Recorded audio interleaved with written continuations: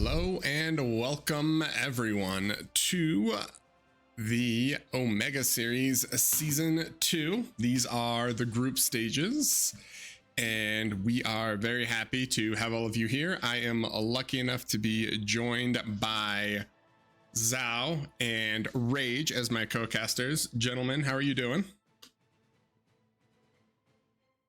Pretty good. How about you? Probably should have thrown to one of you first, but no, I'm good. I'm excited. I think we've got some pretty awesome teams, some pretty awesome games lined up for sure. If you guys are not familiar with teams, we can take a quick look. So starting up at the top, we've got DBS Pro and AFF. I think these are probably the three favorites just to win based off OS alone and because they're all incredibly strong players. Zhao, how do you feel about this? Do you think DBS can repeat? I think the DBS is definitely a contender for this tournament here. I mean, they've got really strong players. Chisato is classically strong eco player, amazing macro, and you have players like Austin who are just all around good. Eddie, but I think some of these other teams they have a chance. They've got all of these teams. They have good players, and not even pictured here yet. You have other teams like Barcode that are definitely also gonna give all these other teams a run for their money. So yeah, so these are the top, and then down here we've got like he was just saying, Barcode, Main Course, and UWU.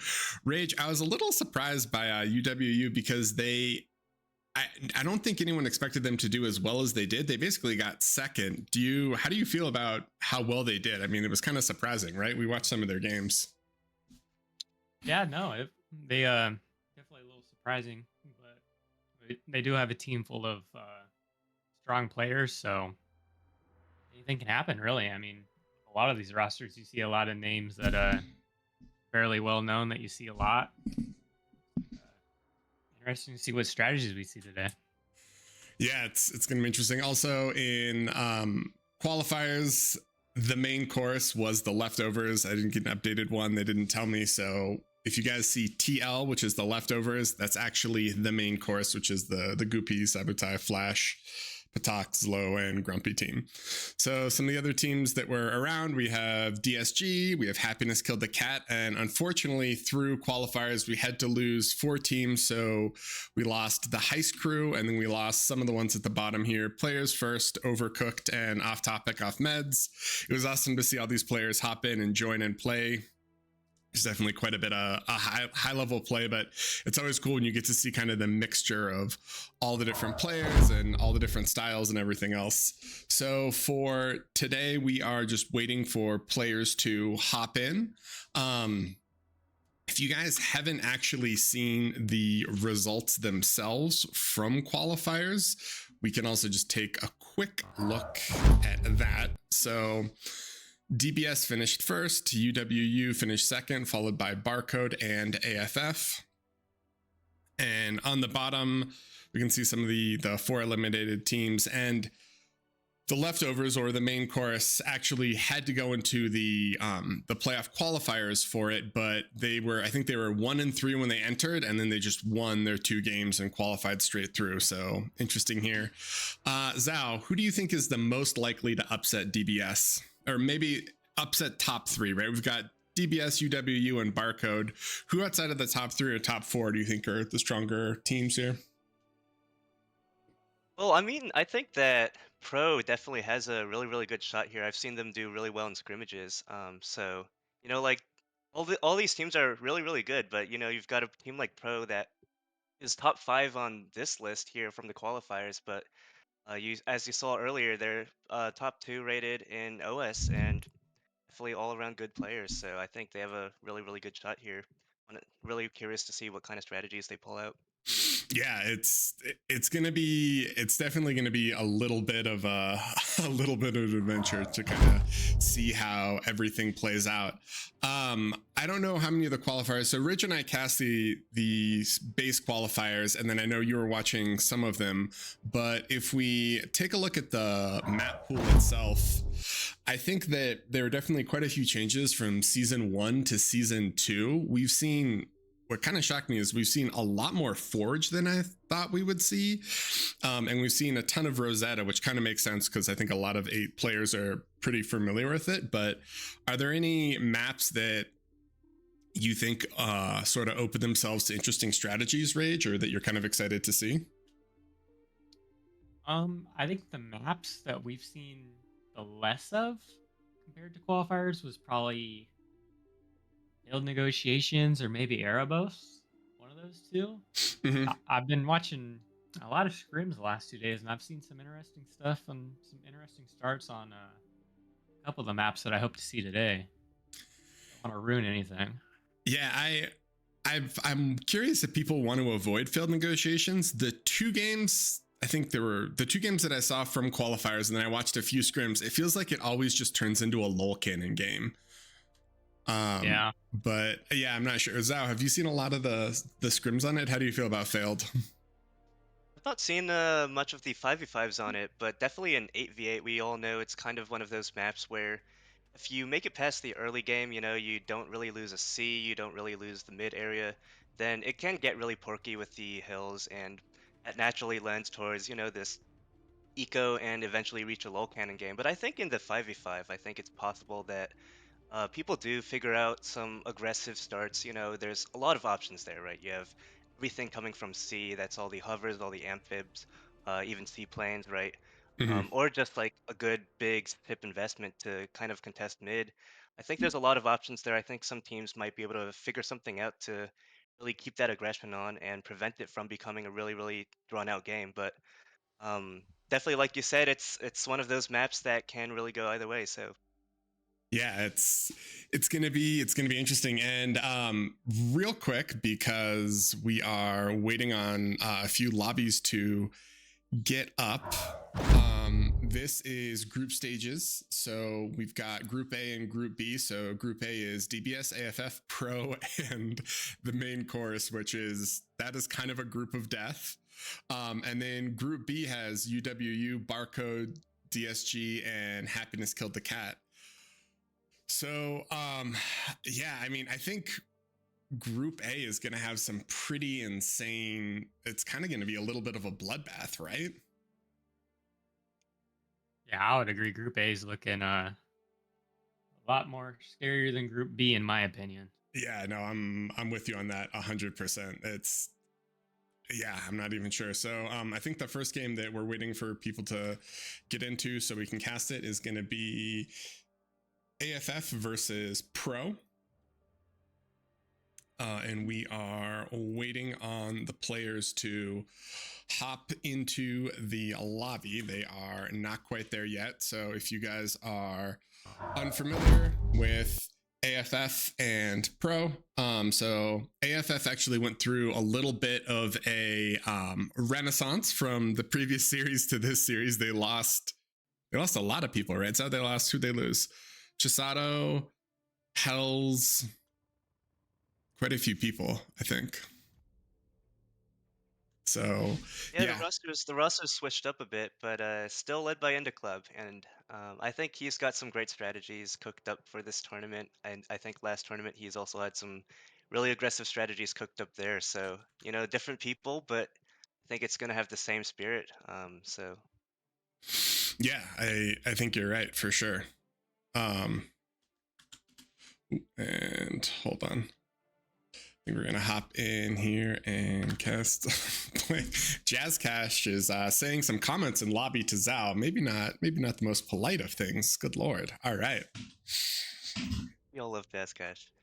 Gotta love Jazz. So we are at 9 out of 10 players. And we are just waiting. So it looks like we are currently on Tau. I don't know if they actually did bans and picks, but I am excited. Rage, who do you think takes us between Pro and AFF?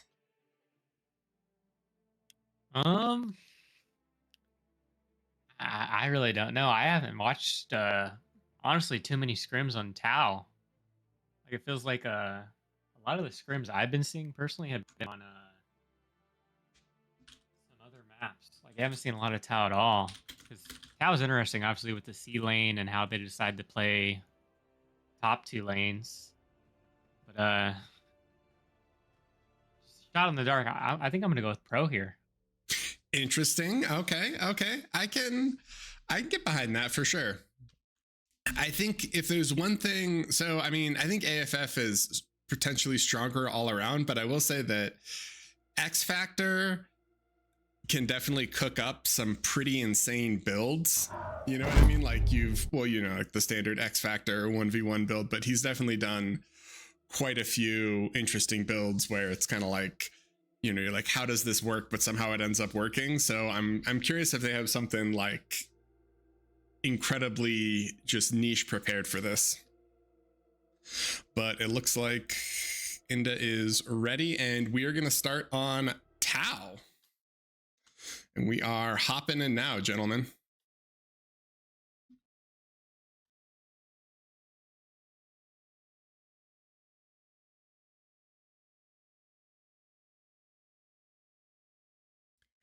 Waiting.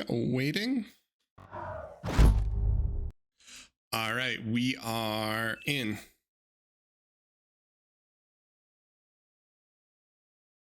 Yeah, I'm interested to see who's going to be the chosen swimmers today. It looks like, yeah, I mean, we got Randy and C. Oh, it looks like we have a little co-op C action here. Uh-oh. Glass is ready. I do want to say the one scrim I did see AFF playing this map, they had Emery set in C. So it looks like, yeah, and Emre's going to be in C here. So it looks like it's going to be a Jazz Emre co-op C versus Randy Highgain co-op C. Let's go. All right, so AFF is going to be on the left side here. We got AD, Raiko, Inda, Jazz, and Emre. And then on the right side, we have Highgain, Randy, X Factor, Florio, and Daywalker. So it looks like Sash isn't in here. When they played qualifiers, I'm pretty sure Sash Corin played with them, didn't he, instead of Florio? Yeah, he did. That is true. But Well, that's the strength of having a good roster. You sub someone out and you can get more people and stuff. Yeah, no, it's nice. I do like that they extended the roster out to the full 7 people. Makes it much easier to kind of coordinate everything. But it looks like players are just talking through now. I mean, I think pretty much on any of these C lane maps, the C lane is always favored just because we have the transition into Salas or other Amphib or just straight C planes.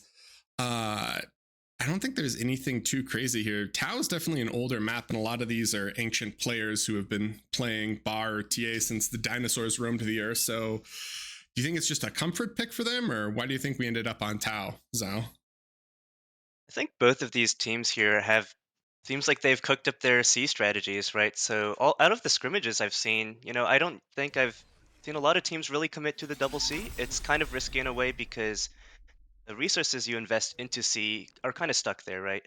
Yeah. It's a big map. That one lane does have a lot of resources, but you aren't necessarily going to see a return on that income, on that investment if you aren't really having a good strategy there. So, but it does seem like both of these teams have committed to that double C lane. So, a lot of 8v8 maps where there are C lanes on the side. People have realized that co-oping that is very powerful. Um, let's see how that plays out here, because we've got the mirror matchup. Yeah, it's gonna be pretty interesting. Go ahead. Emery Rich. choosing to go arm here. Wait, what? RMC? Whoa, okay, that's gonna be interesting. Yeah, I mean, it's kind of amazing, right? Pro is essentially all core, tons of core bots, and AFF is a lot stronger into ARM here. So this is one of those matchups, I've seen we see ARMC do reasonably well when Dolphins can get surrounds and can really kind of like play large areas of the map. But I feel like this lane might be too narrow where the core destroyer advantage, where you're just kiting, kind of sets the stage and they won't be able to do too much. Looks like they've rushed out an arm sub on the left side of the map. That's definitely going to be very powerful. You can raid a bunch of early expansions since usually the first thing people do on theme maps is get their constructors out and start grabbing those front mexes. You can see red team has done exactly that. So sub seems to be a good choice here. Can get a lot of value. Let's see how they execute on it. Highgain, I think, saw the torpedo, so they are probably going to know that they need anti-spy now. And it looks like we've got a pretty good scout from Inda who opened air.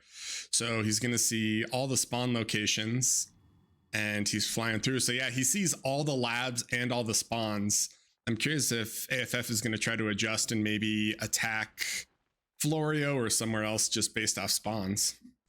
It's interesting too. Both of AFF are choosing to go armed bots as well versus core bots. You know, I feel like we've seen a little bit more of like an arm bot renaissance on some of the smaller teams, especially with, you know, the pawn change and then also with the more recent Centurion change. So we'll see. Grunts have just been king for so long on so many of these maps that it's hard to bet against them. I think And we're with how- entering an era where people are getting more comfortable microing ticks around the map, and that early aggression and early scouting info is just a lot. And we see here in C actually, Indy Club starting right next to the C lane with early shurikens. Now they're completely rolling through with these armed dolphins. Yeah, wait, this is terrifying. I mean, is C just completely lost right now? They're gonna have to bring both comms back, but the lab is locked down from Shuris and these dolphins are doing tons of damage. So this might have just been the play right here, completely planned, where they bring the speed and the aggression of dolphins, come in, kill the lab, and just cripple C. And this no air start from Pro seems like it might come back to Hana because these Shuris are just having absolute control of the map. They're just running left, right, and center. It's interesting. Both It's their like- comms are trying to walk out too and leaving absolutely no BP on the lab with Randy walking out as well. Oh man, yeah. I mean, their entire C is cooked, right? So I'm not sure how they're going to try to respond to this. The real question is, do you try to take back C, or do you just like try to boost a ground lane or something else, right? I mean, what's the recovery here? It looks like they've committed to getting a new C lab in. The shurikens are already assisting the rest of the map, so it's looking like AFF is kind of stomping for now across the map. But obviously, it's still very early. The C damage is very, very real though. So we see a Indy Club as a bomber coming in. That's definitely going to be a ton of really, really great value here. See if we can bomb some wins, some early T1 extractors, kind of really secure that advantage that they had from early game C. Yeah, he's gonna get a bit, but in the same regard, Raiko has an awesome raid that snuck up through this little narrow path here, and they're sure he's defending it. So I think all these pawns might be able to sneak in and get even more damage on top of this bomber. Pro is really on the back foot here. It's not looking ideal to say the least. Cal has so many interesting little lanes too, and like hills and mountains you can micro units through. Yeah, so they get the AA down, but no, you're 100% right. I mean, this little passage here where they ran through, I don't think they were prepared for that at all. I think maybe the mountain blocked radar and they just didn't see it until it was too late. But I also feel like the no air start from Pro has kind of cost them multiple lanes, right? I mean, it absolutely lost them bottom C. And it seems like, you know, just in terms of map control on the center of the map here, they've taken so much. And they have no way to punish Jazz either without having any sort of destroyer sub out. So Jazz is just free walking along the bottom.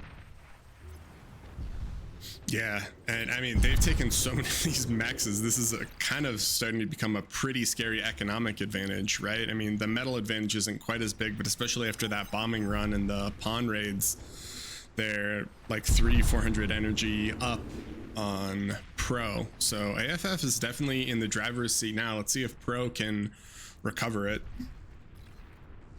Thing is, though, if Raikou might need to help Inda here in a second, because if X Factor just keeps walking up, Nettle walks, You're gonna get to Inda Club sooner or later. Yeah, does he have, he's got what, one trasher? He's got a few more trashers coming. Whoa, got a little tactical pause here, gentlemen. I thought these pro players were gentlemen, but unclear. Well, while we're paused, we can kind of go and, analyze how everyone's doing here. I mean, like you said, that X Factor push is going to be the main weak spot for AFF at this point, but it doesn't seem like that's something that X Factor can capitalize on very quickly, I think, since his army is mostly grunts right now. You can make Indo Club can walk up with his commander and make light laser towers, kind of defend from that efficiently. It's a bit slow if X Factor wants to walk up slower units from the back of his base to, the very, very front of the enemy line. So, um, Yeah, do you let's see what damage think? he can do. I think he can sneak in maybe behind Stop Raiko it. here with these grunts, get some raids off, and that's definitely an option.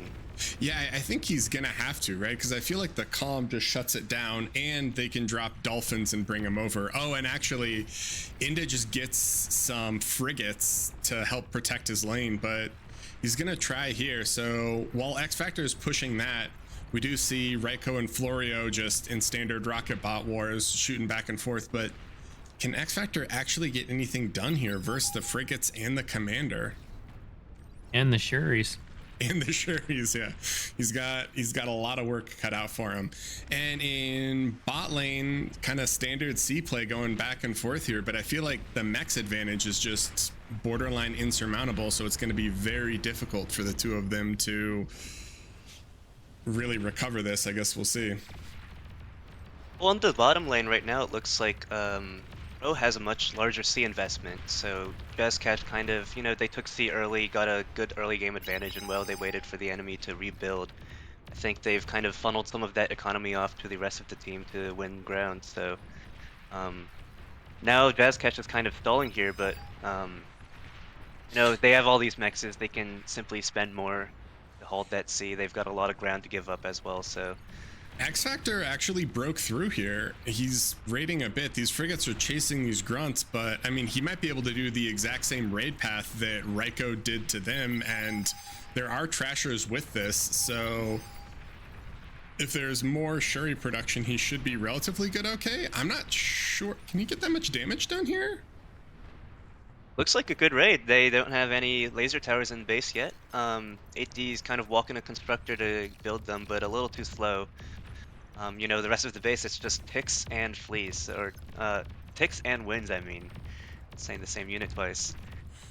So X Factor's still streaming in here. Oh, sorry, go ahead, Rich. Losing the Shuris too. I mean, a great use for him right now too, but X Factor was able to snipe just about all of them down. Yeah, I mean, this is great eco damage, and it looks like X Factor might be able to keep some of these grunts alive and then maybe pick off some of these back mexes as well, so good job there.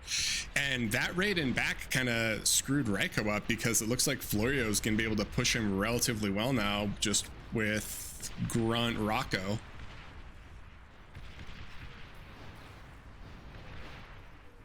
And top lane, I think that raid still did a little less than I would have hoped for, actually, given the investment. But any damage is good right now, given their situation. 8D's already kind of moved to a front lab. He already had some build power all the way up in front, so losing the build power in base isn't as big of an impact to him as it could have been.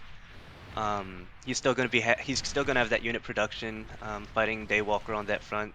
If anything, he's going to have that unit production closer to Daywalker now, so he's lost a bit of energy. He's still going to get that from the team here, so not actually a really big impact with that raid. the one thing that is nice is it did reset their energy production, so Pro is actually now slightly ahead in terms of E production, and the C feels like it stalled out, like you said, where they started to allocate resources differently, but both Florio and Daywalker feel like they're cooking their lanes now, right? I mean, Raiko's going to try to get up an HLT to stop these, but Florio's going to get D-guns on the lab and on the HLT. Oh, God. So Raiko is... That's crazy. Yeah, I mean, that's like the most value D-gun I've seen in a while. So Raiko's lane seems like it's cooked. He's caught between two armies and two commanders. This looked tough because shortly before off camera, X Factor just killed Enda Club's commander, so that's one less commander they have on defense here as well. X Factor going into Calm Bomb Raiko, that's excellent. Or you can Yeah, just push up, claim, reclaim. there's nothing. AFF doesn't have anything to contest that metal. Yeah, I mean, the frigates can kind of hold against the bases, right? But I don't think it's going to be enough, and they're going to lose all this mid map control for mexes, which is super concerning, right? Whoa, Emery's commander went deep here. I didn't realize he walked this far. Yeah, West's Randy's comms kinda are in sneaking up very, the hill. very vulnerable positions here, and Jazz is fairly low in C as well. If Jazz and Emery go down, you just have AD up top. Yep. And it looks like we've got a second round of Shuri's coming out, but there were... oh, wait. Where'd the Trashers go? There were Trashers in mid, but it looks like they backed off. Oh, there's still a few. They've been gifted. They're all Oreos now. Okay, talk to me about what we see up here, gentlemen. What is this shenanigans? This feels like a classic 8D pounder drop, high ground, low ground lab type situation. Do they not? They don't see it. Oh my god.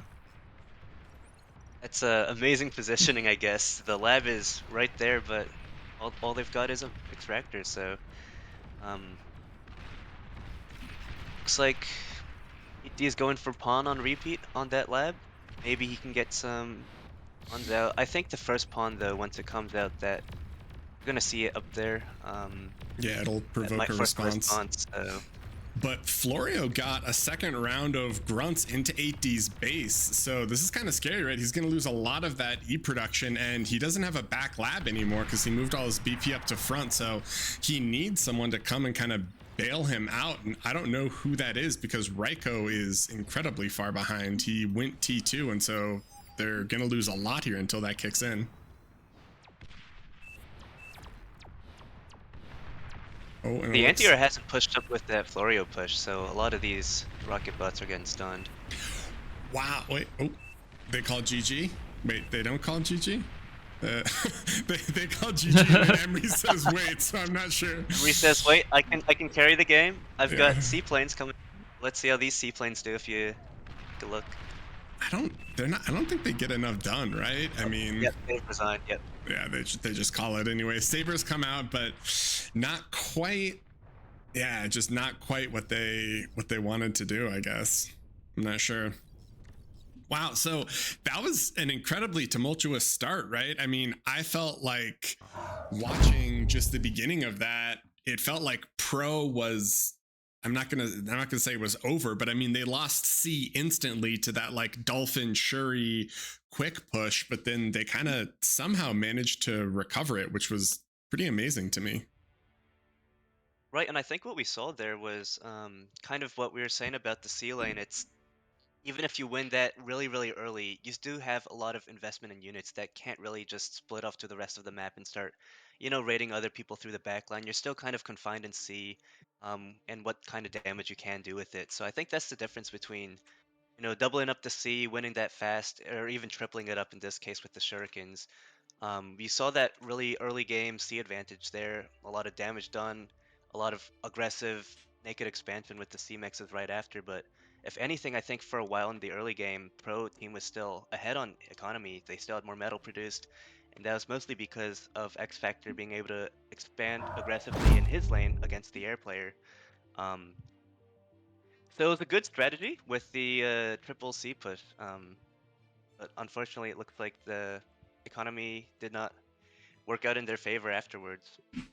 Yeah, it was definitely kind of interesting. I mean, Rage, did you watch top or like watch mid? How were Daywalker and Florio able to kind of recover that? That seemed, because it seemed like they were definitely on the back foot, especially after they got raided, but they just beat them out in mid. Especially with Inda helping pretty much almost every lane besides, I think, AD at the very top with the Shuris in the early game. It's kind of surprising how we didn't see Raikou even push forward more. Like, he kind of just stopped right there in the mid mexes. But yeah, no, that was a crazy comeback, especially losing that lab almost immediately off the start. That was something. I'm not, I mean, they had sliders and they were definitely moving metal to it, but it is incredibly It was just an incredible kind of comeback for me. So that was awesome. I pulled it up before, but we didn't start talking about it. Sorry. So next map is Forged, which we've seen a lot of just awesome play on. We see a lot of 5 front spawns. Sometimes we see a back spawn. I know like Grumpy did a back spawn, LDM did a back spawn where they kind of open vehicles or bots and they do an air transition after. How do you guys feel about, kind of like the 5 front versus 4 front, 1 back on Forge? So I think Well, I guess by 5 front, I'm assuming you mean the all 5 people placing within that mid trader area. I think that's by far the only really correct placement there. I think the starting in the back is kind of weak. You have, you can start on the 4 cluster of mexes in the back, but those are only worth 2. If you just take the first 4 mechs in the front, that's already half of that, and if you just walk to the next one, now you have the same income, but you've done it with less resources. You get the commander up to the front faster. You have the option for a lab a little closer to the front. Basically, all of your impact is going to be a little sooner. I guess the main argument for starting in the back, I guess, if you want the safety of starting air there, but with these 5v5s where you have very coordinated teams, I don't think you really need someone to start in the back to feel safe. You can definitely just place air in whichever lane and rely on your teammates to kind of cover your weakness since they know what you're doing and you know what they're doing. So Yeah, and I mean, also the one thing that's nice is if you have the lower front lab, it's like other commanders and other armies are closer to you. So even if there is a raid that kind of gets near you, like you said, they can just react a lot faster. It looks like Pro is going to do a player swap. I'm not sure who is swapping out, but we are in a slight holding pattern while we wait.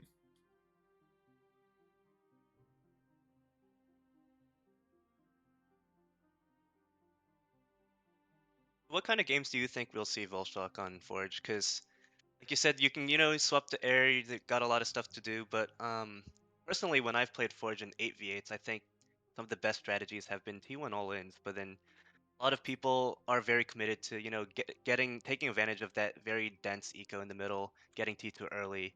Do you think that we'll see teams kind of push out with T1 here and really commit to that all-in, or do you think that people are kind of gonna, perk up early, kind of play it safe, and then just go straight into T2? The majority of the games that I've seen so far have really been like T2 wins, even if it's like even if it's an air swap, where they kind of get that base T2 economy and then they just swap to air and then they bomb. But I think I've seen 3 games that ended through bombers, but in the T1 stage. And then there was a game with UWU where Neza broke through with just like a pretty fast, like a 4-minute, 30-second T2 push. So I feel like the T1 all in 5s isn't quite as strong or might not be quite as strong. But I think if you do want to do it, it's better to do it up top because bottom just has that. I feel like bottom is such a war zone where there's 6 commanders and inevitably one of them dies and there's like pools of lava and then you're kind of there's the countdown to the Cerberus where you're like, well, is it coming, is it not coming?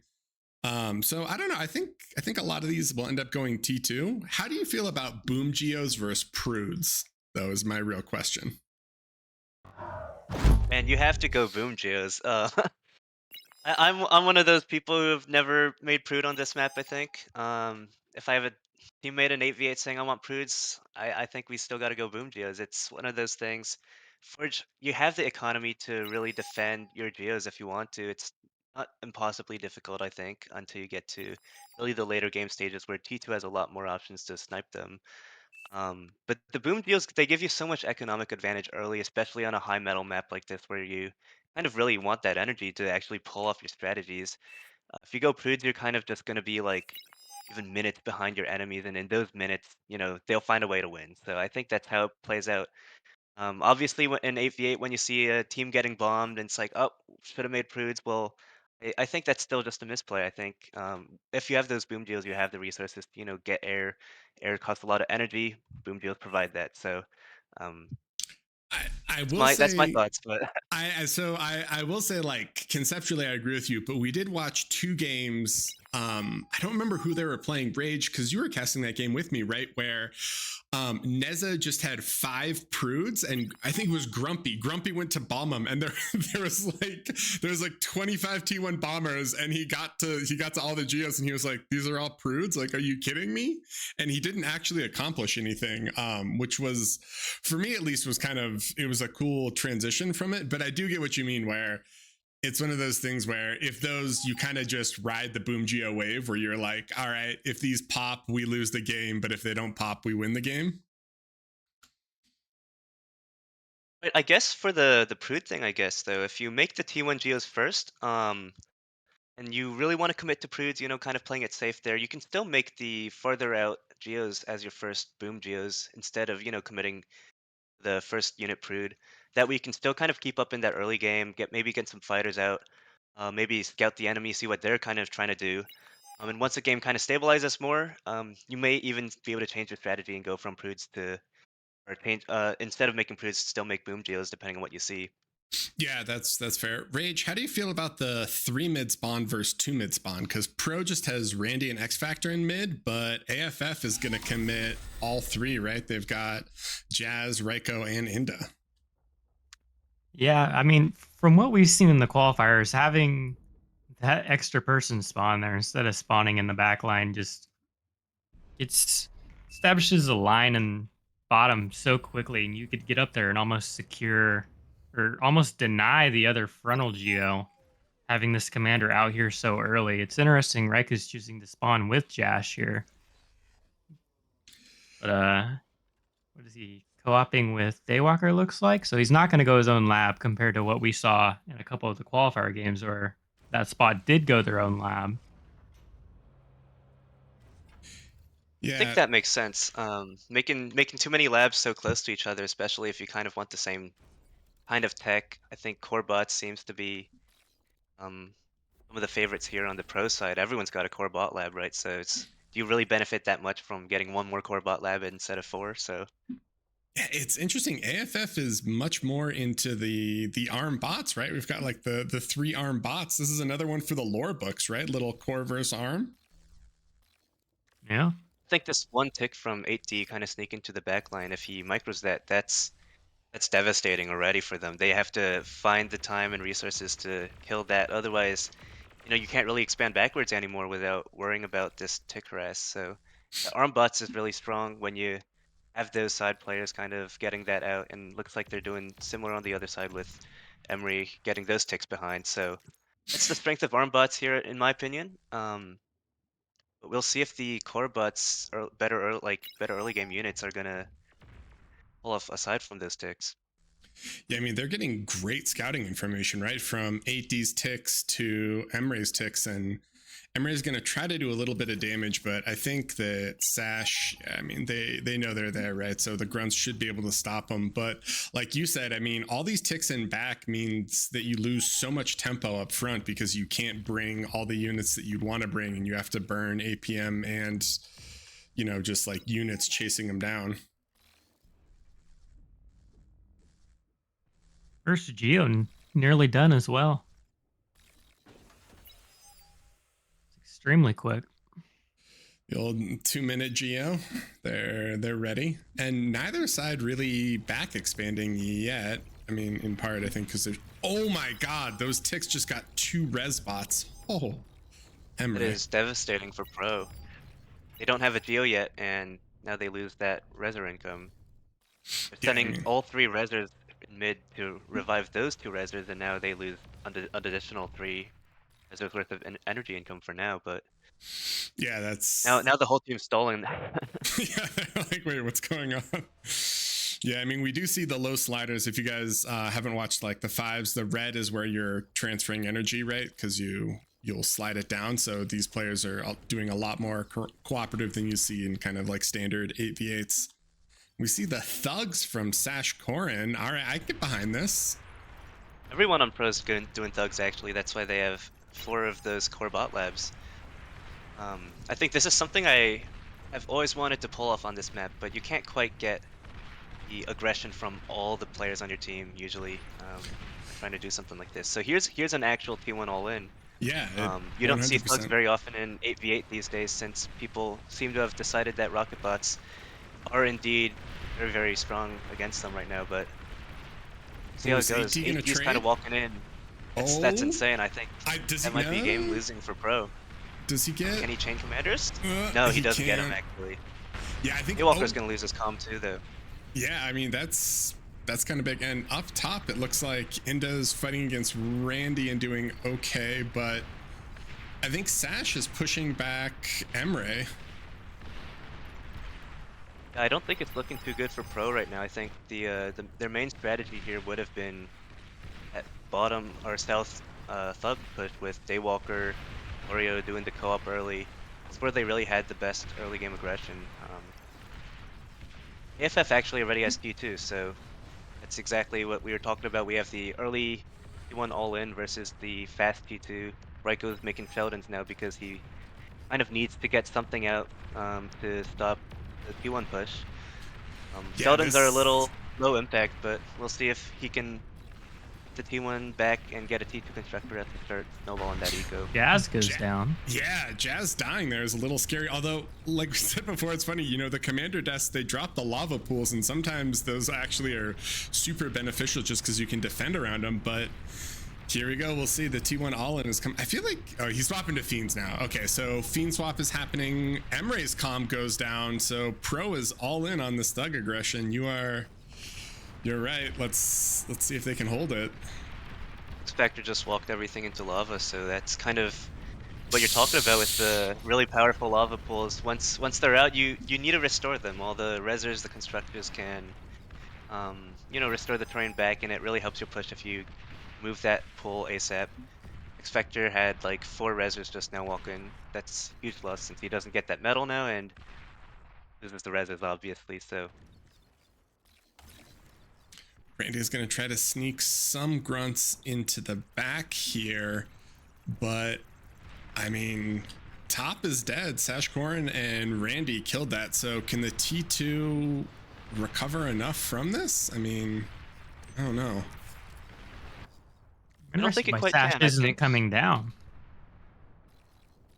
Yeah, Sash does need to push. He has all that Yeah. army. He can just kind of push it on into club. There's only one Sheldon. Now he's going though, so we'll see. I think he can get all the way to the base and maybe even farther. So This, hilariously enough, I feel like would actually be a great bedbug situation.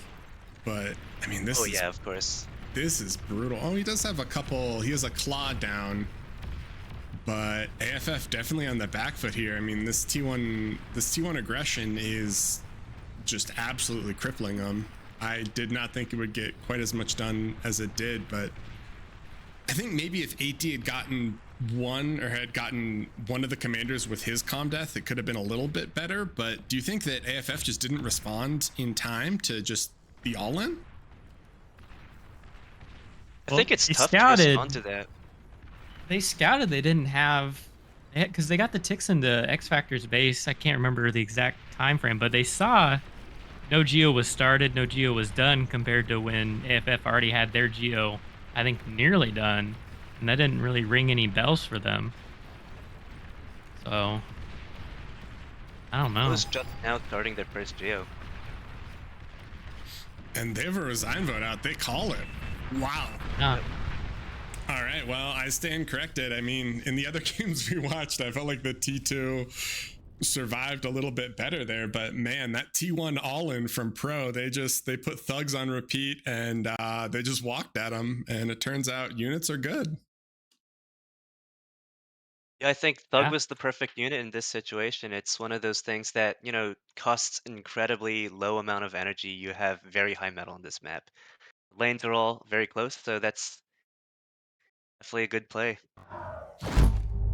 Wow. Yeah. So Rage, I think you're right. I mean, they scouted the no Geo. You're right. So it's like they had to know that something was up, because it's not like, you know, I mean, at this level of play, right? It's not like you're just gonna be like, oh, I forgot to make my Geo. That's definitely a planned thing. So they kind of had to know that it was coming in. Yeah. Man. I don't know what they do in that situation. Like, do they just not go T2 there? Like, I really don't know how to counteract that once you scout it's coming. Maybe Zhao has some input on that. I think so against the thug push, you should be scouting that early because I think you can kind of see, enemies making thugs. I'm gonna have to respond to that. Maybe perhaps the best response there is to spam a lot of defenses up front. I think thugs are really, really great at pushing into, low amounts of units or commanders especially. But if they run into stacked light laser towers, even just something you can build with any old commander, I think they start to struggle because you need to really get that repair in. Takes time to repair your units, and you are kind of stopped there until you can get rid of those laser towers to push forward. Um, I think it's tough. I think a little more unit investment was definitely needed. The early T2 looked too early from the spec point of view, right? So if you make even just like 1,000 metal worth of T1 units before the extra compared to what they did, that gives you a lot of buffer to have, more Rockos to kite the thugs or more pork in the front even. Um, I think that's what I would have liked to see. What we saw with the T2 lab was since it came out too early, they were forced to make these expensive core T2 units like Sheldon that are really going to have very low DPS, not really going to be able to stop that T1 push. As the first units out of that T2 lab, they never got a T2 constructor out, right? And I think one of the things with T2 transitions is you really want to have it in the right timing that you can greed a T2 constructor out and start that T2 economy. That's the thing that kind of pays off the fastest with T2. Um, or maybe like Volflex said, Bedbug and Yellow. Bedbug's one of those units that can kind of solve these whoops, I went T2 too early kind of situations. But we didn't see any of that action coming out from the core lab on the left. So Yeah. No, it's interesting. It's one of those things where retrospectively you're like, oh, maybe a bed bug could have solved it, but it's hard to know. I mean, I think that, yeah, maybe just a little bit better of a reaction there could have done something. So in terms of updates, just so people know, we have Pro with the win and then AFF with the loss. And then it looks like Barcode was able to beat DSG, which is like the Kuchi Barcast team. And we are going to hop into DBS versus the Leftovers. So give us 1 second while we catch up to that game, and then we can show it on stream. Looks like they are playing on Hella's Basin. And it is 18 minutes in. Another comment about that last game too is they did that with very little resing from Pro, because you got to think they had no geos. All the res bots coming out were going straight to E production, right? Mm-hmm. So that was interesting as well.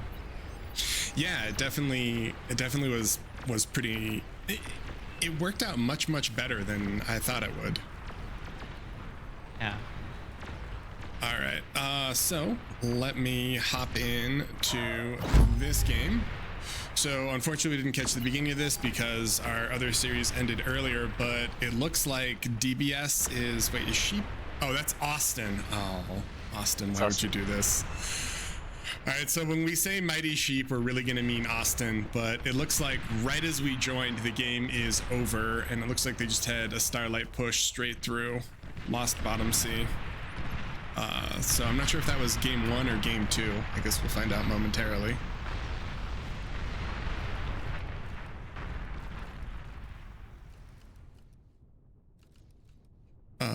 From stats, it looks like Austin was able to push, 300% damage efficiency. Yeah, I mean, based off what we see there, it just looks kind of like the standard Starlight push down through middle. Let me talk and confirm with them and see if it is in fact game 1 or game 2.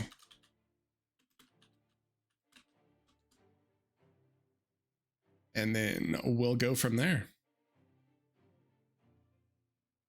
All right, so game 2 is just starting now. So that was game 1, which was on Hella's.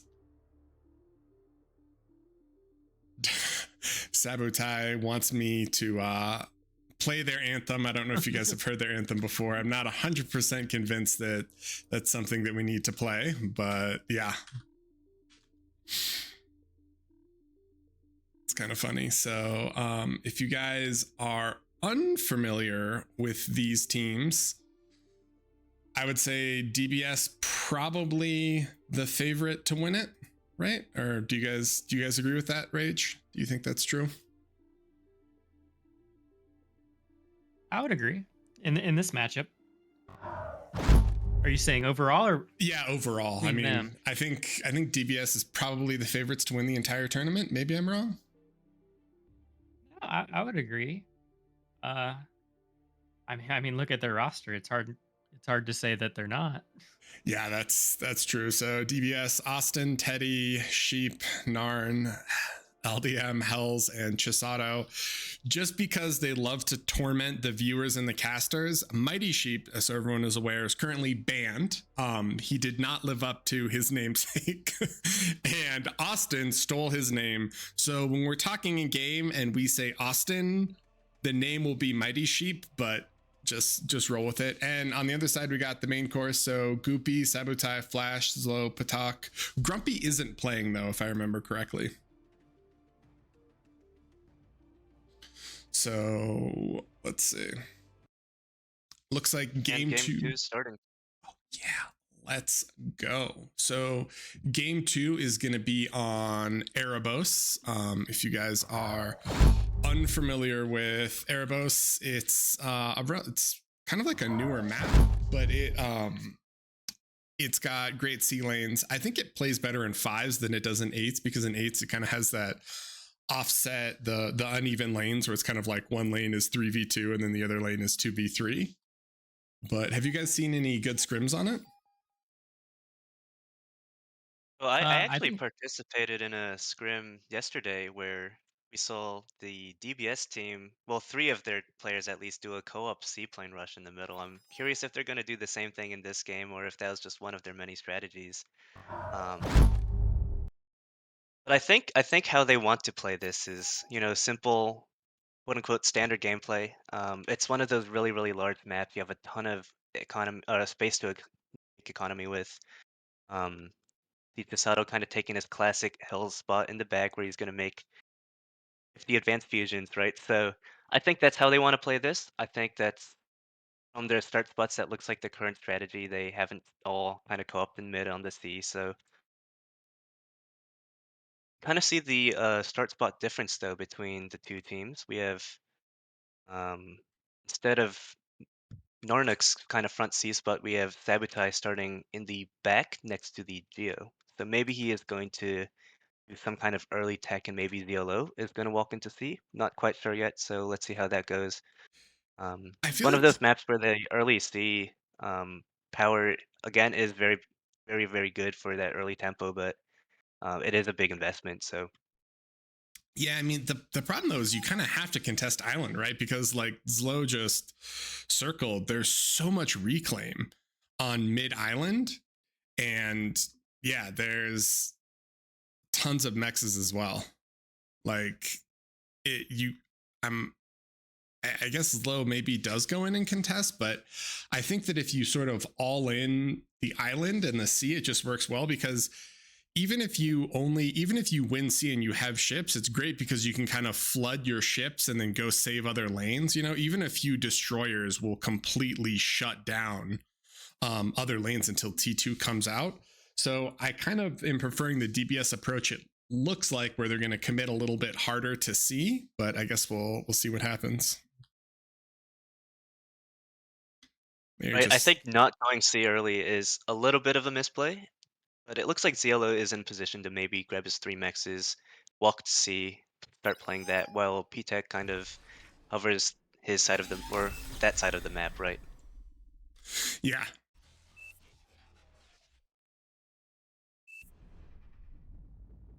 Looks like we've got, well, we're waiting on labs to drop. Chisato down here dropping. Ooh, he's going to go triple wind into solar?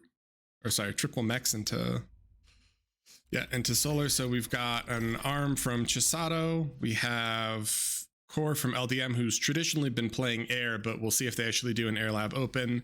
Narn is core, just going straight into C. Sheep is arm, probably bots from that spawn, but we'll see. People have done both. And then Teddy is core. And on the other side, it looks like Batak is going to go arm bots. Zlo is spamming E, but you have to assume he's going to go core and go into the ship. Sab is in back as arm vehicles. Goopy is arm vehicles as well. And Flash is going to go core bots. So nice mixture from both.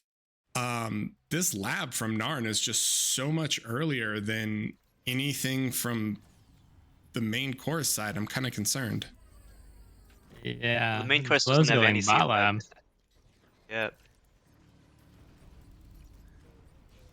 This is. So I guess Volshock, what do you think about the Chisato started arm vehicles on his spot, but then Flash on the same spot on the other team started core bots? I think there's a right answer here, but we'll see how that plays out. I think a lot of times when you do in eights, when you do the vehicle, it's nice because you can kind of come up like to here, pork it, and then go amphib and like seaplane from the puddle here, or even go C and do it. I think if you want to be aggressive, bots are nice because this hill is insanely abusable with bots, and it's really annoying. They can like run up the sides of it and stuff. So I think it kind of depends a bit on playstyle. There's also quite a bit of reclaim here. I guess we'll see how it plays out. LDM did open Air Lab though, and we've got Shuri's down. And he's got a good scout coming out. Chisato actually building a nano right next to LDM's air lab, so that's going to be how he gets that build power there. Doesn't need the constructor donation apparently yet, but at least getting that nano up. Nano gets sniped by these scouts though. That's pretty big. It wasn't fully complete, but I think that's still a big win. And LDM just scouted that there's no C, so they kind of have to know. They kind of have to wonder how they're going to adjust or what they need to do.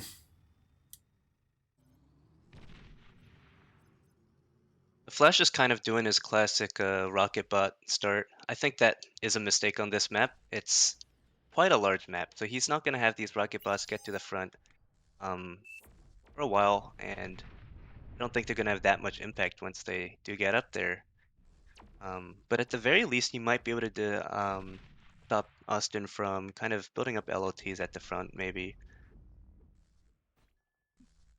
Do you feel like they're on a timer, or do you feel like the main course is just going to try to do some sort of fast geotech and then go T2 and break through ground? I mean, Narn has frigates out. He knows that there's nothing here, and he already is starting to position frigates on all these cross sections. So as units try to go, I mean, this T1 naval is just going to absolutely crush everything there.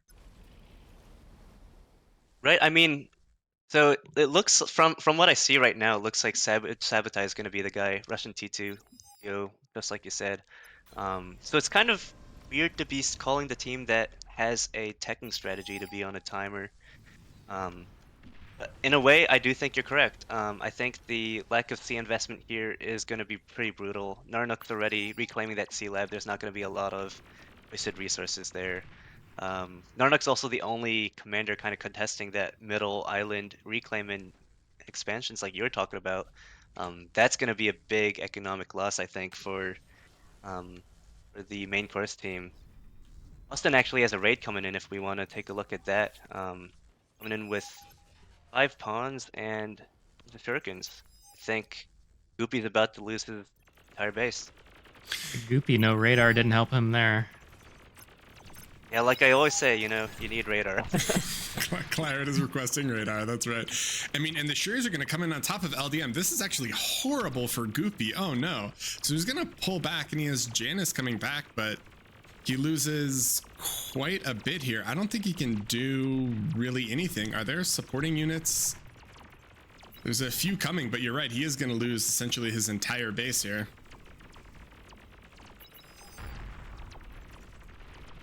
Just like that, I think, timer is now ticking for main course. Scoopy's lost his lab and entire economy. So kind of losing all momentum with that push. All his units are still moving backwards, right? So that early Janus, early Whistler investment that he had, it's nowhere near Austin right now where it needs to be on the front line, kind of getting that value to make up for it. But Sabotai's actually not even gone T2. Maybe we're wrong and they're committing to this Like a T1 all-in though, T1 if you push. don't have C? I just feel like it's going to be It's a so weird hard. strategy, but he's got rovers on repeat right now, so I feel like it's more weird that he's vehicles because I could see maybe he's arm bots going T2 arm bots and maybe trying some type of platy retake for mid or something, but But yeah, or just like using platy vehicles is raids. kind of weird. Zoa Yeah, is I don't know. cloaked. He's gonna try to get D-guns. He doesn't get. He's gonna get a herring.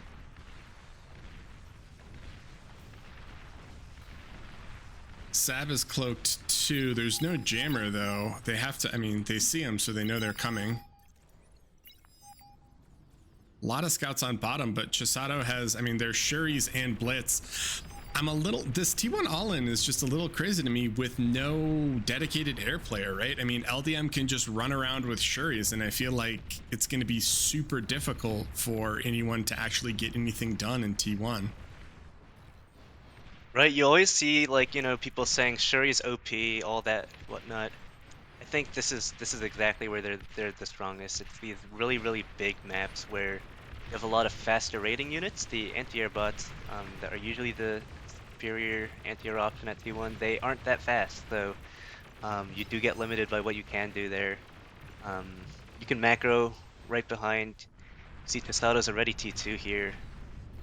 And we thought that Sabotage was going to be the one first to T2, and clearly that's not it. And look at their Take a look metal at bars as well. yeah, They no just one's can't spin spending. metal. Now we see Tech and Sabotage have both gone T2 vehicle lab at the same time. I think that's one of those things you need to do more scrimmages and practice for. I think main course, they're kind of washed. I'm gonna say it. So Whoa, okay, um, whoa. when Well, I was all when I right, was all when I right. was when I was playing like some of the early tournaments and didn't have some of that coordination the other teams had, this is exactly the kind of problem we ran into. Is when you have the whole team accessing metal, you don't have a great plan of who's really going to be that guy who gets Yeah. the early T2 lab, then And it's really easy to make that mistake. Teddy's rating top with incisors. I don't know if they'll get too much done, but I mean, they're so far behind. And wow, resign vote's out. They just call it. Resign vote before the Centurion drop. I really wanted to see that. So. Dude, he's been doing it a bunch. He did a beautiful Centurion drop on Forge, and then he had another one. He had one in qualifiers that was just like beautiful. He just dropped on Forge and sniped all the back mexes. And yeah. So interesting, kind of like interesting concept here, right? I'm not Is that just a map issue? Like maybe didn't scrim that much on Erebos or just didn't have a plan worked out there? 'Cause not going C is just, I feel like a death wish there. Yeah, I mean, I not going C or air is interesting. Like conceptually, like, oh, we'll have more ground units, we can do a lot. But you saw like Narn had whatever that was, 3 frigates and a herring, and they just crippled all the aggression trying to cross that like southern little shallow sea area. Just because T1 naval is so strong. And then all the raids that actually did get across, it felt like LDM was able to just shut them down, with Shuris. And it's like, well, ideally you have whistlers, blah, blah, blah. But like whistlers and trashers are so slow that it just feels like you're not going to be able to have any aggression early versus that. Yeah, I don't know. Zal, what do you think? Do you foresee a path in that game where kind of like the T1 all ground all in actually plays out and makes sense? No, I don't think that's what I would do in a situation like that. I think on that map, even though, I've been saying C lane is expensive to play, it's if you don't have a C enemy, it's no longer expensive. Now you have these units that do beat out the T1 units on the chokes. You mentioned that you get a lot more economy from the middle island. I think there's a few mexes in C as well, right? So I don't quite think the T1 all in is the thing there. But on a map that's that size, it's even though it's only, what is it, 20 by 20, that's still actually really big. But the corner spawns make it even bigger because to go diagonally corner to corner, your units have to travel even more distance. Yeah, And it that is makes the 20 map by 20 too. really, really big. Yeah. Yeah, no, you're right. The corner spawns definitely do make the maps feel quite a bit larger in that respect.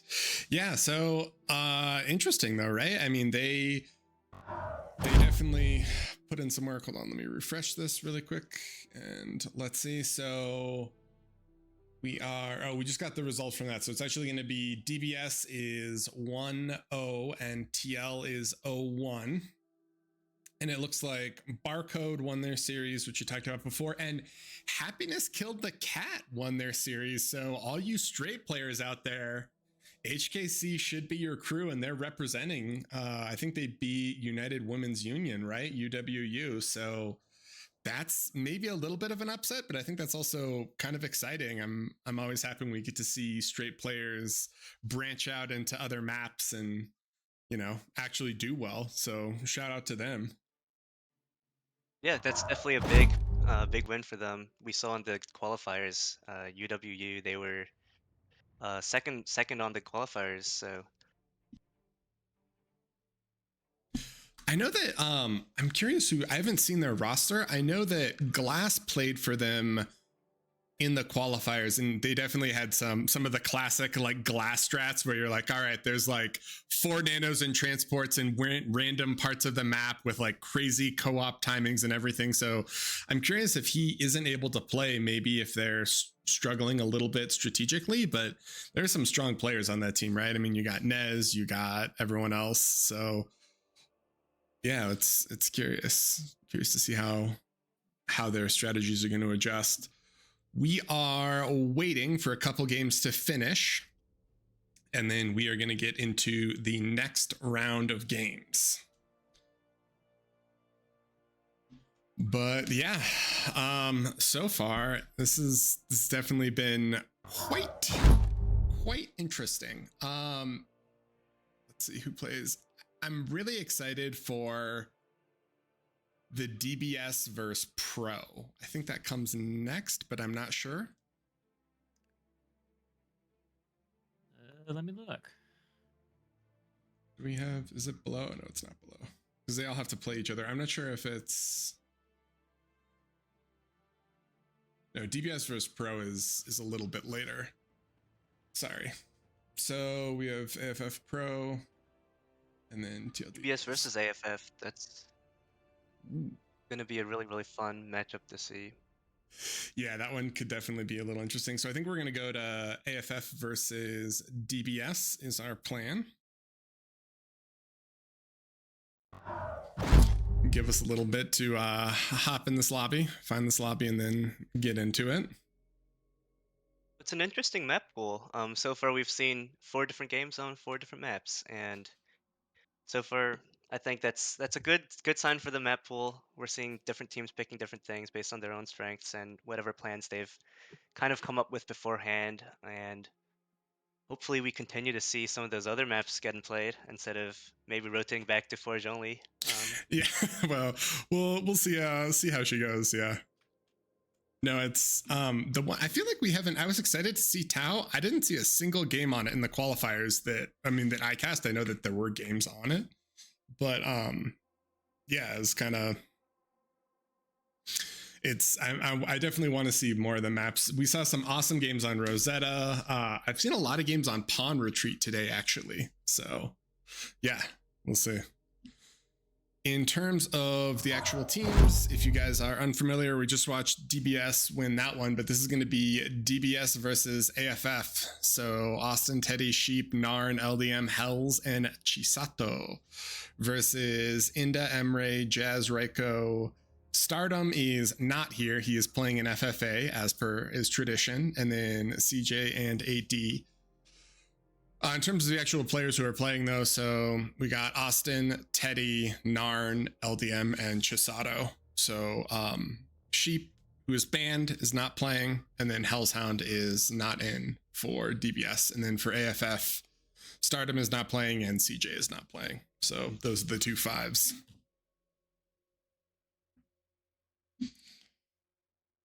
Looks like Patak has hijacked the official account to talk in Twitch chat and say we bad. That's interesting.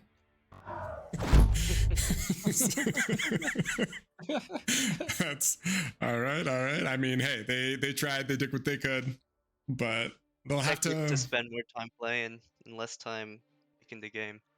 That's right. Hey, it's a problem sometimes, man. You know, like you wanna cast and you want to do all that other stuff, but then it takes away from your actual time to play the game, which is always a little depressing. So this is going to be a BO3, and we've got picks and bans. So give me 1 second and we can hop on over and see. This is going to be a BO3. If you guys want to help call out picks and bans, that would be very useful for me. We are waiting. Do we have everyone? Oh no, we're missing one player from DBS. No, Teddy just joined. I think we're missing one player from AFF. Oh, yeah, you're right. Oh no, we have all 10 now. Sorry, Teddy is on the AFF team for some reason. For some reason, when I was looking in my lobby, I can't count. I saw one team had more than the other, and I was like, nope, still missing someone. Seems like they're discussing their picks and bans.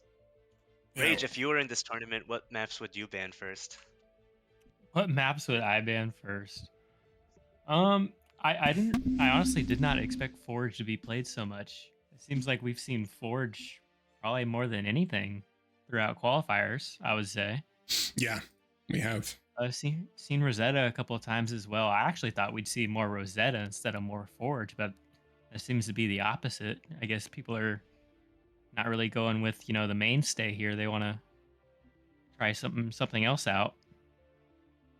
So we haven't seen too much of Kings. I think we've only seen it once in quals. So I want to see some more games on Kings.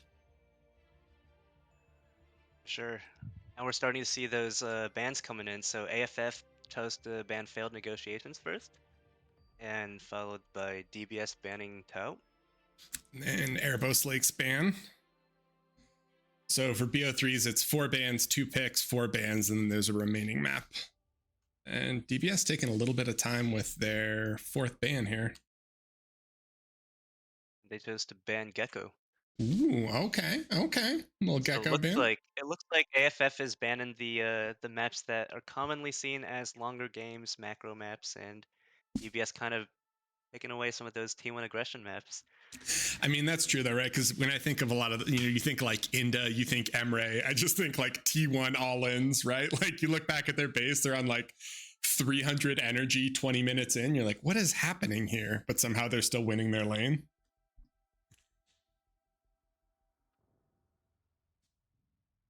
And it looks like the first pick is in. We've got AFF picking Hellas. Okay, little Hellas Basin. Colored straight map. Yeah, I mean, I actually really like it in 5s. I like it as a map more than straight anyway, just because I feel like, middle is a lot more open. It is funny though, if you guys don't know the history of that map, basically Nakusis wanted to make changes to Supreme Straight, and every time he did, people got really angry. So he was like, all right, I'm just going to make a whole new map. So Hellas Basin is essentially Supreme Isthmus, or Supreme Straight Volume 2. Got a lot of the same features, the 2 sea areas on the sides, the rocks in the middle to contest, thin land bridge. Basically the same map, just rotated in brown. Yeah. I think it has a lot more extractors in C though, which is one of the main differences. I think on Supreme Straight or whatever it's called, you see there's like 3 mexes left in C now. It's not a lot of resources to contest, but people still have to play it for the map control.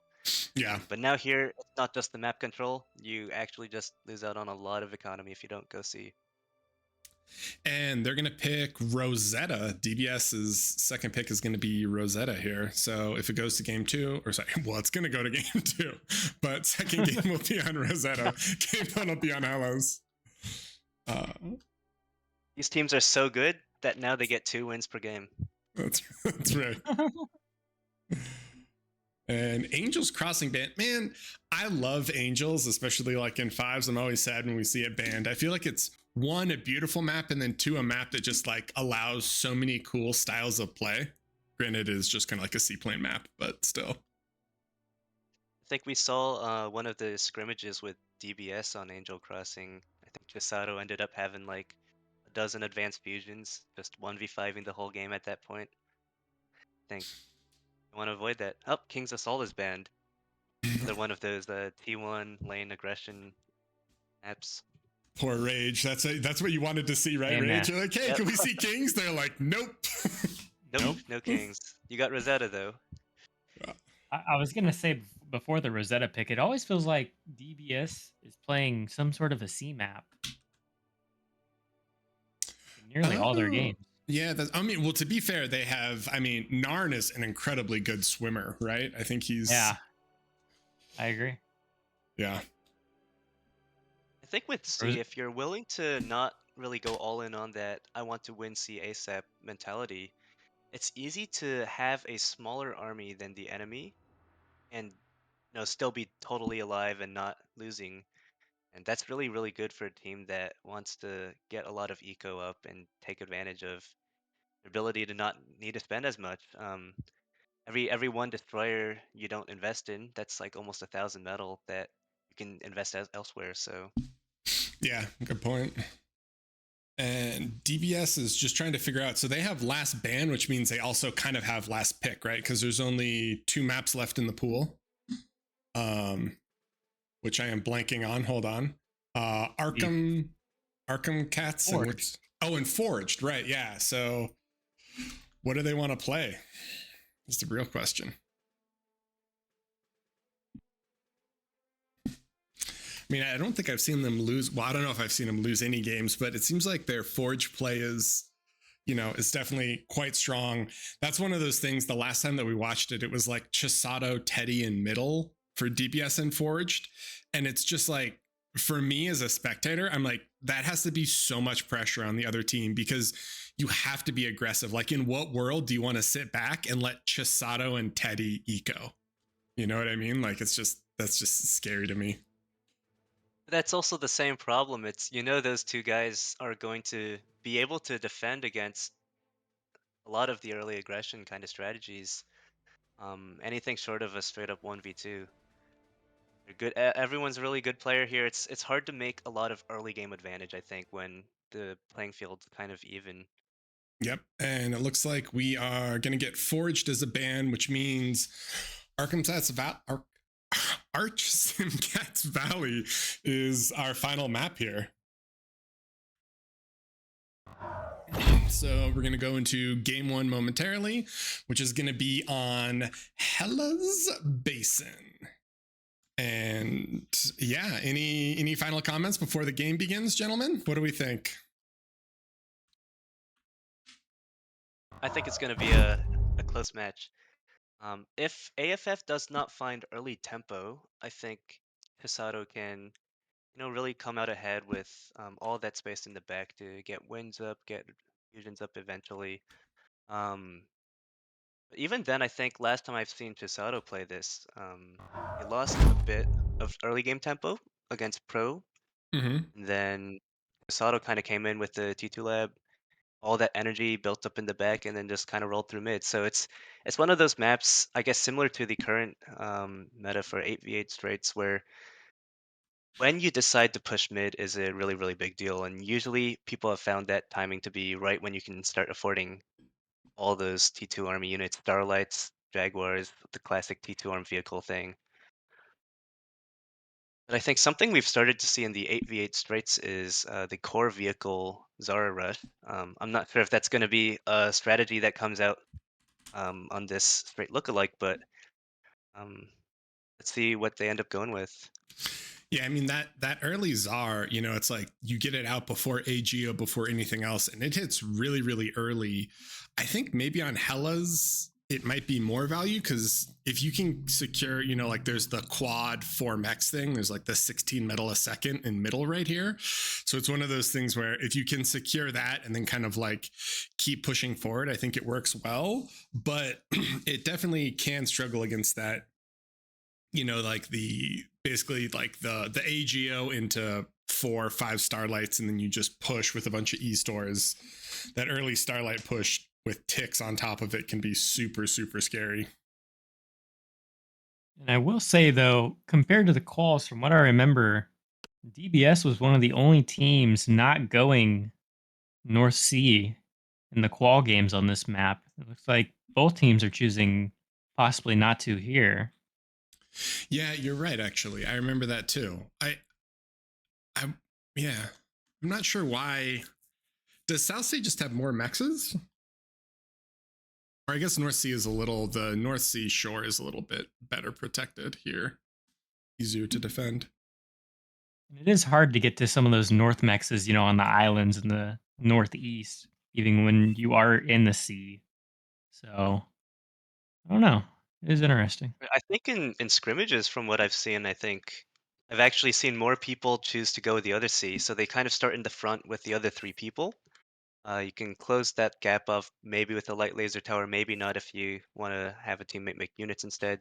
But then I've seen people grab the 3 extractors, then walk into C, start building titles for the team. Titles 21 here, really really good early consistent energy boost for the team, and then go C. Mm-hmm. But the meta's still evolving for these 5v5. Someone can kind of beat the title rush strategy, with simple units, or maybe even just go different C and take all those mexes for free, right? So um, doesn't look like AFF has fully loaded yet, so we don't quite know which C they're going to commit to. Yeah, and I didn't realize they just swapped out because CJ's in now. So who did we lose?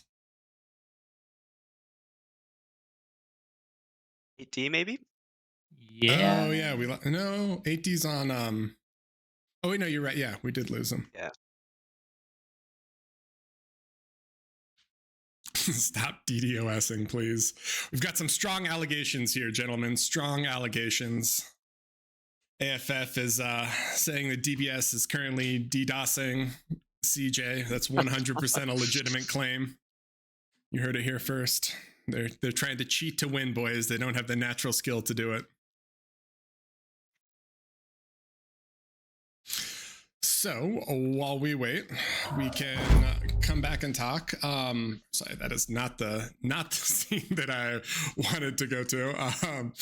So in terms of how the maps are going to play out, we have Hellas, and then we have Rosetta, and then we have Arc. I think Hellas can definitely be a little bit of a toss up here, just sort of depending.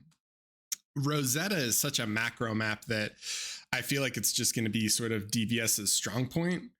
Do you guys feel like, I think between those two, I think that if AFF can take Hellas, they can definitely, they'll be able to get to a game 3. But who do you think is favored if it does go to game 3 on Arkham Cats?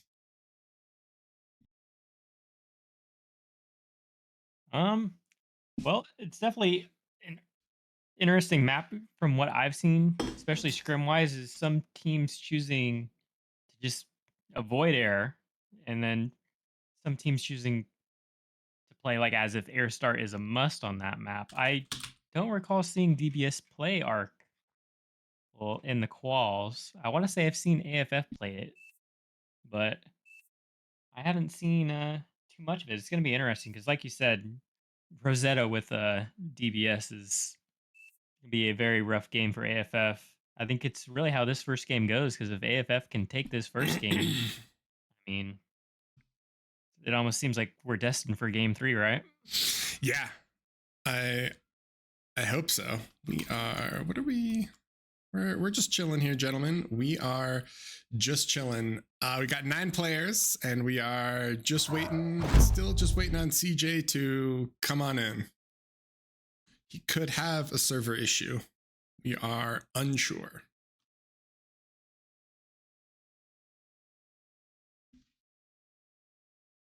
And yeah, we do see LDM I'm assuming wanting to play core here in that spot because I believe last time we saw this map where they played, he was arm, and I believe it was Starlights of choice. We could definitely see Tizar or something like that coming out here, though. Yeah, well, he's been playing. He's normally relegated to air, to playing air. Sorry, I was about to say something else there. Yeah, he's normally kind of relegated to playing air. So I'm kind of curious to see what happens here. Can you host? We are chilling, gentlemen. I think we're gonna go to a quick 2-minute break. And then as soon as that's done, hopefully the game will be started. So give us 1 sec. We are going to go to a break. Ended. While we sort out some server issues.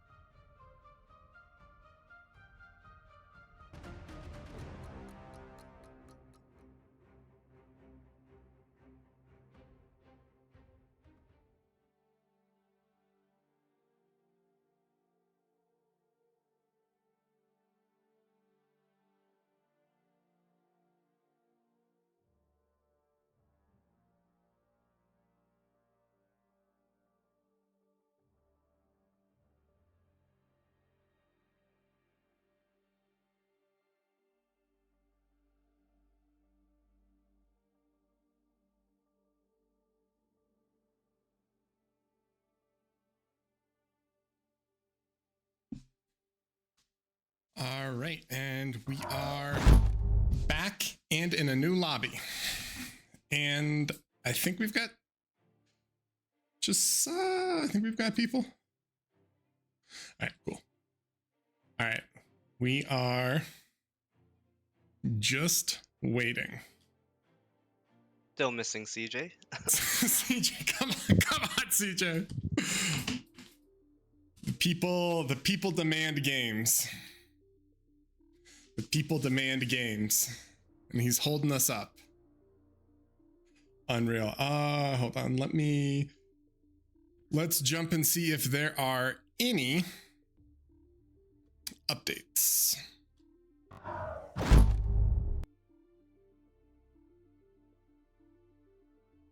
There are. I might need to refresh this page. Hold on, peoples.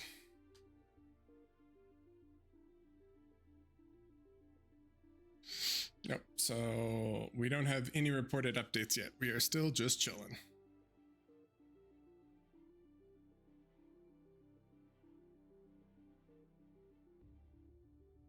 All right.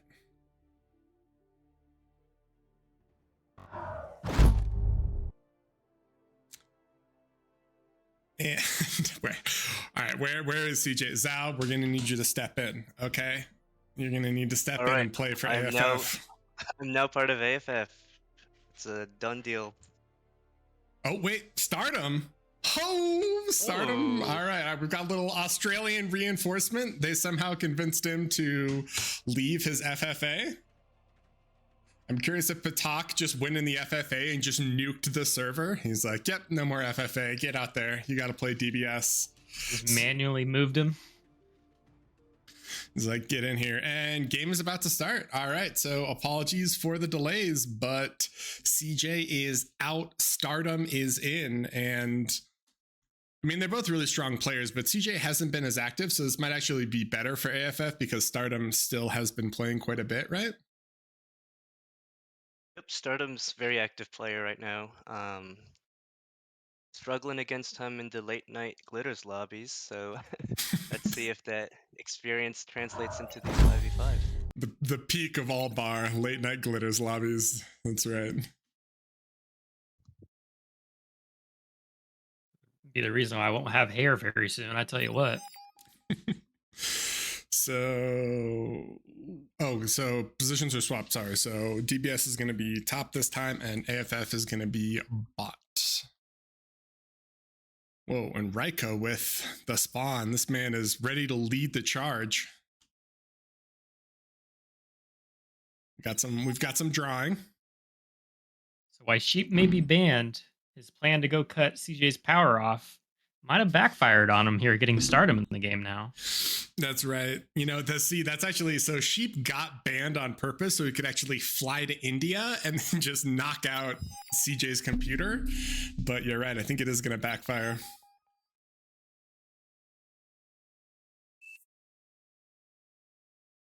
There is some serious conversations going on here, but we're going to see how this goes. Why are there 4 people in middle?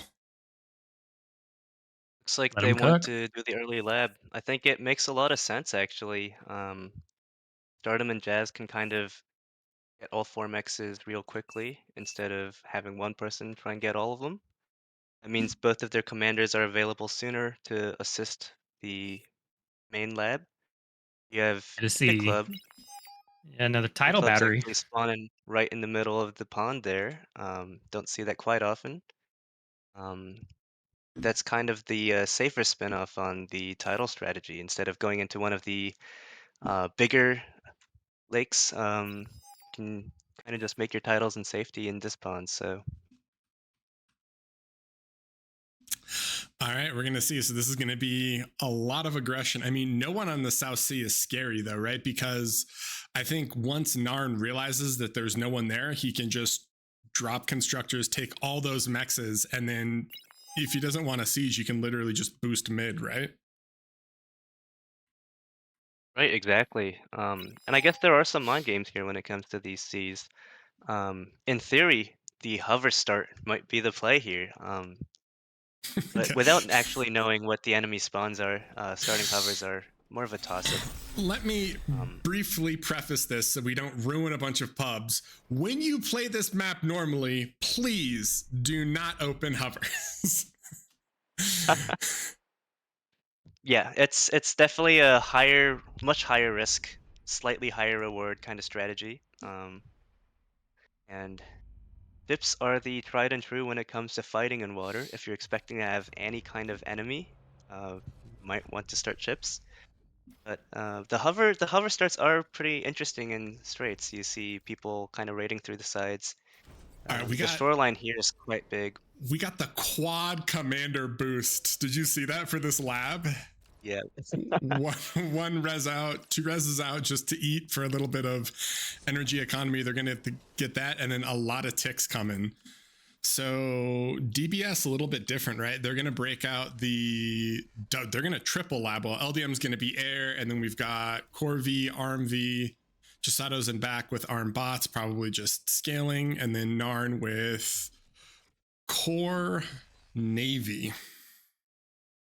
And Inda is playing probably the most engaging role in all of Bar. It's where you just queue up a bunch of titles and then AFK. It's super fun. He owns the Geo. So that's also his. Well, he might run ticks as well. Oh It's yeah, nice fair to enough. have someone like that because they can dedicate all of their attention to these like tick kind of things that take a lot of APM. But when you have that APM, they become really powerful. Yeah, Basically, what that's a we're good seeing point. here is what is this? How many labs? 1, 2, 3, 4, 5 labs on the DBS team versus only 1 lab on the AFF team. They just need to figure out how to spend. The Yeah, second lab's coming out. I mean Vehicles. they're all so full though. The only person who isn't full is Jazz. I do get what you mean though. I like this where they they're basically just gonna give ticks to micro to everyone and then make them burn APM for it. But are they really gonna be able to get that much done? I think the difference in lab medals quite a bit. We might see that come into play. Even though like Nornook's getting all of these C mexes for free, they're not quite free. You have to pay for the initial scouting C unit, need to pay for the C lab, and then the mexes themselves, they pay off really fast. T1 mex is the fastest payoff in the game, but they still do take a little bit of time. So LDM And gets in the that time, you scout. can just run. LDM gets the scout now, so they see Inda is there, and then they see that there's no C player. So I'm curious if Narn is just going to eat his lab or what he's going to do. He already has Yeah. it down to half. I was surprised he's walking. I thought he was gonna eat it with his con, but I'm assuming he's gonna slowly eat it with his C con coming out because, yeah, they got that scout, and then he scouted himself and saw no lab, so he just needs to get in mid. So AFF is actually already transitioning to T2. If you take a look, Inda Club has queued a T2 arm vehicle lab, and that's Standard definitely interesting. 3 minute Yeah. 30-second T2 lab. You're gonna see that in your pubs. Don't worry, guys. And that's on top of what's already like a stronger T1 kind of pressure in front than what DBS has to offer. So it's, I don't know. We're seeing DBS is going to have a lot more metal extractor expansion early. And can this early T1, T2 pressure kind of pay off for that? I feel like they need to preemptively have more trashers and or whistlers. I mean, I see one whistler out on the field, but they don't have an air player, so it's like they're gonna need AA because otherwise doesn't LDM just bomb the bejesus out of Inda's title farm? I mean, he has one nettle, right? But even just a couple bombers kill it. Like, you have to be prepared for the bombing run and for the Shuris. Right, Inda Club has one anti-air turret. It'll take a little bit of an investment to kind of actually get a bombing run off, I think. Takes a lot of energy, which they might not actually have. Not just that, but build power, metal. So it doesn't Endo look was like the smart bomb enough. run is going to happen. He was smart enough to make a beaver for that only unit coming out of the T1 vehicle lab, so he's able to take the North Mexes as well.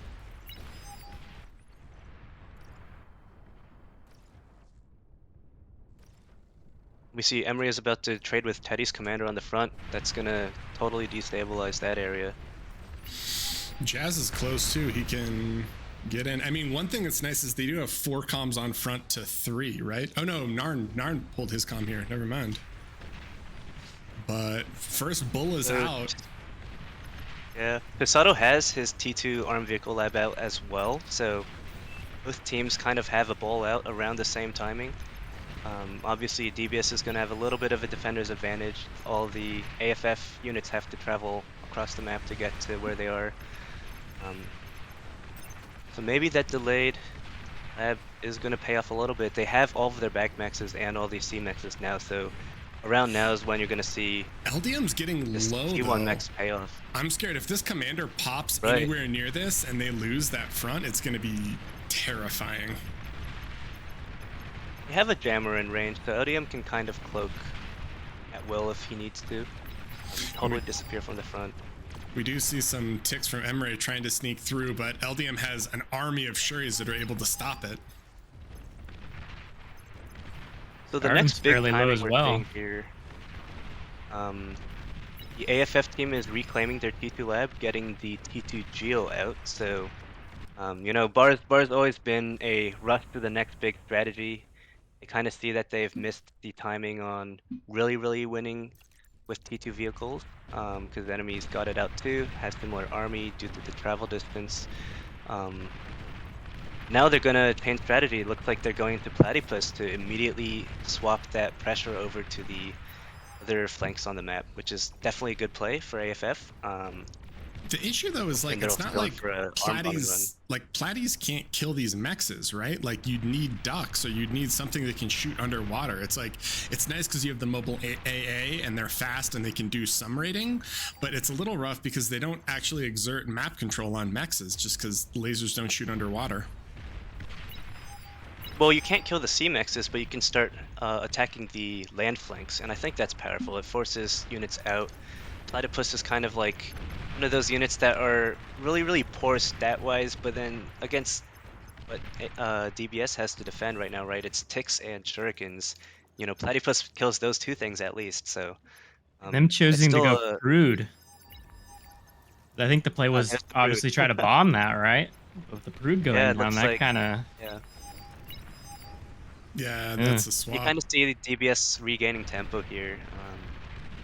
It's that early game metal difference, I think, kind of played a role there. The metal income has actually been kind of comparable, but I think you only see those numbers because AFF has reclaimed so many labs, and that shows up in stats bar. Yeah, it's well, how many bombers? Oh god, arm bombers. Let's go, boys. Let's go. All right, so I they think dropped a the lab misplay- back and went Starlights though. Right after that Geo. But I think the misplay here is that AFF still has none of their back axes. Someone should have sent a constructor out to grab all of this resource out here. They're basically playing on, like, I don't know, a third or like half of the income that the other team has here, and that's kind of why they're missing, or that's why they're failing mid right now, despite having that really powerful early pressure. And Platies are here. They actually sniped the T2 lab that Narn was building along with the cons and some of the nanos and other stuff. So that's effective and they're going to go. But you're right. I mean, look at this metal advantage, right? You're looking at like 220 versus 145. And there's so many mexes unclaimed. And I mean, that also goes with the South Sea mexes that Narn has.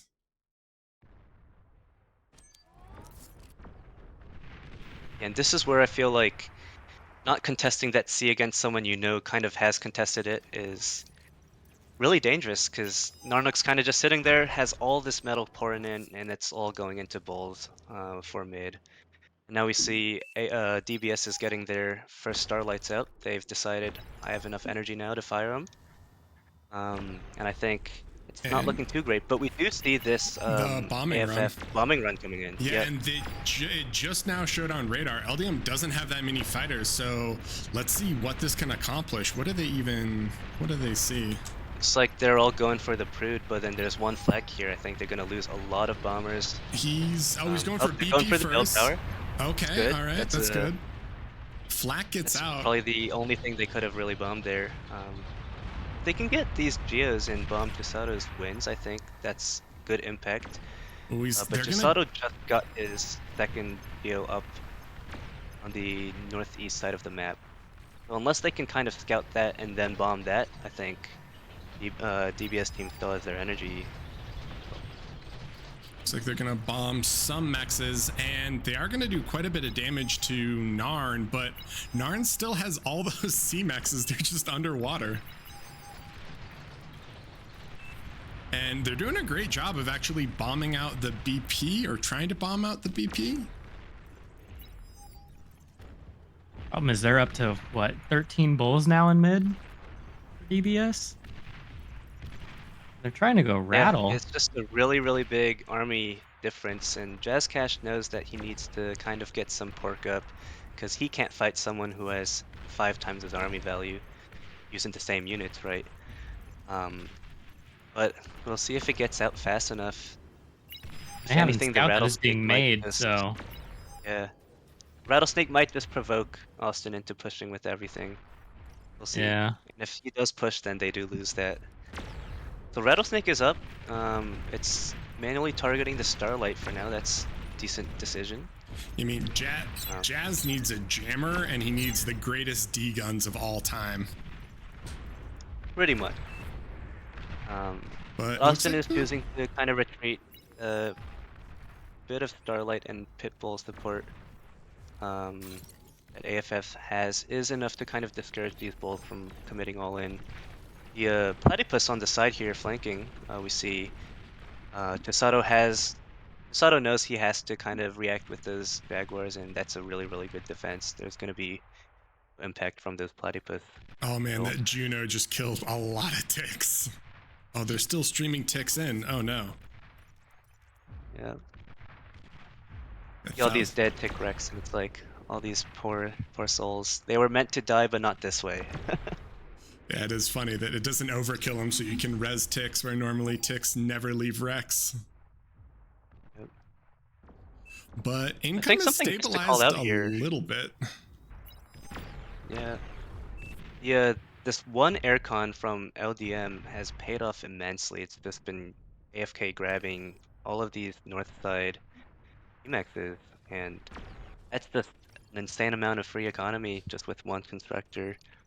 I think that AFF has had the utilities available to them to kind of grab these mexes themselves. They have the air lab, they had amphibious vehicle constructors early, but they haven't really actually gone and tried to secure those mexes early, and I think that's really why they haven't pushed through still.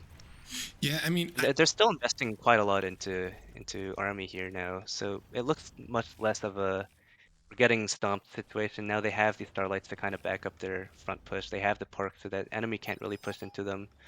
And I think we might start to see this going into more of an eco kind of macro focused game.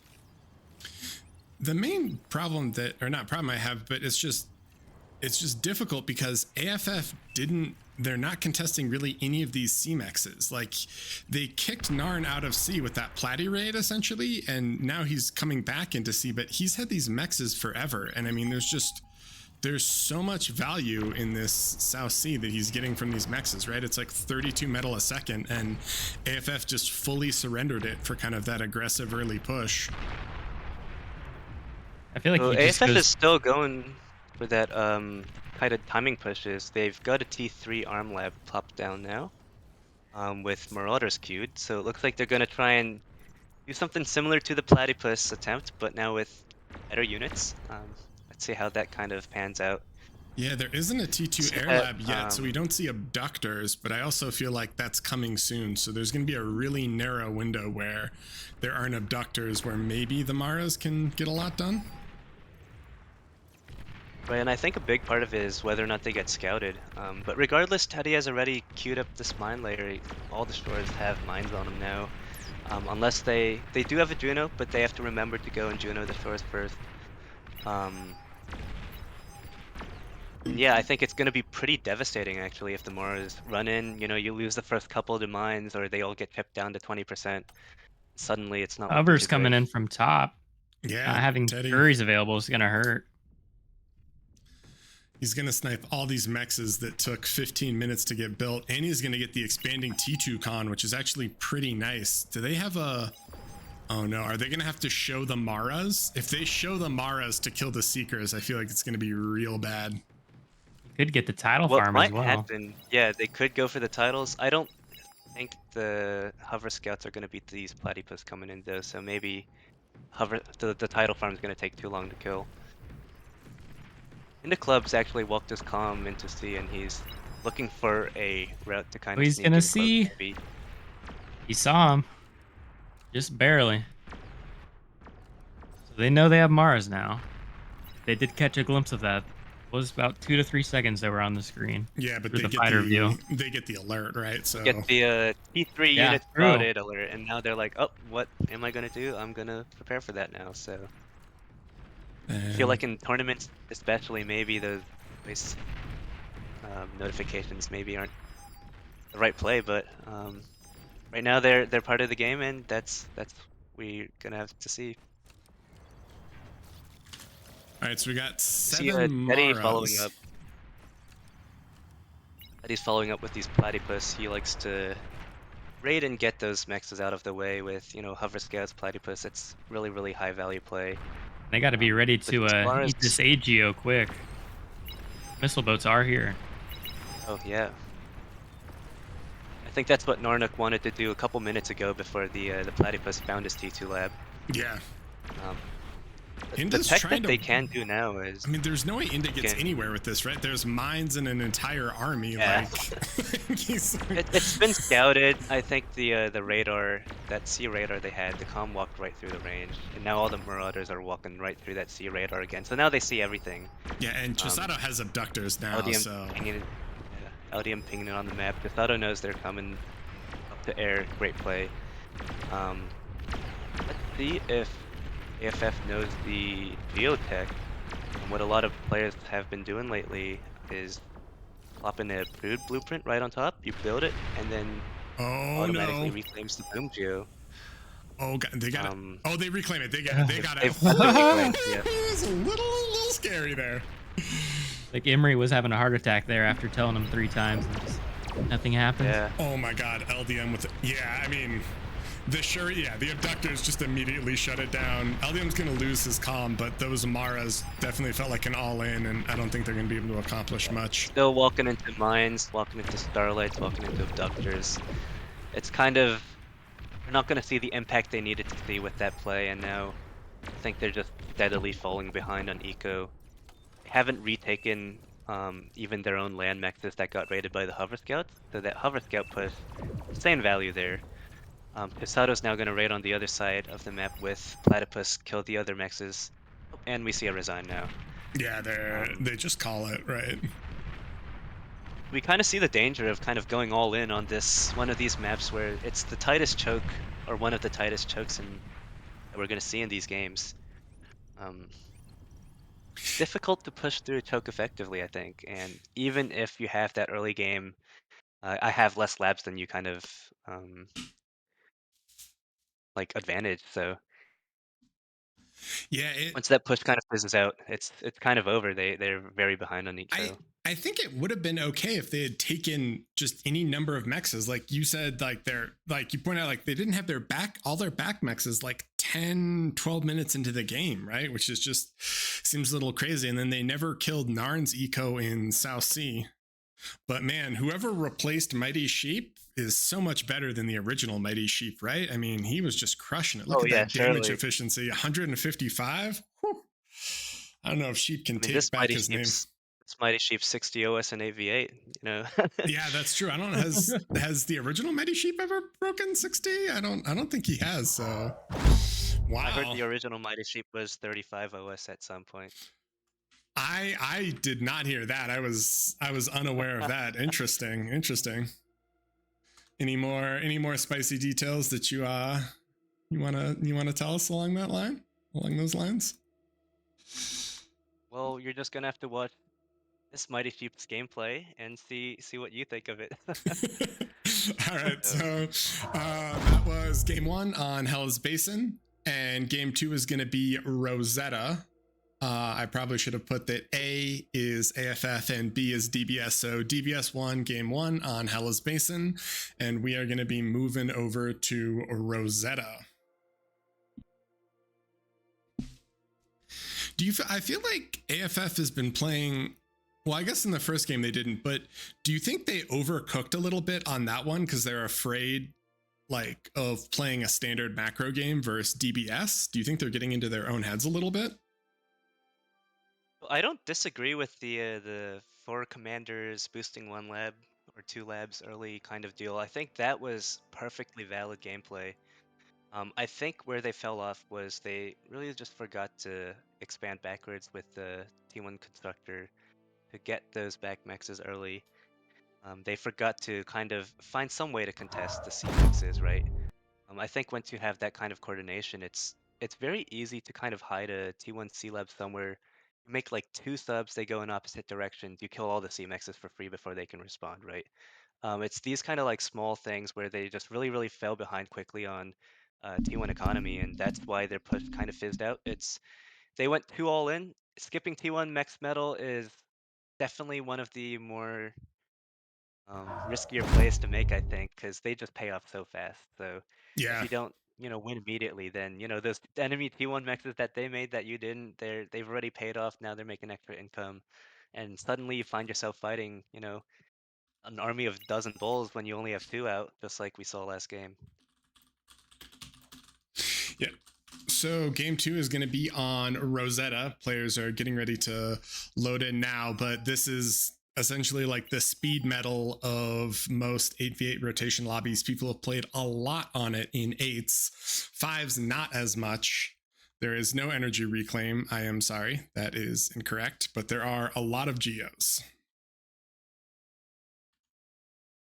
Yeah, I think Rosetta's going to be super fun to see on 5v5s. I think there is kind of a dynamic where these people, everyone's played this map on 8v8, so they know how to macro themselves out of an 8v8 situation. And it's already considered, very metal rich map in 8s.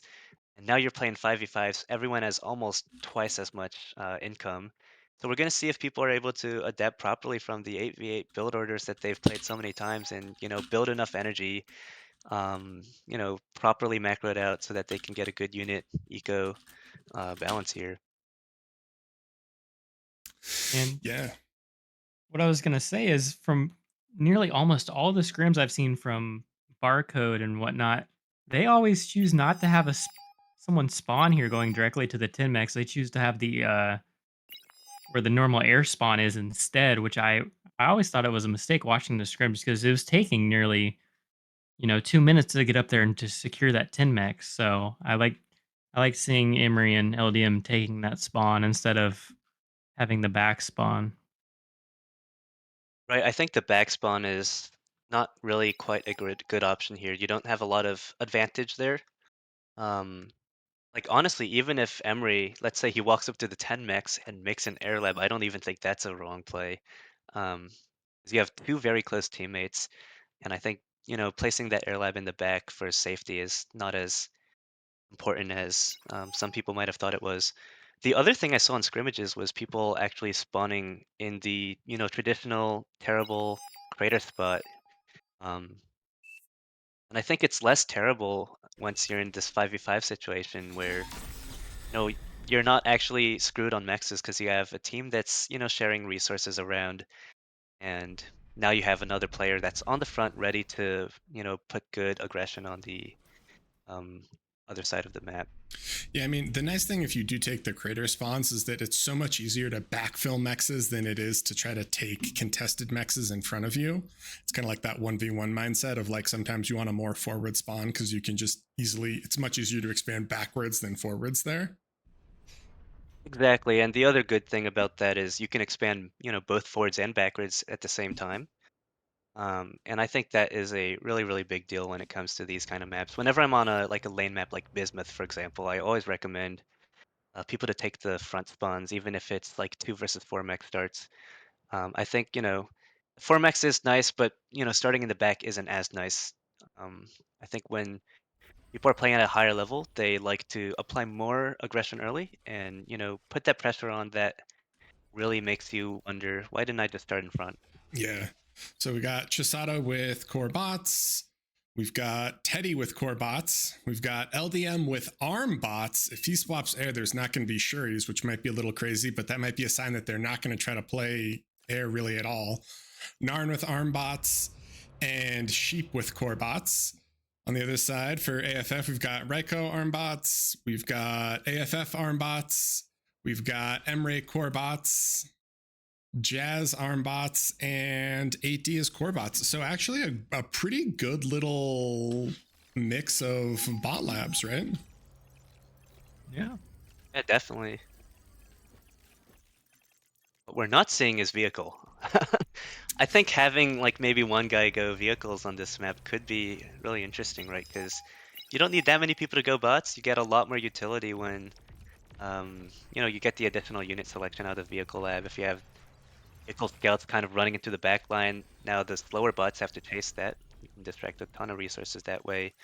But especially just on metal-rich map like this, vehicles spend early much easier. You can have one guy that has a strong vehicle lane, while the rest of the bot guys do their bot things and kind of get economy up.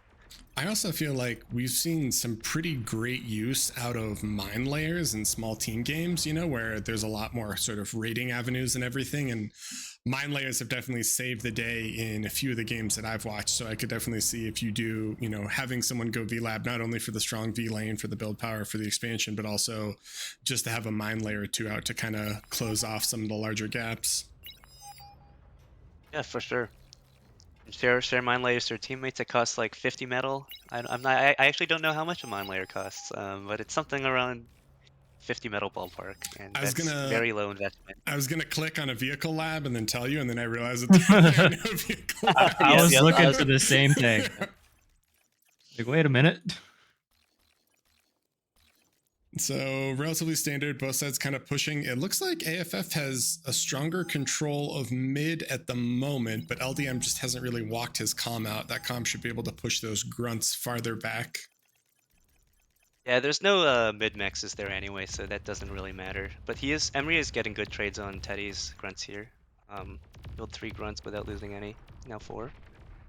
I think grunts are definitely very, very good on this map, especially in 5v5. Jazz snipes the expanding con of Teddy too with these ticks. He gets 3 mexes and the con, or 2 mexes in the con, which pretty value just in the mirror matchup there. Oh yeah, for sure. Especially those front 3 mexes, they're 3.0s, and Teddy's spot is usually the spot that has by far the most amount of eco or metal at least on this map. But losing that 3 mex cluster in the front while Indie Club has it is a really, really big deal. Teddy's basically on like half the income of Indie Club right now. Yeah.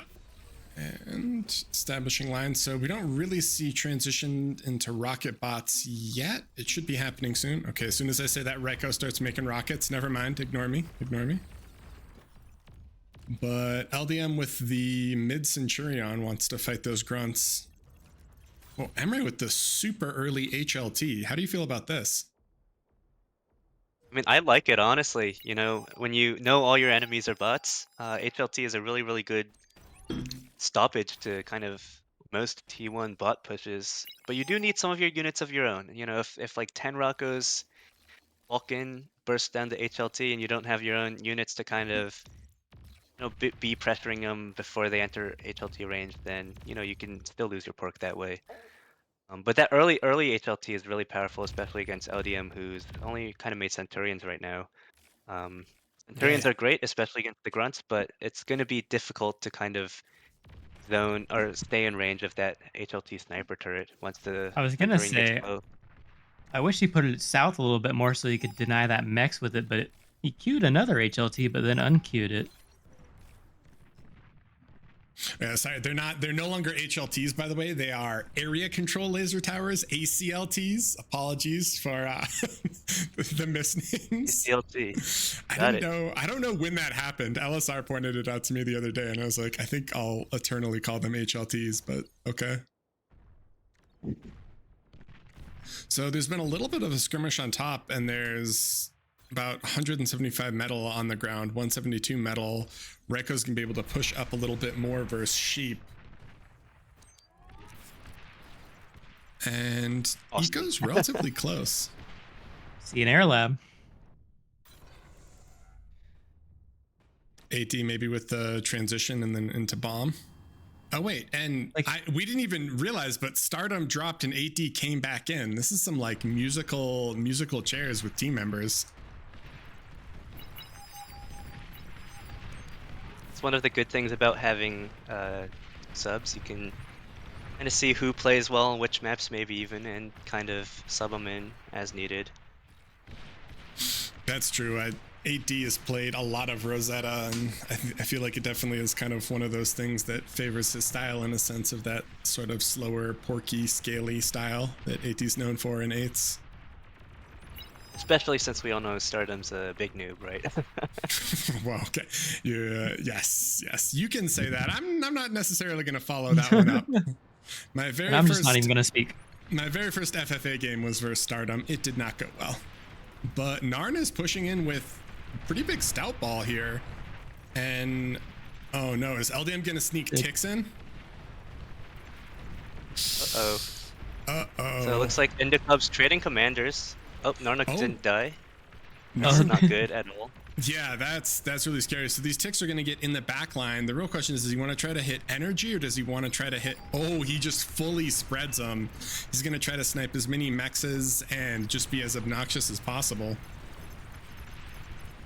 Yeah, I think that's the right play. You know, on a map like this, a lot of those ACK mexes are going to be T1 mexes on 3.0 spots. You know, as many as you kill is as much eco as you get ahead. So we see the airdrop recluses actually right now. So Raiko has made a couple of those spiders, sending them across the map so that people can start skirmishing down T1 Pork and any other T1 units out. They do get the Geo. So ticks kill the Geo even though Shuri's came out, and they tapped the mechs there. The mid mechs. And LDM doesn't... Like that's a classic 8v8 knowledge, Yeah. you know, you gotta get that mid mix up ASAP. It's basically worth as much as an advanced fusion.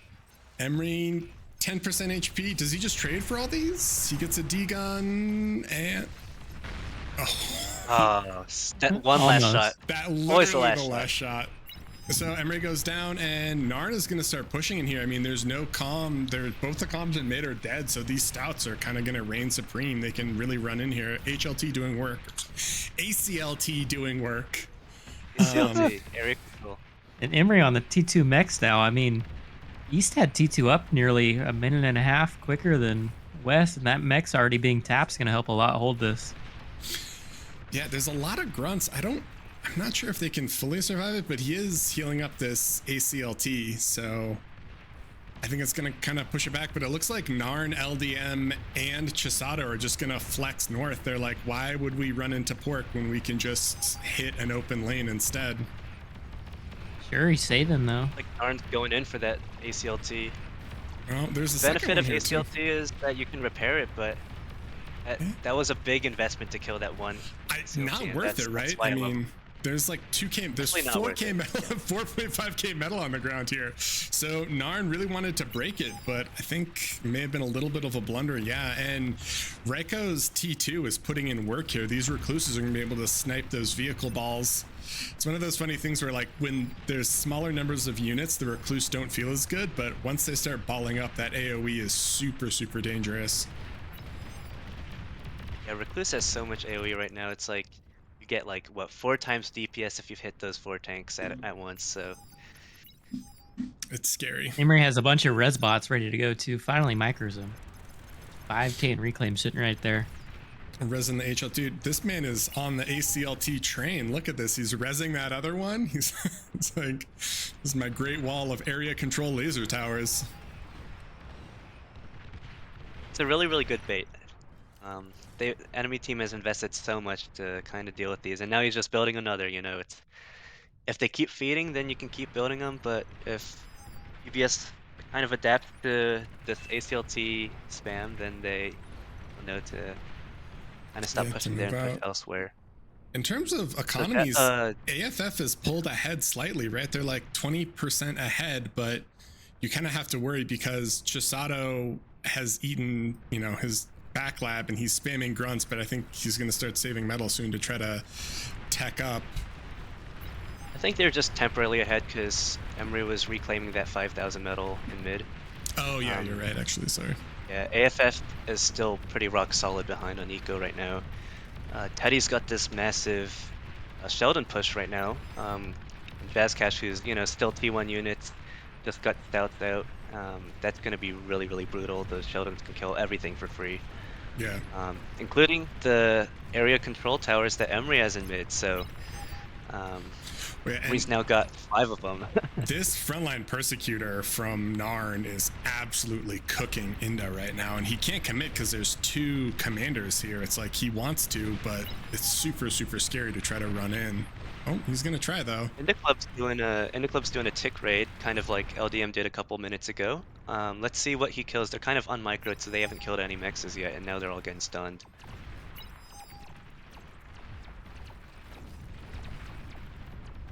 Keep getting his Serb up.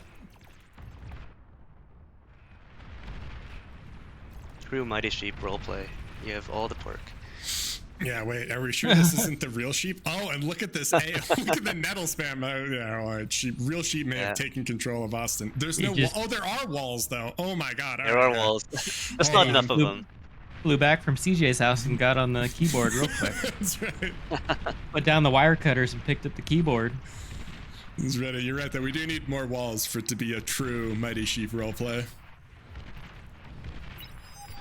I think Emery in mid here is a example of kind of not responding to the enemy fast enough. I think after those initial area control towers, the additional ones kind of aren't really paying off. They all kind of died to T2 stuff without killing anything, and enemy didn't really commit into them either. And now he's got Sheldon's kind of going into this Persecutor that LDM's already built. So he's going to want to move those out to a different lane ideally. It's going to be really difficult. Teddy is also getting the Persecutor up. You can't really push Sheldon's into this triple Persecutor action going on. But In the Club has a spy going in. He's looking to stun that Persecutor, and let's see if he can push in. Oh, it got killed at the last moment. Oh, I looked at the wrong Persecutor there for a second. Yeah. Yeah, there's too many of them. Yeah. I know. The top and bottom lanes just kind of seem like they've established peace, and so they're trying to move into other lanes to do stuff. But I'm a little concerned. I mean, Austin is relatively large, right? And so is Raiko. So I'm curious what their moves are going to be when they want to try to actually impact the rest of the map a little bit more substantially. Enda just got his second T2 mechs done. Amazing. Ooh. Yeah, I think when you have those 3.0s, it's kind of the reverse of what we saw in T1, where Teddy kind of lost his front 3 mexes, and the club still had his. And now Teddy has, everything's T2'd up, or at least the important ones, and Inda's still just getting those 3.0s up. Man, Chisato with just the greatest timing ever on those scouts. They see the T3 lab. Ooh, something just popped. They see the T3 lab. Jazz is calm. Oh, and he's going to eat it as soon as it's scouted, but Jazz lost his commander. This Sheldon ball from Teddy sniped it. Yeah, that Sheldon push was definitely going to be a problem. A couple minutes ago, there's still no really, really good response to that. Looks like Jazz is kind of getting desperate. He's put up a few sprinters, and they aren't particularly amazing units. And yeah, that T2 Arm Bot Lab doesn't have a lot of great responses to early Sheldon. We see Jazzcash kind of getting hounds out now, Sheldon's, I think, pretty accepted as a good counter to hounds due to just the extra range and comfort. Yeah, I mean, I feel like you can really only play it well if you have good, if you have the E to make good spy bot plays, but it's definitely pretty difficult here. We do see some mines that kill some of those grunts, but the slow push from Teddy is scary, and 8D having to pivot out of his T3 means he's in T2 now, so he's going to try to drop a Persecutor to hold back these Sheldons, but he's about to get 1v2'd by Chisato and Teddy, and that's scary. I think the 8D reclaiming the T3 lab wasn't the worst play. You see Chisato's queued up 4 bulwarks right now. It's a very expensive defense that he's putting up against a threat that no longer exists. Wow, I didn't even realize. Yeah, that's a little intense. Is that that's a T2 con. I thought that was a lich for a second. I got really excited.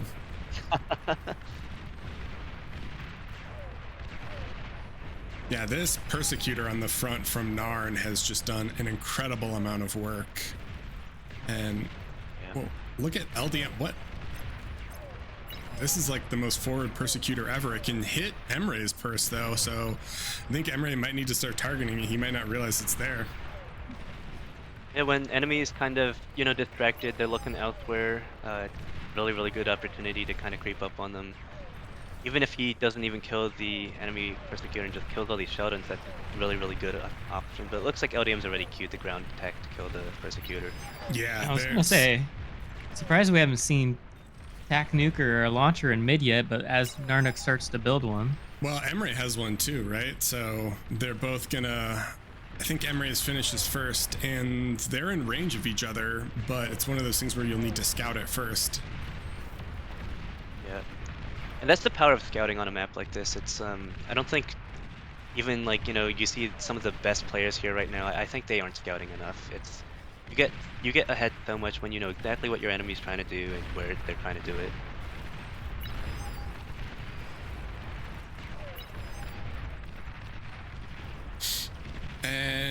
Yeah, I mean, it seems like both teams are sort of just pausing and relaxing for a second. Oh, we got more walls out of Austin, so he is truly channeling Mighty Sheep.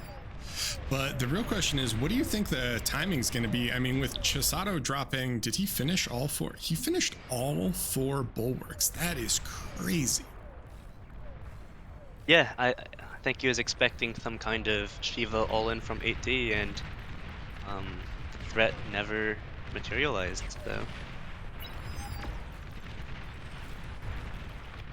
But Chisato actually has some of these Arbiters out now to tip down 8D's Pork. I think that's a really, really good play, but this Bulwark does get repaired very fast, so he probably wants to target something else now.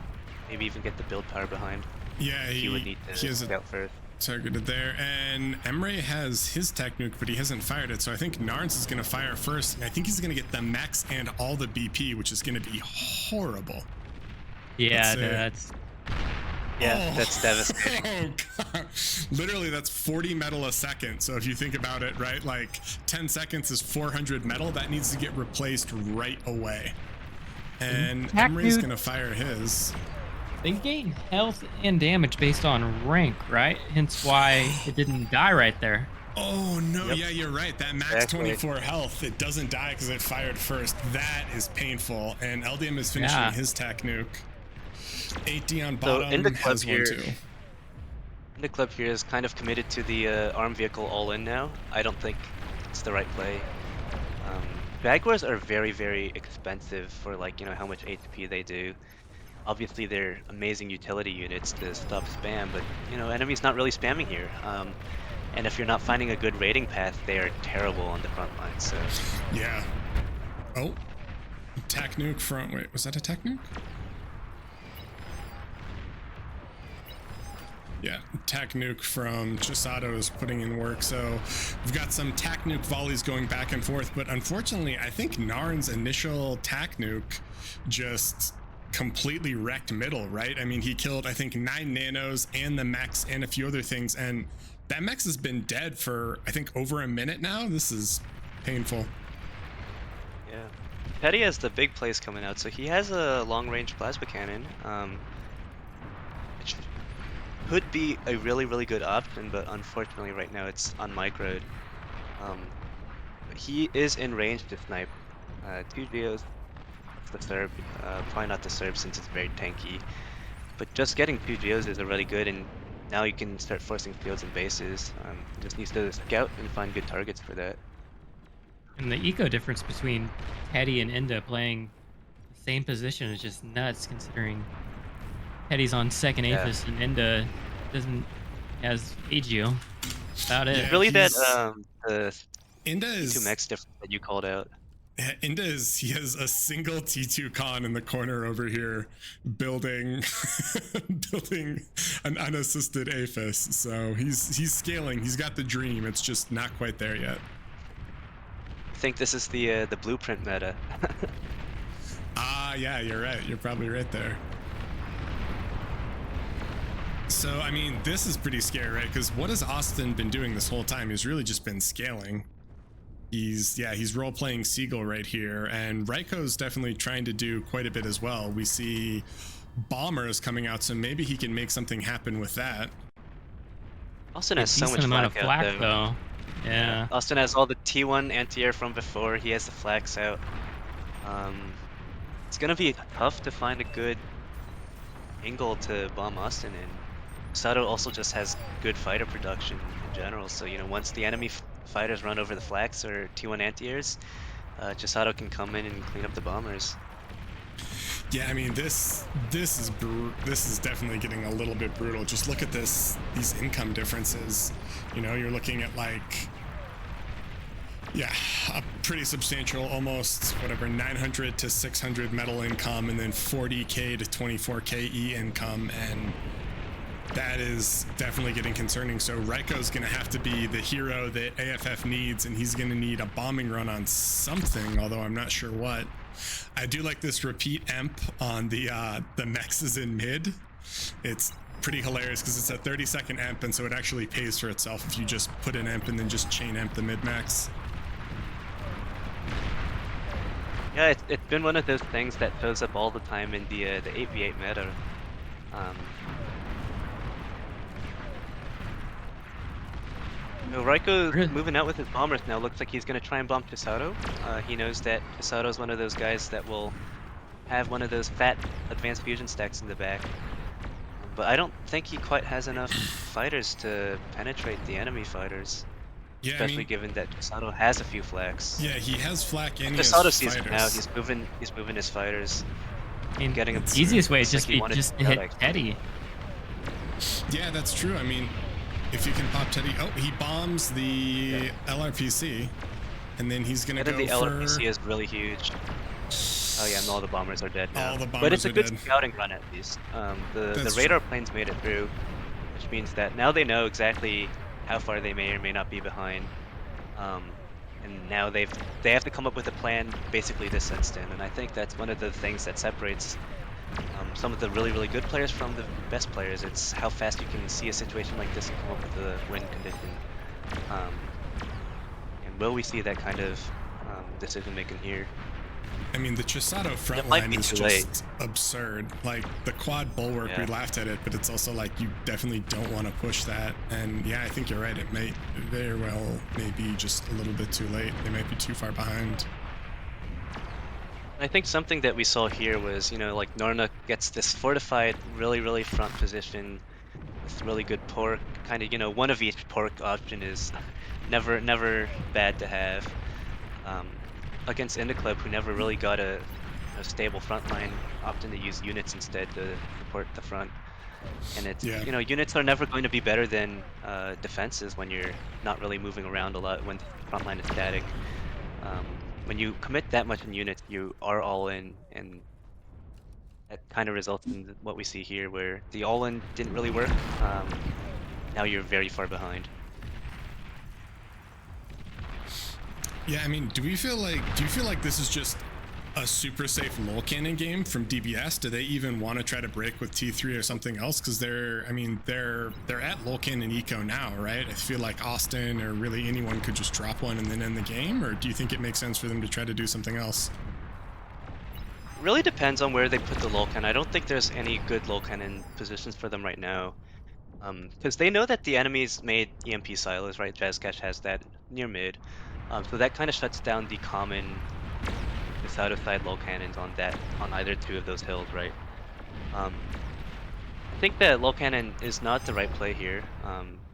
It's one of those things that you see pays off a lot in pub 8v8s because teams don't scout well, they don't coordinate very well. People don't know, like the meta, how to lull cannons. I think lull cannon would be a waste here.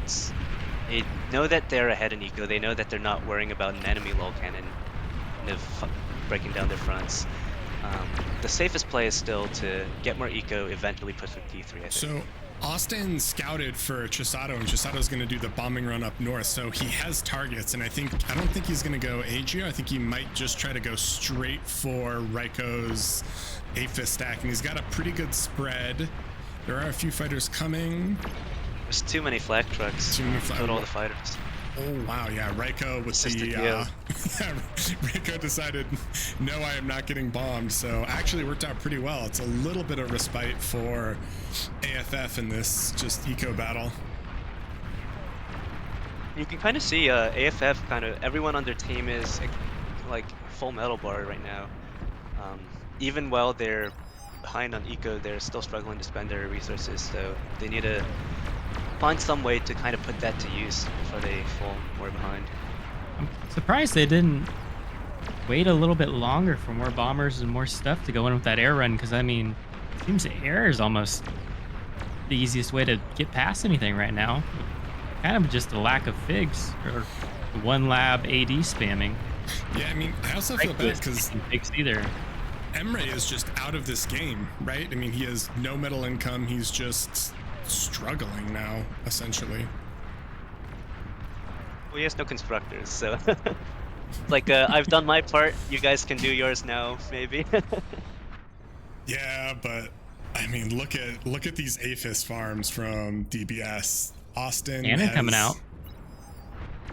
What's coming out? Sorry.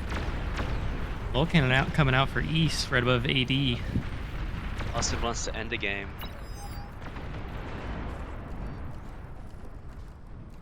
Austin, yeah, Austin's starting one as well. Yeah, so what is Catches, this? yeah. 4% versus 2%. I mean, the one concern that I have is like Chisato's already bubbled, right? I mean, you can't. I don't think you're gonna be able to pop his Aphis stack. He has enough Annie as the BP there to just throw down reactive shields to make sure that he doesn't get popped at all. And Yeah, that's the danger of actually going lol cannon in this kind of situation is usually when people have the economy to get lol cannons out, you know, you have the economy to not die. And it's mostly like you didn't scout, you didn't prepare for it, or you didn't react fast enough kind of deal where lol cannons, you see them 1v8ing a team, but then there's a bit more to it.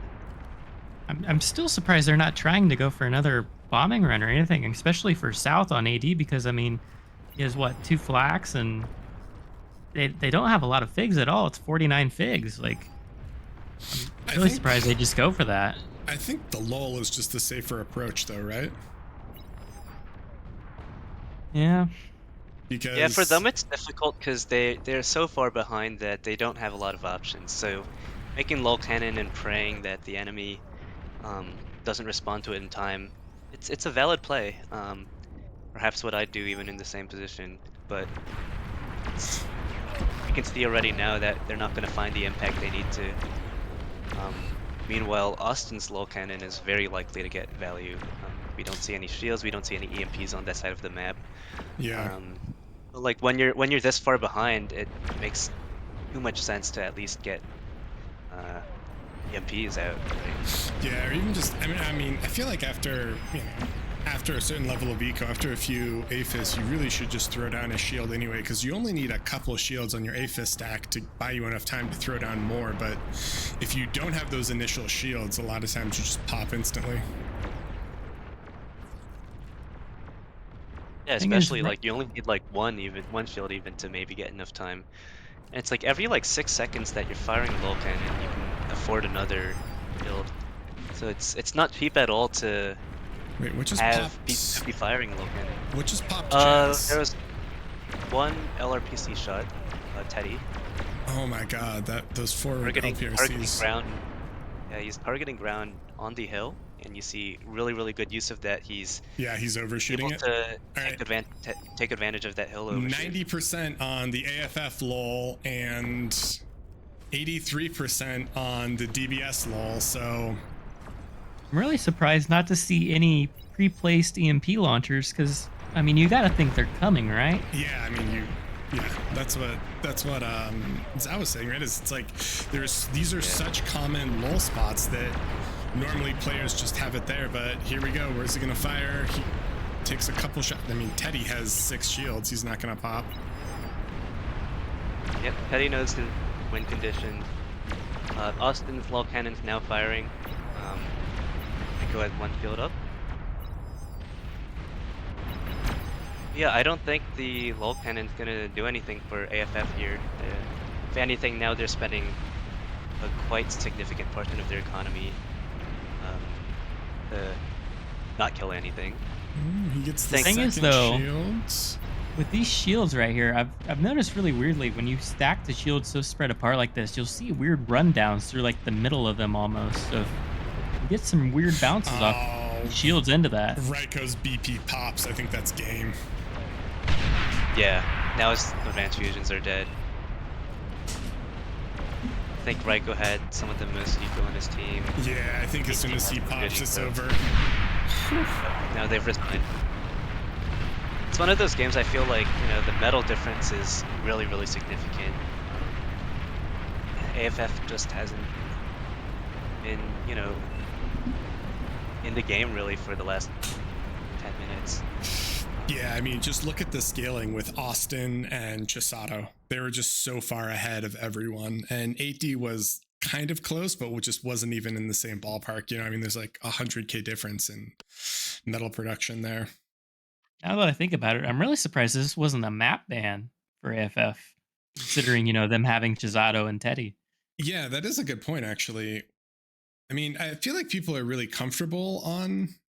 Well, yeah, I mean, no, you're right. It is kind of interesting that they that they didn't ban it out, because I definitely would not want to play, in terms of like people that I want to play on Rosetta, like playing Austin on Rosetta sucks, playing Teddy on Rosetta sucks, playing Chisato on, like those are like a bunch of really strong macro players that you just, I don't know, I just would not want to deal with on that map. So I'm with you on that. You know, there's only so many maps you can ban, right? So they chose to ban, for example, Erebus Lakes, which is another, macro Yeah, stack that's kind of true. map. So you can only ban so much. That is true. Yeah. So that was AFF versus DBS. So AFF picked Hellas first, and DBS was able to take it. And then DBS clinched the series 2-0 on their own pick for Rosetta. So yeah, that is kind of interesting. I think game one felt a little bit more competitive, but it felt like DBS just overall played a little bit cleaner, fewer missed mexes, slightly better transitions. So all in all, good game, good series. And if we hop back over, let me make sure this is refreshed. We can get some updates here. So DBS 2 Pro, and it looks like Pro beat the Leftovers, which is actually the main course, the main event, the main course now. So this is how it's going here for Group B. Hold on. It looks like Barcode beat DSG, HKC beat UWU, and then Barcode beat UWU, and HKC beat DSG. So let's go straight players. Oh man, Happiness Killed the Cat versus Barcode. I actually kind of want to watch if that's happening. That might be a good series to cast. We haven't seen him. Yeah, they're both 2-0. Yeah. It's time to head over and take a look. Yeah, I think so. Start. Let's take a quick gander and see if those ones are actually going. Pro versus DBS are both 2-0, correct? Yeah, they are actually. That'll be good too. But we've cast some Pro and some DBS already, so we got to spread the love. We got to go investigate what's going on with Barcode.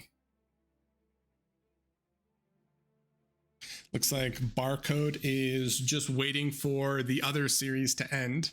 So we are going to go to a quick 2-minute break. We will be right back while we figure out players, lobbies, and get ready for everything else. So don't go anywhere. We will return momentarily.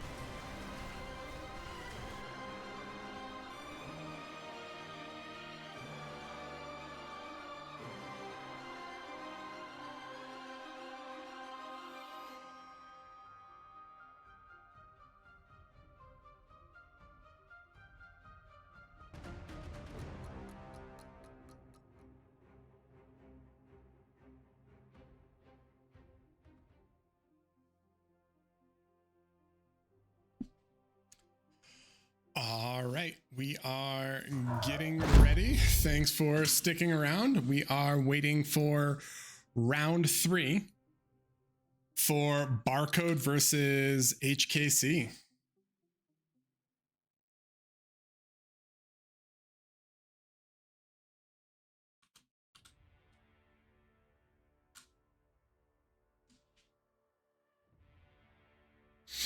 And these are, I'm excited because we haven't cast any of Group B. So we are moving from Group A to Group B. And we're going to be casting this round 3, best of 3, this top one right here, the HKC versus Barcode. So Happiness killed the cat, 2-0 UWU, and then 2-1 DSG. And Barcode has not dropped a single game today. They are undefeated. So let's see if the Straits players can defeat the old guard of Bar.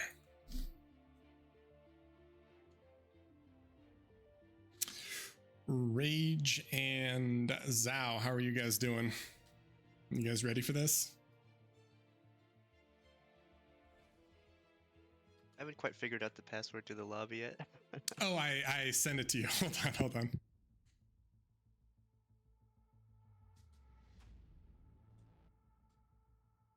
Oh, one sec. Let me get it for you.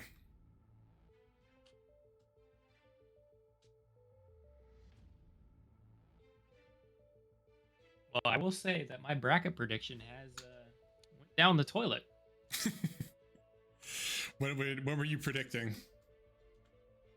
I didn't have UWU being 0-2 through the first 2 rounds. Yeah, they were doing really well, and then suddenly they weren't doing well. Man. But they were 3-1 on quals. Yeah, they did really well. They beat Pro. I mean, they beat a bunch of people that I think a lot of us didn't expect them to. So kind of awesome. So the match that we're waiting for, just so you guys know, is Barcode and HKC. So Barcode is Ragna, Malady, Trash Panda, Skag, and LSR. And Happiness Killed the Cat is Curiosity, which is Master Bell. We'll probably call him Master Bell in game. Just be aware of that. Justa, Watch Me Do This, Happiness, Teener, and Blossom. Also keep in mind, these are their small team OS. Their 8v8s are probably much higher in terms of OS.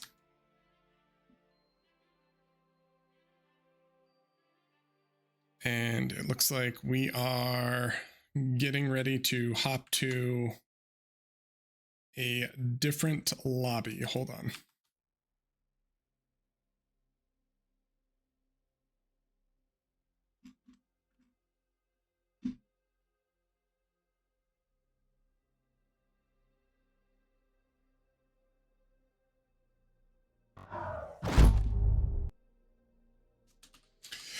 We are checking it out.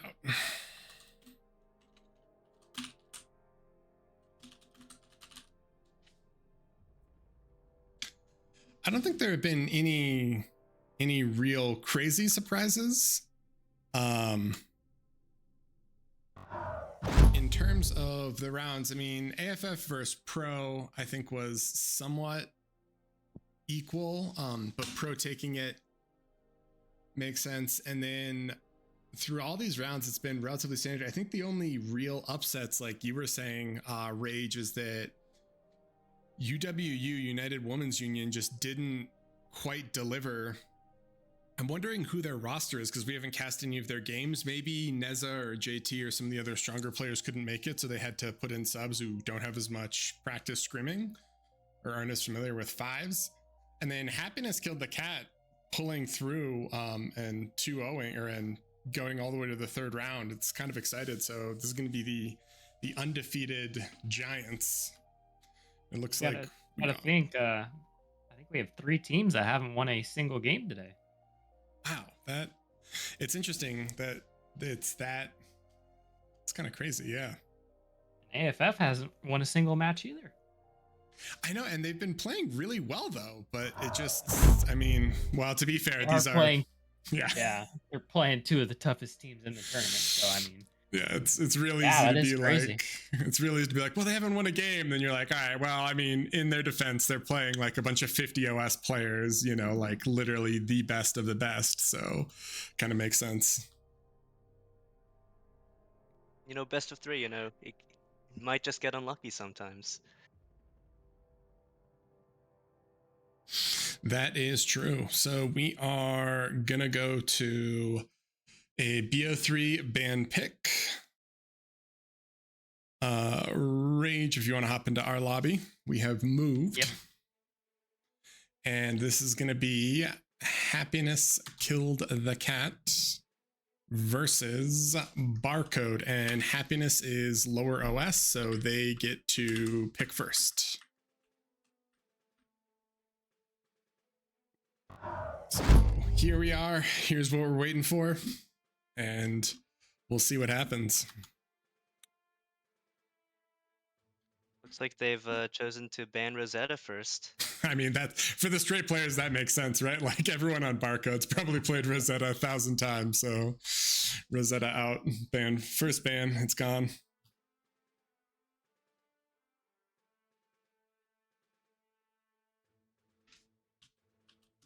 And let's see what Barcode wants to follow up with.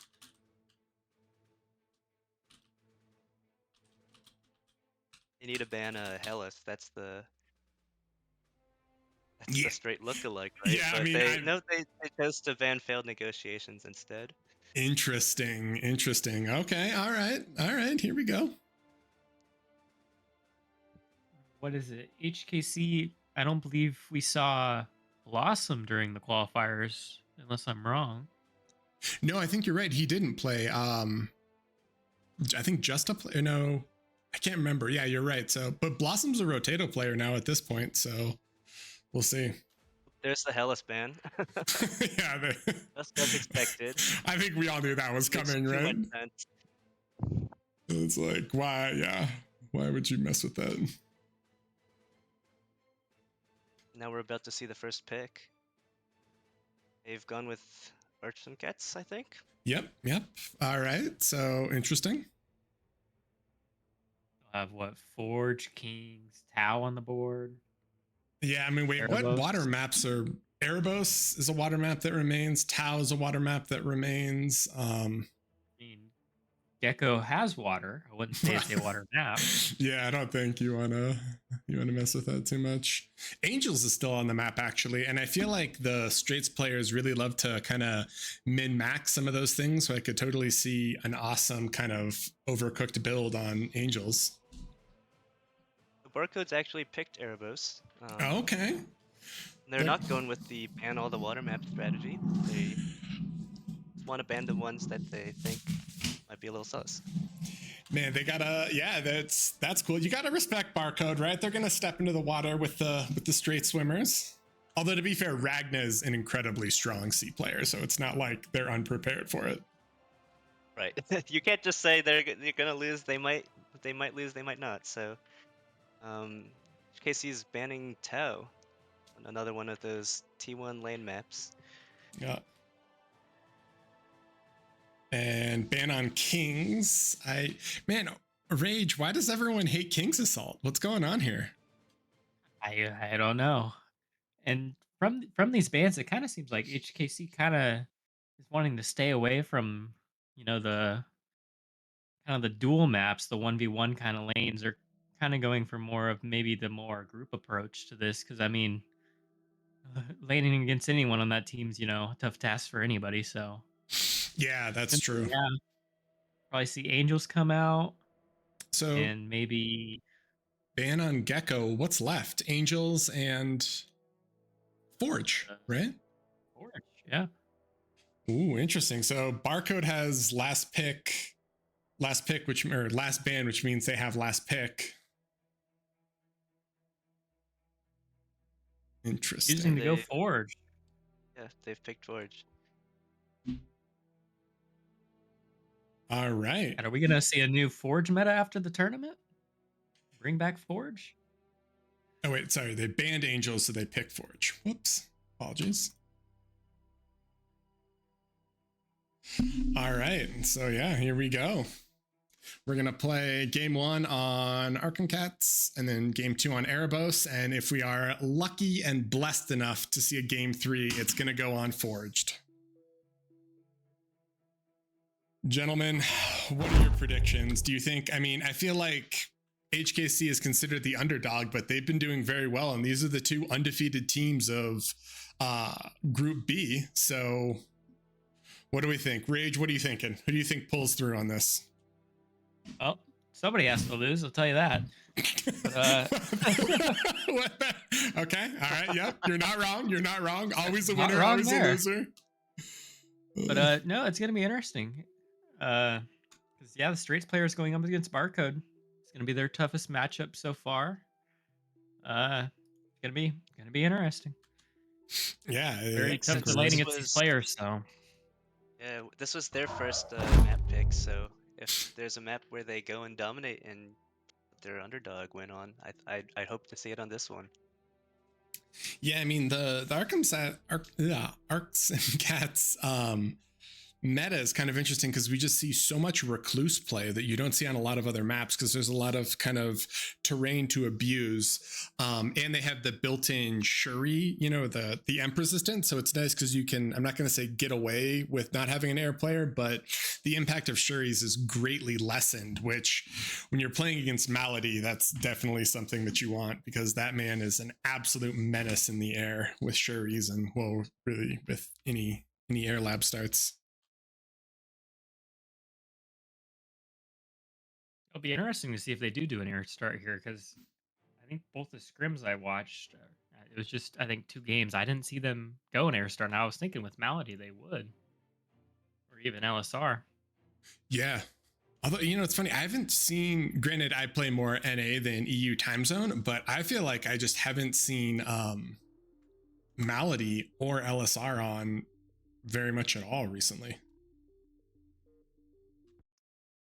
I saw LSR the other night, and I believe his large team's OS is fairly low. I want to say he's like mid to high 20s. Like, I think I saw him at 28. Yeah, that Might be wrong though.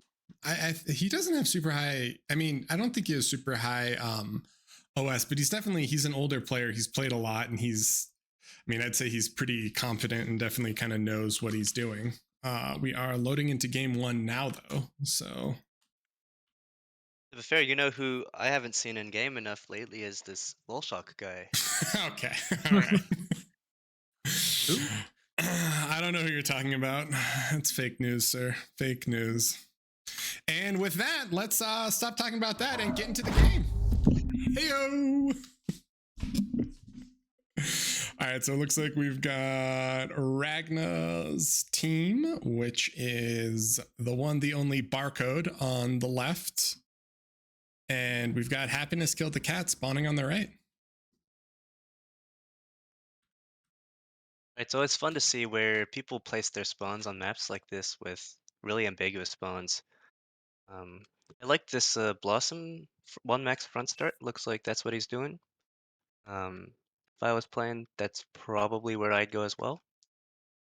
And I like that spot because you're fighting the enemy hill where they kind of have this terrain eco advantage. It feels like at least. But then if you can kind of like, get past that center area fast, apply a lot of pressure, and not only do you get the mid maxes, but you can at least, survive longer with that pressure you're applying. And you have a lot of ground to fall back on if you start falling behind on army. Yeah, it looks like we have relatively similar spawns, although Ragna's spawn on the high ground is going to be a little bit different from Master Bell's spawn. Do you think he just wants to be closer to or I guess maybe it's a safer spawn in case of raids versus Master Bell spawn? Maybe, yeah. I'm not too sure about that one actually. I think either spawn, they're kind of equidistant from mid. Like the Skag spawn here is kind of behind this hill. So if Melody and Skag, for whatever reason, they fall behind on their lane a little, you are better protected by starting on that hill than if you were to be on that spot right next to that. I think. It's also there's downsides to that too. It means that if the enemy is flanking in, your units are a little farther away to go help your teammates out. I don't think it's that big of a difference here. I think you'll likely see they'll get to mid around the same time, assuming that they're both going mid. Yeah. All right, so Blossom with the 1 max arm bot start, and looks like Happiness is also arm, and he's just going to boost Blossom's lab there. Master Bell or Curiosity is arm bots as well. Watch Me Do This is arm bots, and Justa is core bots. So we got 4 arm, 1 core, all bots.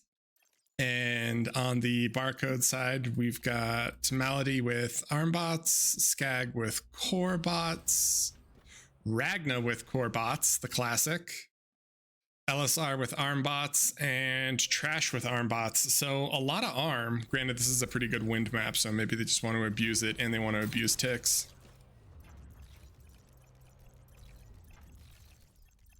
Yeah, no vehicle start, which I do think makes sense.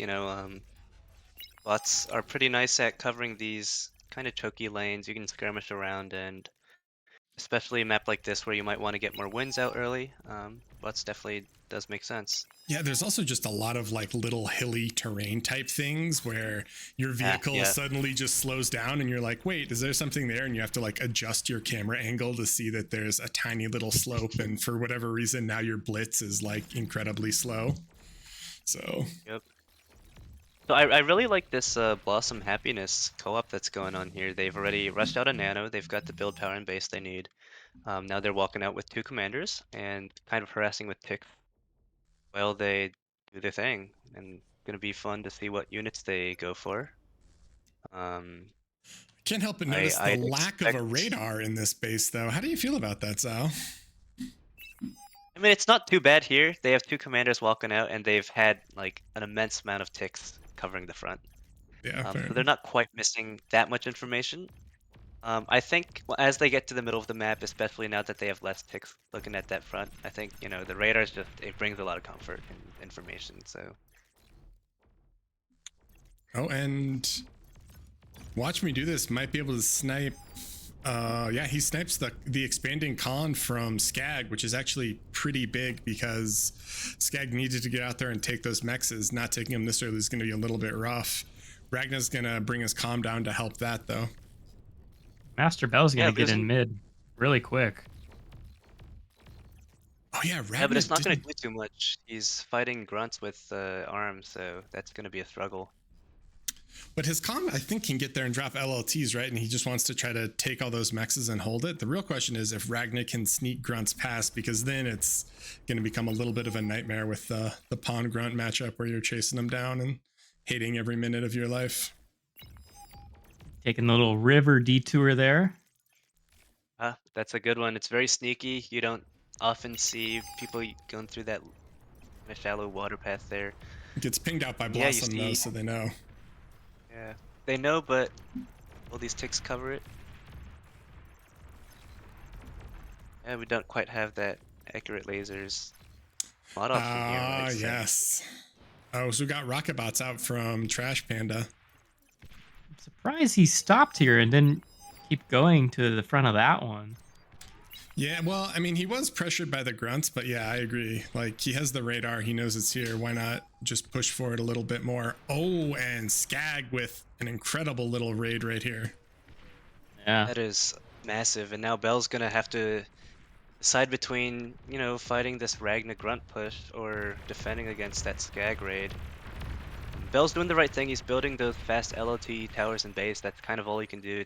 You forfeit your expansions here and at least mitigate your losses. Plus, the Rocco's queued, though. He needs to get those off. Malady loses his calm on front, but yeah, I mean, I think Skag, he's got full spread orders, so he's just going to try to pick off as much as possible. And here come the ticks. He does have an LLT in base, so maybe that'll kind of slow down this and or snipe a lot of that. Yeah, exactly. Those LLTs are immensely important. And up on top, this Blossom Happiness lane kind of cooking. I mean, it is essentially like a 1v2, it feels like, for a Trash Panda. So he's doing his best, but Blossom and Happiness pushing up here and trying to deny and take as many mexes as possible. And these grunts Actually, are still going. LSR has been sharing all his Rakos to Trash Panda, so it's kind of like a 1v1, except you have the two persons resources. I forgot who the game was against, but this is the kind of exact thing with this top lane that happened in quals. As LSR comes down here really late with his comm and just gives all his units to forgot who was above him in the previous game. It's the exact same thing they're doing now. Ragna's grunts got in and they've overwhelmed this base, so Blossom Happiness might lose everything from this raid from Ragna. I mean, it's close. Yeah, for sure. It's not looking good. This is a little scary. You know what's funny is Justa and Blossom didn't drop their sliders at all. They're just pumping. What? Is this an agitator? Am I drunk? Okay. All right. Nope, it is one. Let him cook. It will deny a lot of that, but yeah. top now has massive issues, right? I mean, this lab goes down. Right, yeah. It's really interesting to see these kind of games where, you have 3 relatively tight chokes on this map. It seems like you're gonna just expect 3 kind of lane skirmishes.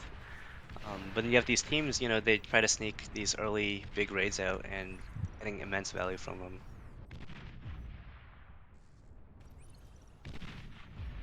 I mean, to be fair, Skag has 21 Rockos on bot, so that agitator is going to deny that. But I'm not. Do you think maybe they can Shuri transition, or how can they save top? Because this is looking a little sketch now. It's looking tough because Happiness got the double comms on this T1 lab, but you're not gonna out skirmish, like 23, 24 Rockos with 2 Rockos, right? So my philosophy when I play games like this is when you're making the same kind of unit as your enemy, you need to be really careful because there's often going to be a better thing to do. You need to either, I don't know, you have to out micro them so hard that you're getting a big advantage, or you're kind of just getting stuck trading shots with them, and that's never a situation you want. And especially if you're behind an army, then if you're making the same unit as your enemy, then you're just going to take bad trades all the time. So I think what they had to do is really just try and get some pork up. I don't know if it would have been possible given the pressure that Trash Panda was applying, but that would have been better than trying to get another, T1 lab up, making Rockos out of it.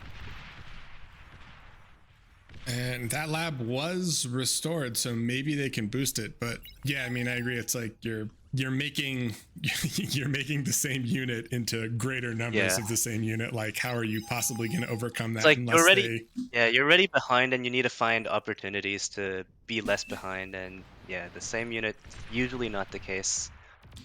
But we see that Justa and Watch Me Do This have made a T2 lab now, and Malady is making one right next to it.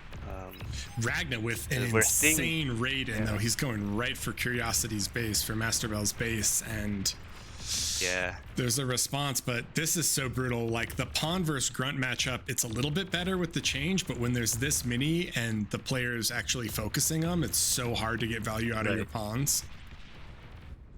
Pawns are much better when you have multiple lanes to kind of shove at the same time, and then that kind of splits the Grunt player's attention. They can't really micro everything perfectly, right? But this is just one lane, Ragnar's amazing player. He's gonna micro him properly, and the pawns just can't really keep up with that.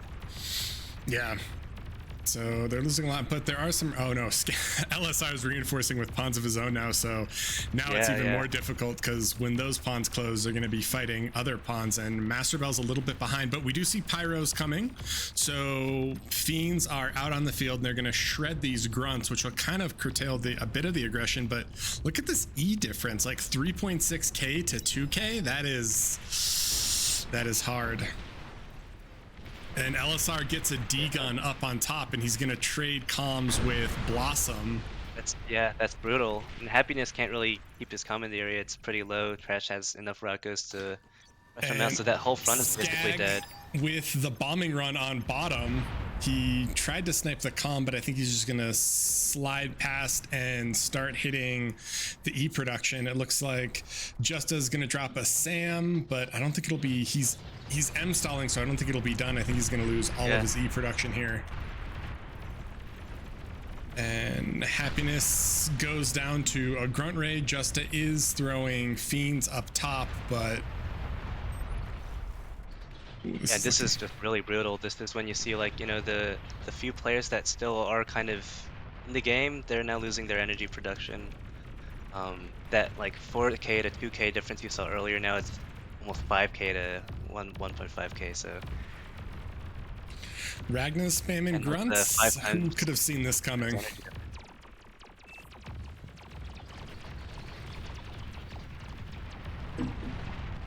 Yeah, and Skag that just did a lot. Whew. Snowballed real quick up there. Yeah, I mean, I understand the idea behind the agitator from Justice on bottom, but I feel like as soon as they saw it, they just backed off and ate all those rocket bots and then just went T2 and bombed. And it was like the agitator can't move, so it's just not going to be able to accomplish as much. Something that's good is if you try and go reclaim that once the enemy has properly responded, but in this case it's still there. It's not really having too much impact, so. And Skag has enough sureties to actually lock down all these AA bots. These crossbows are going to get kind of denied here. So the resign vote failed for some reason for Happiness Killed the Cat, but I think maybe they are just talking about the next game, maybe thinking about like, okay, what went wrong here? That raid happened. How do we respond? We want to start with an air player. I think sometimes it's nice to just have that conversation in between games to figure out what you want to do and how you want to approach the next one, but they are going to call it now. There it is. There it is. So, wow, look at that. Look at that eco from Malady at like whatever that is, 8 minutes. He just decided time to scale. But yeah, that's the unfortunate part of the agitator. Yeah, look at that E production. So interesting. I mean, definitely a good game. It felt competitive up until that raid from Skag, right? I mean, those grunts went in, and as soon as they lost all that E production and that rear lab, it just felt like it was borderline unwinnable for Happiness Killed the Cat. Yeah, because that just pretty much cut off anything Master Bell could do, and it allowed Ragnar just to funnel in the top. Because especially with that game right there wasn't like anything. I mean, that was the major change with Skag getting through there. There wasn't, a calm death, metal Aiton, that play alone pretty much, cut off Master Bell and allowed Ragnar to do whatever he wanted through top with all the grunts. Yeah, I mean, he just took that like little river path, and it was a little rough there for Happiness Killed the Cat to respond. So that was game 1 on Arkham Cats Valley, which goes to Barcode. And that was actually the map that Happiness Killed the Cat picked. So game 2 is going to be on Erebos Lakes, and that's what Barcode picked. But it is a sea map, so hopefully the lobsters can channel their inner straight and somehow, call the sea to overcome Barcode. Do we think they can do it? Definitely gonna be interesting, because last time we saw Airbus Lakes being played, I think it was not the leftover, the main course. They skipped C entirely. Yeah, and I versus think this DBS. time we're gonna see the opposite, where both teams are gonna invest heavily. Yeah, I mean, it's going to be, I'm assuming, Ragnar versus someone else on C, but no, I agree. I mean, I think that you need, on almost all these scene maps, you just can't skip C. I kind of understand the idea of the no C map, but let's see. Wow. Oh, hold up. All right, let's hop in here. Malady. So C or no C? Let's go no C. Ooh, boy. So I was wrong. They can do something that the main course cannot. Or see how they differ from what they wanted to do. Yeah, they're doing the same spawns as main course now. And we're gonna see. I mean, so let's see if main course, had the right idea all along and just execute on it, or if no C truly is not a great play. It's gonna be an adventure, but looks like Happiness Killed the Cat has more standard spawns, so Blossom will go take the second one there. Curiosity is going to take the normal lane, and then Watch Me Do This Injustice are taking those with Happiness hopefully holding the C. Not contesting Island is just crazy to me, because look at the value of those mexes. There's 4 2.0 mexes, there's 4 3.1 mexes, and there's a ton of reclaim. Here's the thing, right? I don't think you actually need a C commitment to contest those mexes. You can airdrop stuff to the mid island with air. Especially maybe like if you want to get those rocks, early reser can just drop down there, reclaiming. You can have a constructor maybe make at least the 3.1 value mexes in the middle. I don't think C can actually hit those. So there are ways to kind of mitigate your losses if you don't invest a lot in C. You can still kind of reclaim some of that metal. You can still try and expand. Maybe even make hover plays to raid the enemy mexes. But yeah, let's see if that's what they end up doing or if they just give it up entirely. I think reclaim is 'Cause nice to have, but it's not always game deciding. the problem still lies is how do they deal with, T1C hitting the crossing lanes through the water? Well, I Yeah, think you for can these respond to ones. that by just not kind of pushing T1 through it, right? It's like we've seen the all-in T1 push is kind of sus on this map where it's so big, it's so far to really travel across the map, and once you get to the midpoint, even if you get like a little bit past the mid area, Fender's advantage is just so big. You have so many units streaming in from multiple people to go defend if you push in. So I think the T1 is tough. I think if you are struggling, especially if enemy has Pips coming in to defend that choke, I think you just don't push anymore. You just get eco. So in terms of spawns for this is AFF, but he's on Barcode. So Skag is arm bots, LSR is core bots, Malady is arm vehicles, and they don't have a C player. Ragna is core bots, and Trash is arm bots. For Happiness Killed the Cat, we have Blossom with core bots. We've got Curiosity or Master Bell with arm vehicles. Happiness with the core C lab start. Watch Me Do This with arm bots, and Justa with core bots. So pretty good mix of everything, although we're going to have to see. I'm kind of curious with how these vehicle labs are going to fare. We've talked about how we'd like to see them, so hopefully they can deliver. Right? I think this is the kind of map where you start to see more people go in vehicles. I think if you remember from the earlier Erebos game, we saw like Chisato start vehicles. I think Sabotage started vehicles. We see a lot more vehicles on these maps where the expansions are farther apart, and that's because the constructors move a lot faster. Right, on the If you flat ground when compare it's straight. vehicles to if you compare the vehicles to bots expansion, look at their metal produced. The bots really fall behind quite fast. So Happiness gets the scout. He sees that there isn't an opposing C player, so looks like he's sticking with comms for now. And then he's gonna start walking his commander. Looks like he's walking his commander forward, which I definitely like. And they don't have a commander or anything else going mid. They also don't have an air lab. Does either side have an air lab? No, right? It looks like all front for now. One of those maps that are quite big, so going air lab makes a lot of sense, but to start with, maybe it's easy to feel unsafe that way.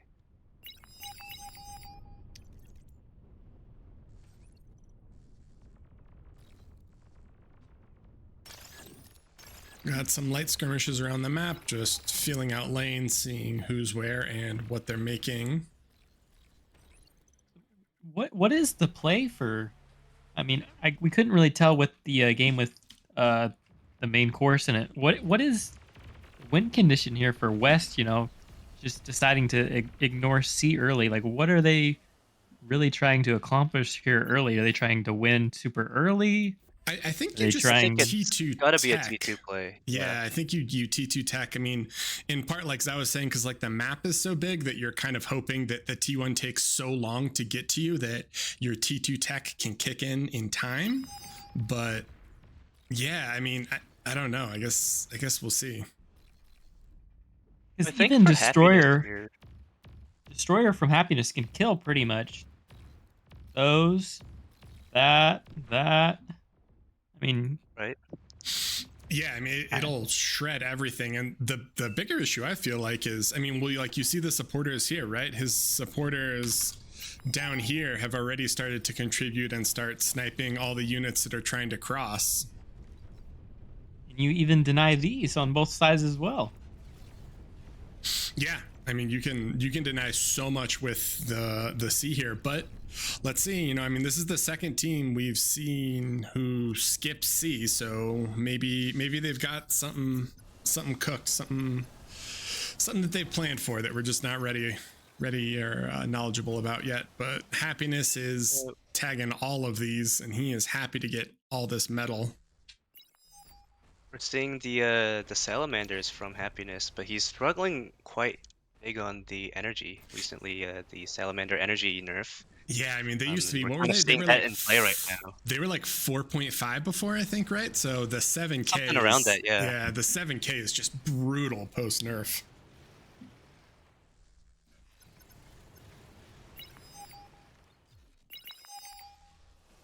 So something I think that Happiness should have done here maybe is once he saw that there's no C, I think he can like kind of expand, grab these C mexes much sooner, especially that one that's like very close to his base.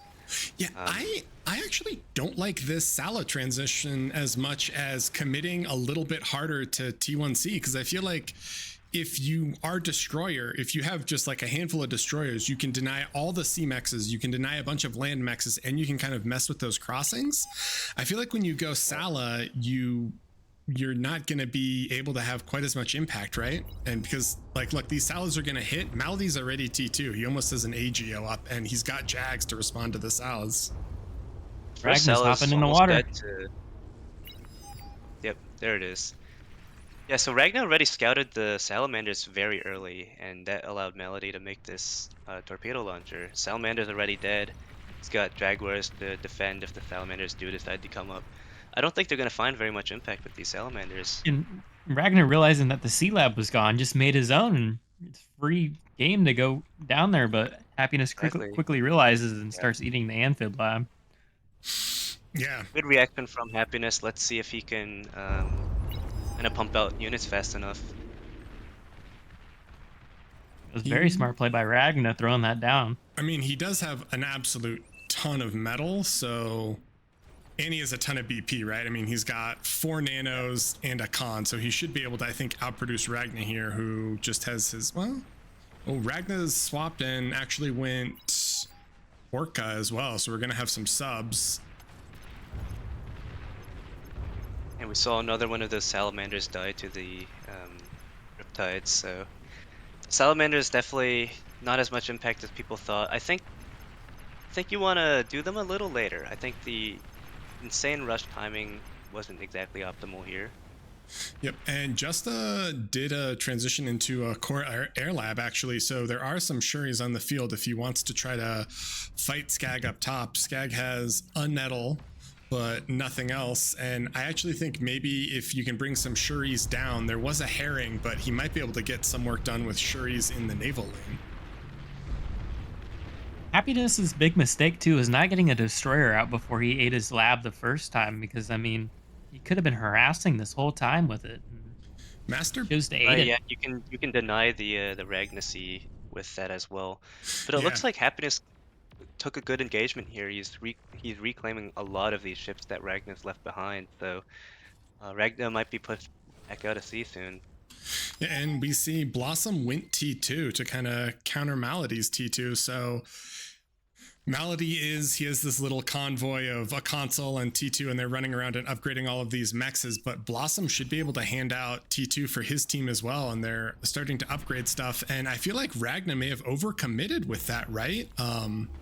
Because that was a pretty big feed, so Happiness has the C advantage. And here come the Shuris. Yep. Oh boy. Shurikens, I don't think it's as big of a deal, though. Units. They haven't been changed in 2 years because they're so balanced in situations like this. So the good thing about this Ragnar C swap is that he totally gets that pressure off of his other players, where Happiness can't really make those amphibs anymore.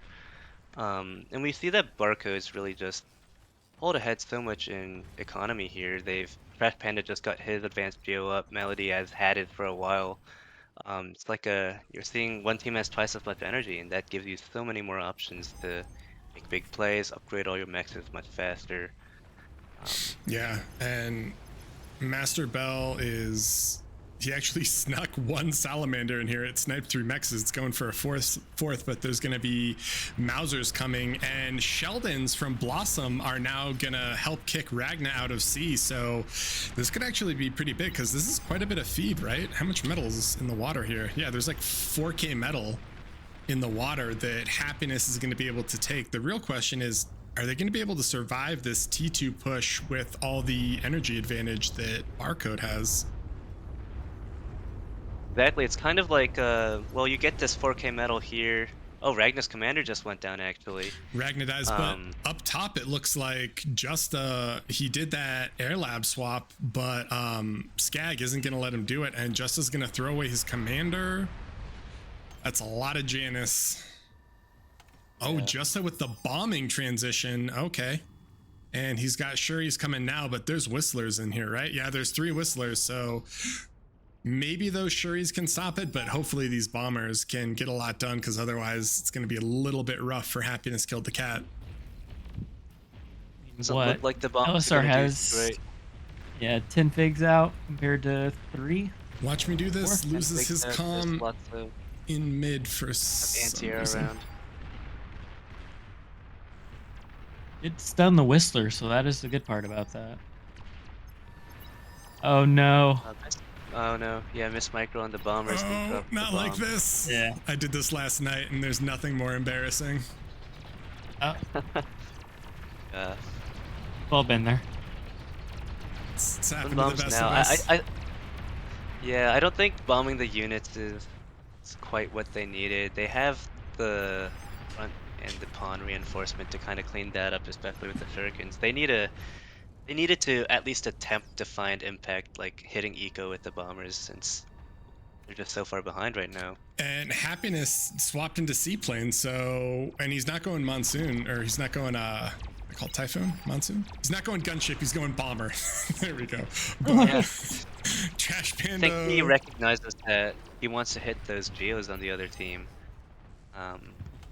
But it might be too little too late, or maybe they might not even get the bombing run out. Yeah, did you see the 1-2 from Trash Panda where he stunned everything with Shuris and then ran them, and the Jags ran in, and so it's like if they bring fighters, the Jags AA can kill them, and then the Shuris deny everything else. They're stalling on E so hard. Front anti-air, it's so good. Yeah, they are stalling on E. They have 1 AGO? Oh, they don't have the northern AGO, unfortunately. Yeah. Unfortunately, that means that Watch Me Do This is going to lose his front T2 lab, and I think that looks GG. So once that's gone, they just run and kill everything. There's nothing to stop it.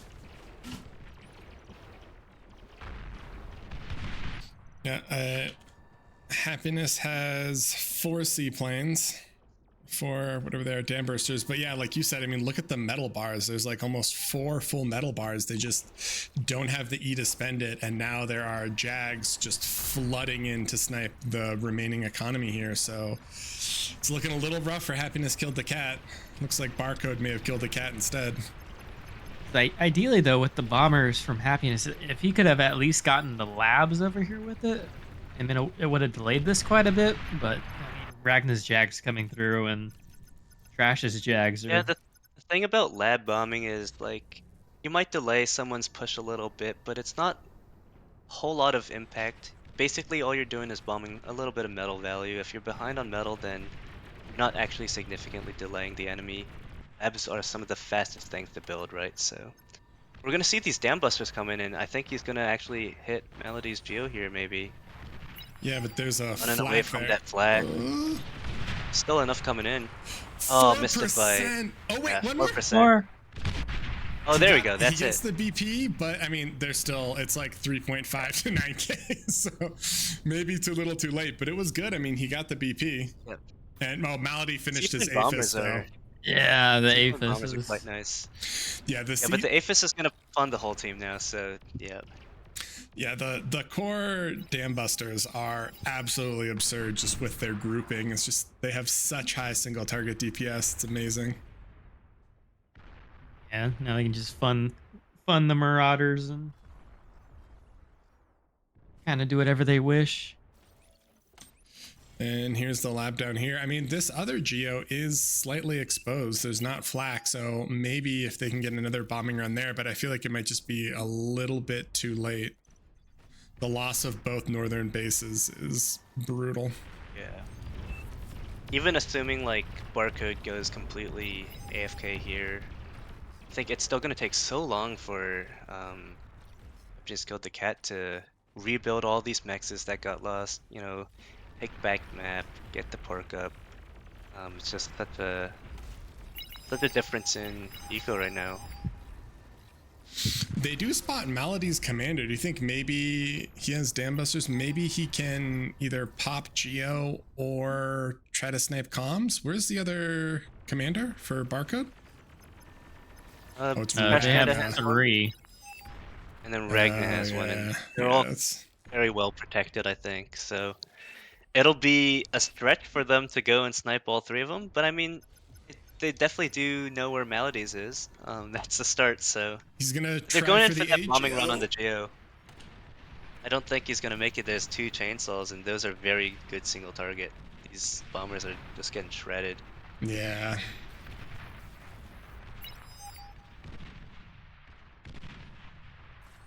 Eat it. Yeah, he's gonna prude it now. As soon as he saw that, he's like, "Oh yeah, that can kill all my BP." let's get rid of that. I like this lone Jaguar over here. He's just taking a little break, hanging out. But is a push top. Oh my god, that is a lot of pawns. But Pyros or Fiends kind of cleaning it up. But I think the gunship maybe is going to be too much damage. It is T2 versus Jag AA. Yeah, I really like the brawler gunships. What are they called? Roughnecks. People don't make them quite as much as they should. I think they miss a lot of shots, but they have naturally high DPS and really tanky. And here come the Jags, or the Maras. So Happiness killed the cat, sees them coming in. Oh, that was actually a really nice amp. Oh boy. Is it enough though? I don't know if it is. Happiness Doing Platy's everything they coming can up. to survive, but it's not enough. This platypus double amphibious flank is happening, so you can only really defend so much.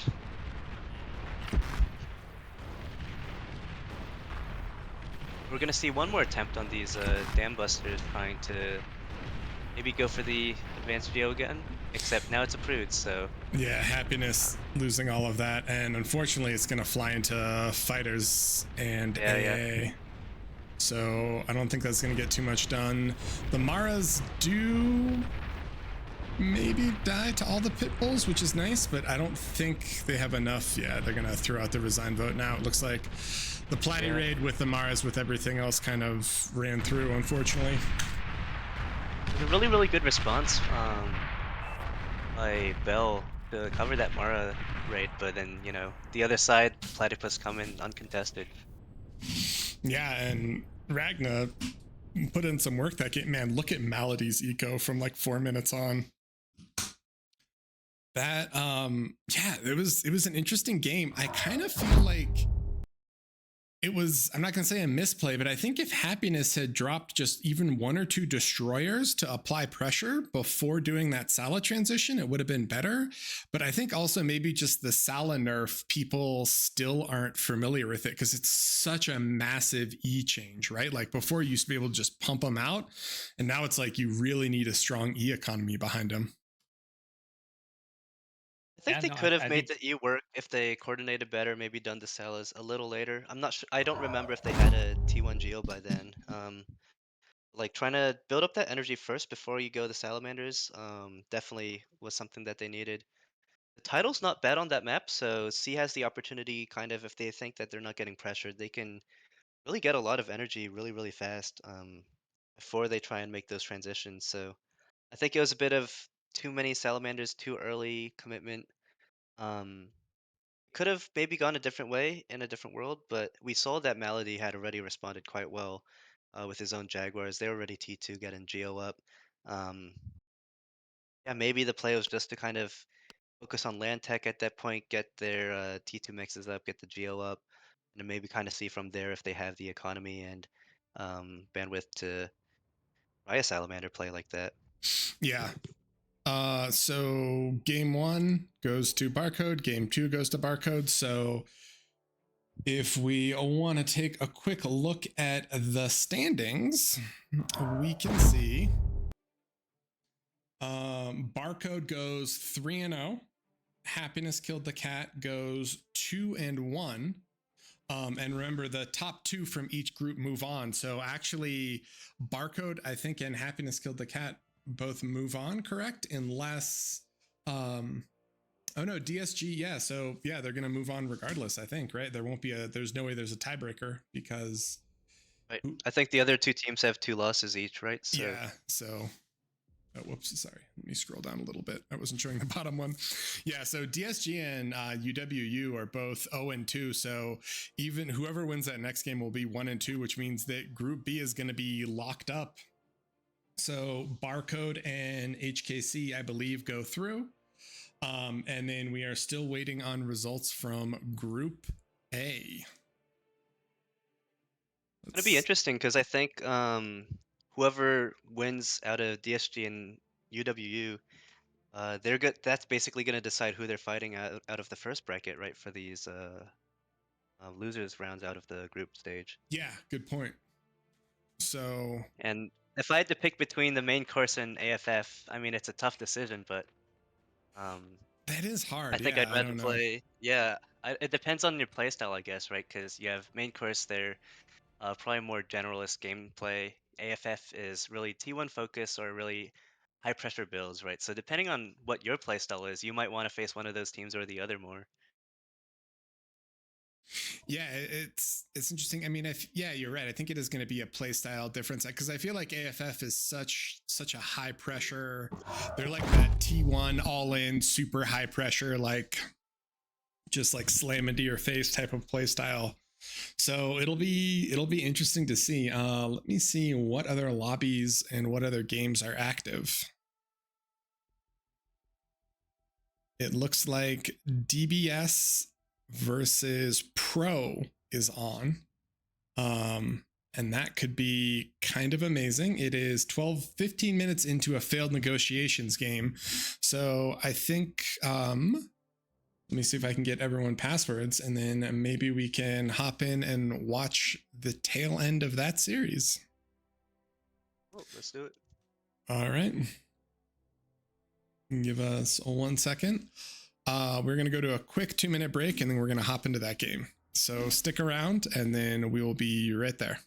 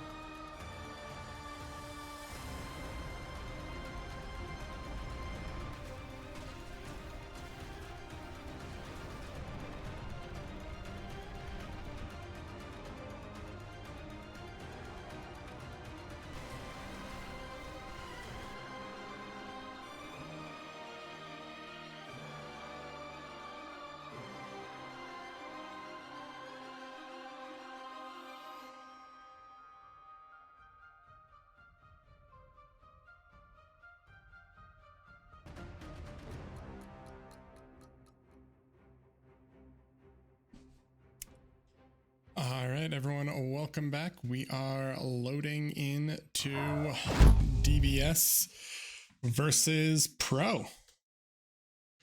So we're gonna catch up really quick and then hopefully catch the tail end of the game.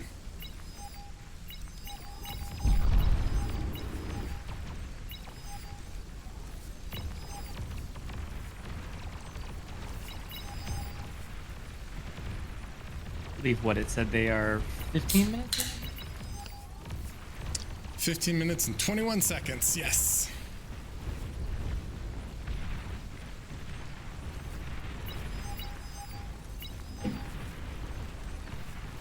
So it looks like DBS is holding mid at the beginning. And both the strong C's are winning. Narn looks like he is cooking Daywalker, and Hygan actually looks like he might be able to beat Austin. No, wait, Austin gets a bit of feed from there. All right, we are almost caught up. Massive mid push from Pro, though. Looks like they broke the position and they're gonna get some rating.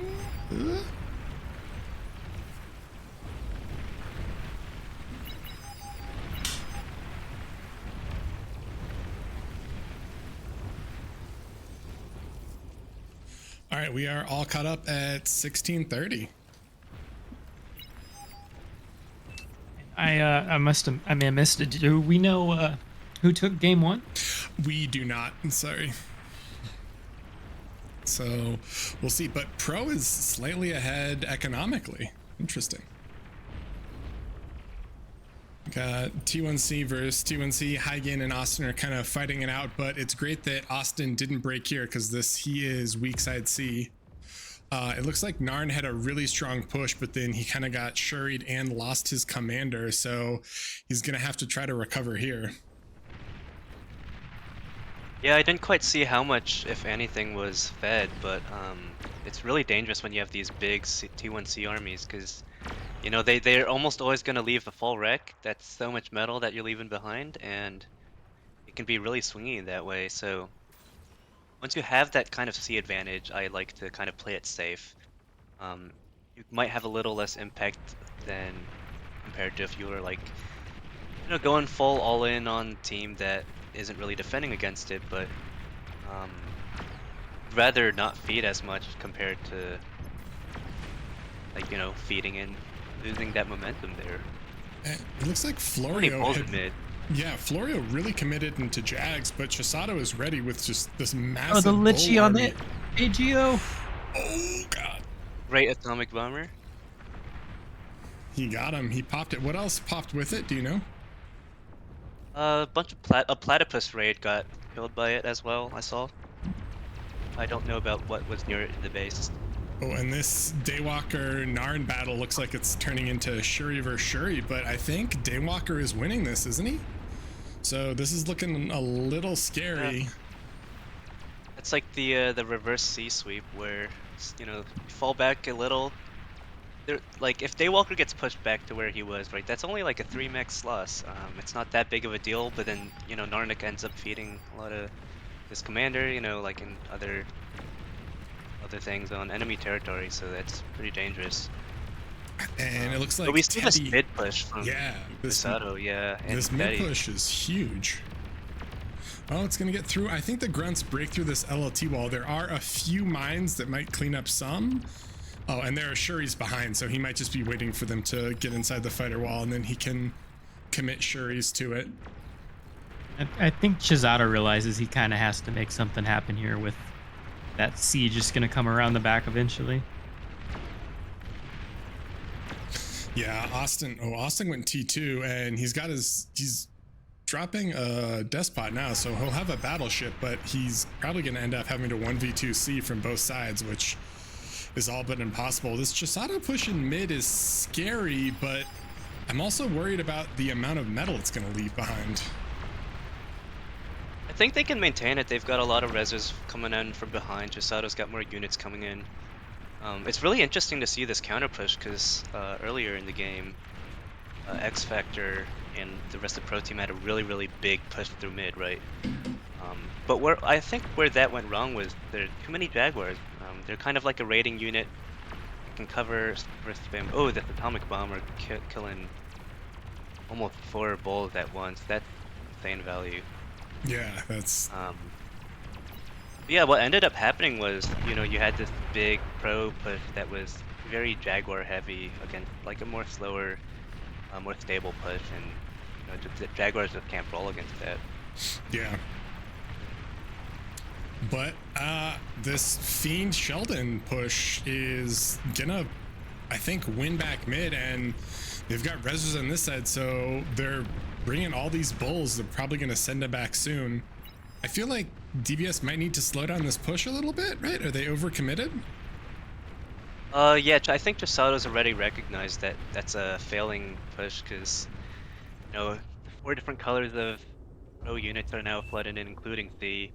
He's actually gone T3 Razorbacks here, very quick swap. And I think he's hoping to be able to regain some of that control there. Razorback is a really, really good generalist unit. It'll take care of all these grunts, pawns, fiends, Seldons, and bulls all at once, right? So I think he's really hoping for the Razorback to work Randy out. calling out Chisato for making ticks. Chisato apparently forgot that ticks can't cross the water there. We've all done it. We've all been there. Yeah, Randy going for that mental damage. You gotta do it. It's like River Run, where you see the tick and you're like, oh yeah, never mind, it can't cross these rivers.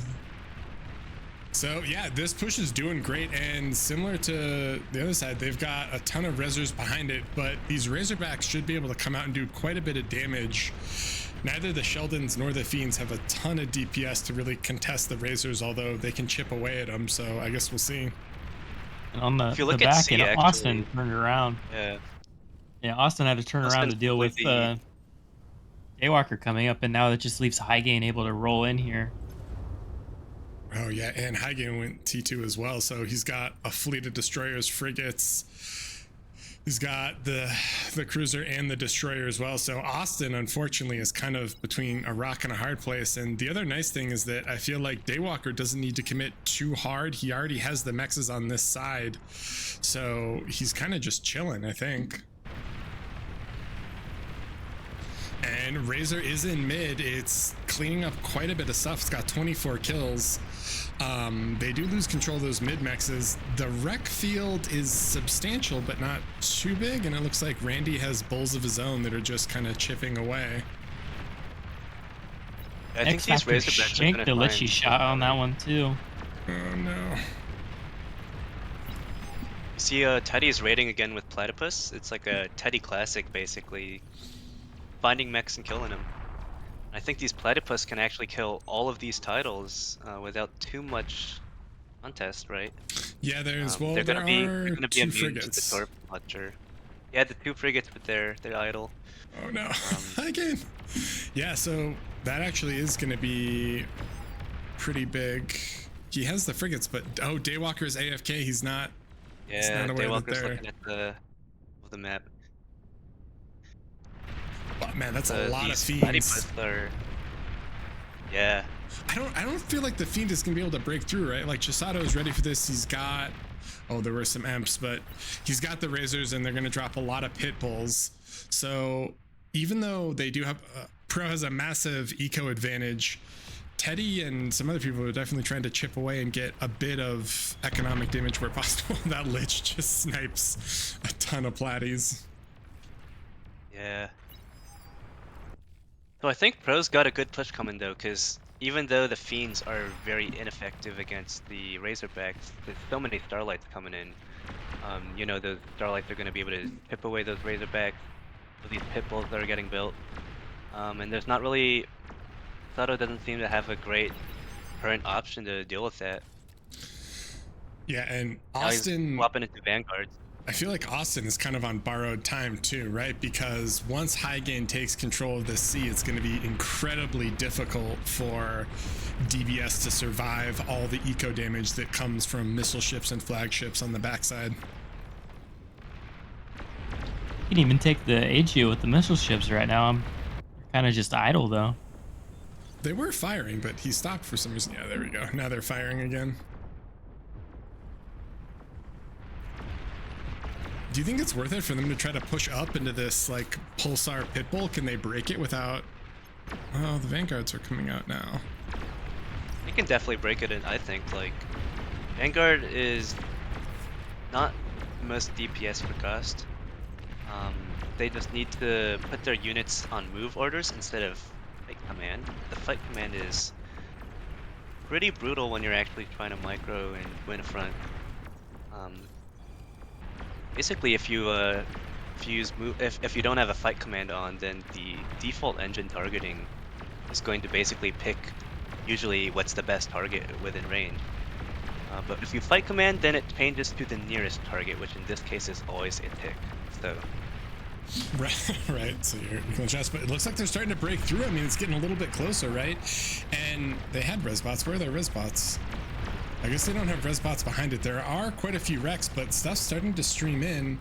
They've got ticks, but I mean, look at the fiend. I feel like Florio has just been spamming fiends. He just has fiend on repeat, grunt on repeat, send them, and they're starting to do quite a bit of economic damage here. Chisato's losing some nanos, some BP, and they're starting to get in, right? yeah, it looks like they're pushing in. Otto's losing Razorback still. Now he's about to lose his build power economy to these pawns streaming in. Yeah, his commander goes down too and only takes a few pawns with it, but I think Pro is smelling blood in the water and they're literally just gonna spam straight down. Like, these razors are here, but I don't know if it's gonna be enough just with the sheer aggression coming out from Randy and Florio. Well, and X Factor too, just streaming everything in. Chisato's main base goes down. DBS is really struggling here now.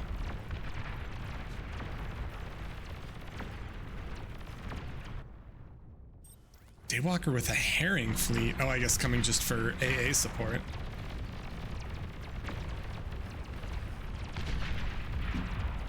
And Teddy with another Platy raid, but I'm a little worried this because I feel like Platy's struggle versus most other ground units.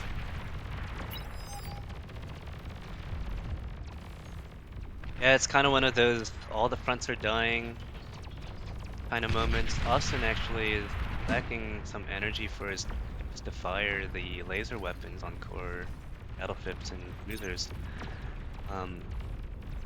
Austin's been doing some great work here. He's still like very much above 100% damage efficiency, even while getting his whole army obliterated. But you know, just the eco difference is too big to fall behind like that. They call it too. Wow. Yeah, it was pretty resignable. Yeah, I mean, do we know if they have one more game to play or if this is... We don't. I joined, but we didn't actually see. Yeah, I mean, look at that X Factor eco. Good God, that man was massive. And Chisato was in line with him for a bit, but not quite able to do it. Let's ask him. That was game 1 or game 2?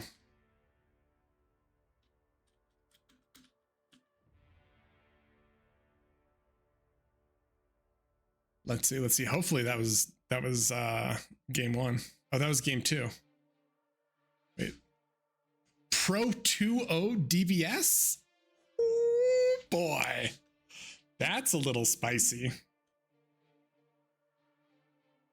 Yeah, that's really, really interesting. I mean, people thought that DBS was kind of favored to win the tournament, right? Yeah, I mean, I think so. I also feel like Pro, for whatever reason, really matches up well versus DBS. They have very like rock solid, I think, frontline pushers, and I think that's really, really nice to have. We saw them attempt earlier the like the Forge all in T1 against the Fast T2. It's like that kind of coordinated frontline pressure where all the fronts are pushing, and you know, you don't really have people who are available to help their neighbors out because they're also kind of fighting this full frontal pressure. Didn't quite see the early game here, so I'm not sure if that's what happened here, but that might be what I would have expected. Yeah, that's kind of amazing too. Okay, so we're waiting on, I think every single series has finished with the exception of AFF versus TL. So if we look at series really quick, scroll down for everyone. So Pro went 3-0 and DBS went 2-1. Interesting. And then we are waiting on this AFF game to finish. I think all the teams saw that my qualifiers prediction was too good, and now they've all colluded to totally ruin my expectations for the group stage. That's it, 100%. The world is against you, Zhao. They're like, first, we're not going to let him play in the tournament, and second, we're going to make sure his predictions are wrong. What do we do against Big Bar, huh? What do we do? How do you survive it? Well, right now you're looking like Big Bar. all right. Let's be polite here, boys. No. So we are in a holding pattern, correct? We just need this AFF game to finish. It looks like it is being cast on Shadow Whisper's stream. And we could hop in and maybe catch the tail end. I think it might be ending soon, though, based off a resign vote. So tell you what, we are going to go do a quick 2-minute break. And when we come back, we will either catch the tail end of AFF versus... Why does it say versus Patak? Sorry. AFF versus the leftovers or the main course. And then from there, we go into the playoffs. So don't go anywhere, and we'll be right back.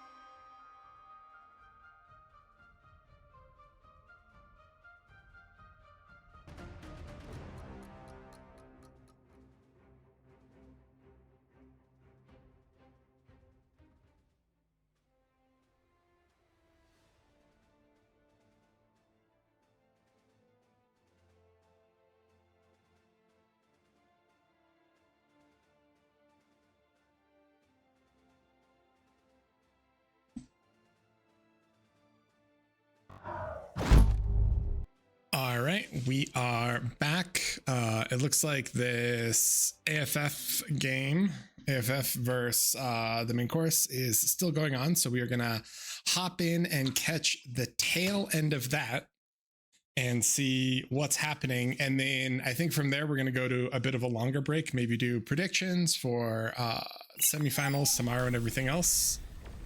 But hold on as we get caught up, and things go very, very quickly. So hopping into this game.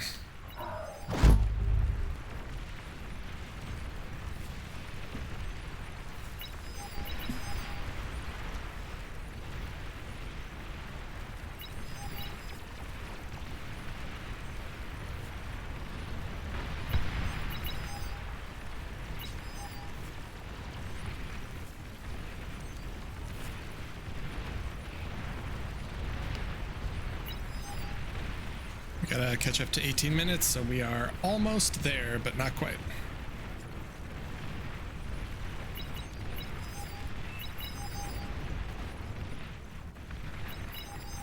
like we had some decent bombing runs.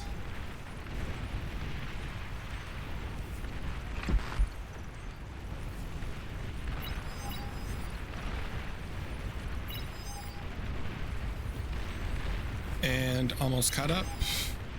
So Patak went T2. He's got hounds in mid, but we've got, oh, that was a nice, oh, that was a nice hemp, but he kind of got baited in.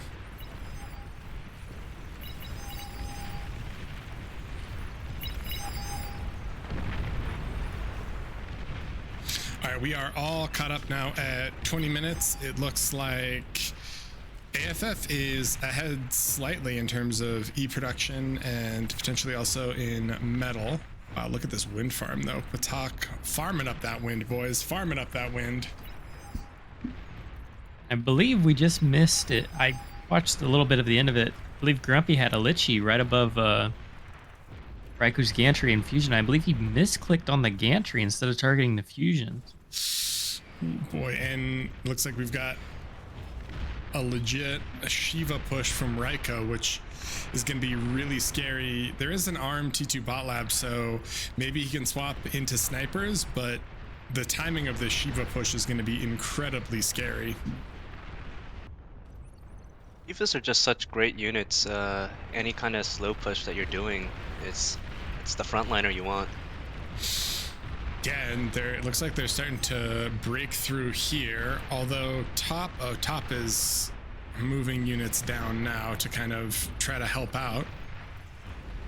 But it looks like AFF actually has quite a bit of pressure here, and the main course is going to need to figure out how they're going to withstand the Shiva push because, oh, he even dropped some Kargs. Oh, I like this. Raiko actually is going to go Karg and then abuse the terrain on top. But the Shivas should still be able to do quite a bit of work here as long as they have supporting units.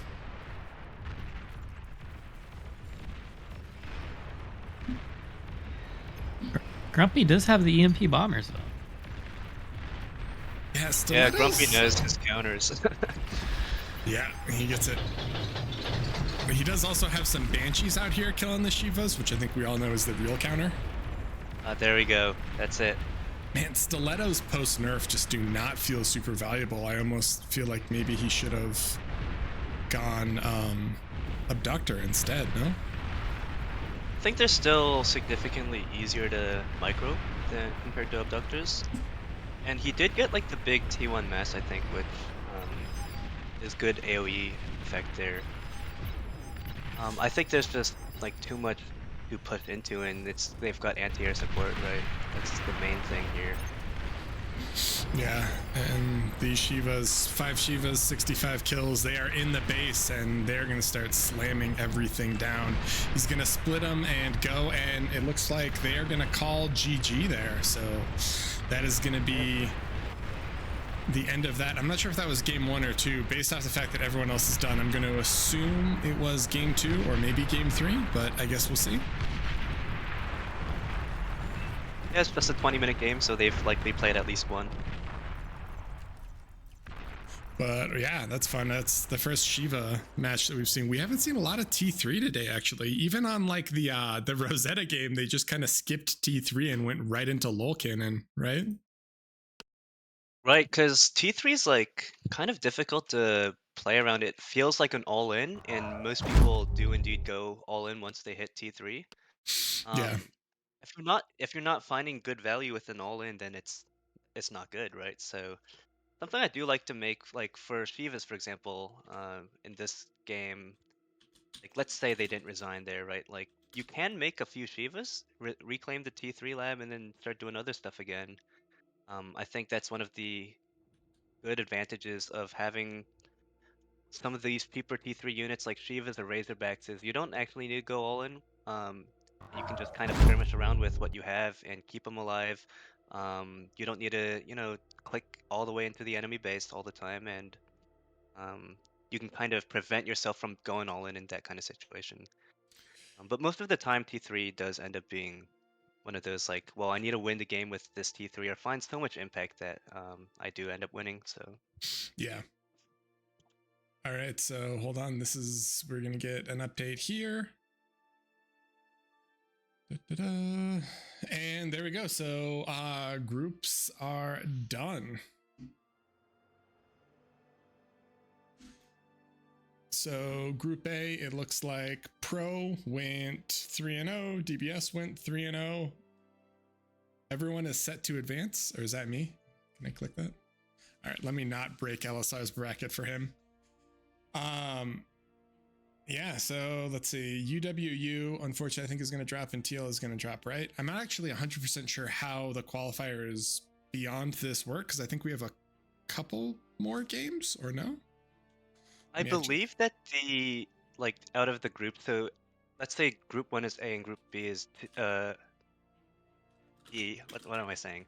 I think A3 plays B4 and A4 plays B3. I might be wrong here, but I think those are the next rounds. Yeah, no, I think you're right, actually. But hold on, So let's TL ping and LSR. UWU, yeah, TL and UWU still have a chance to make it into the main stage, I think. Okay. Hold on, let's ping LSR and get him in here. Talk about what on earth is happening.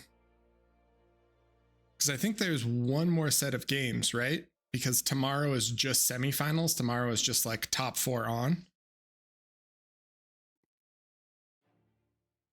Maybe. Maybe. LSI? LSI? Oh, switch to stage. Oh, I'm apparently, hold on. I'm apparently looking at the wrong section.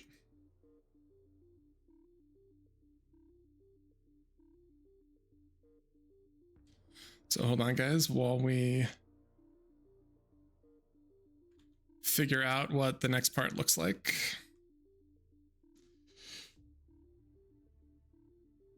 So basically we're going to free 2 teams. So it's like a little bit of a playoff. So I'm pretty sure what Zhao said was correct, where it'll be A3 versus B4. I'm also not showing A3 versus B4. So hold on. Let me actually give you something to look at that makes a little bit more sense here.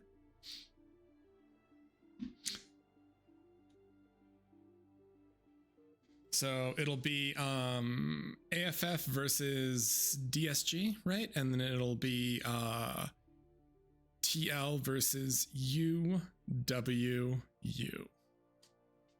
No, I think it's the other way around. It's AFF versus UW and TL versus DSG. Oh wait, yeah, sorry, you're right. I did 3 versus 3, not 3 versus 4. Yeah, sorry. So AFF versus UW, and then TL versus DSG.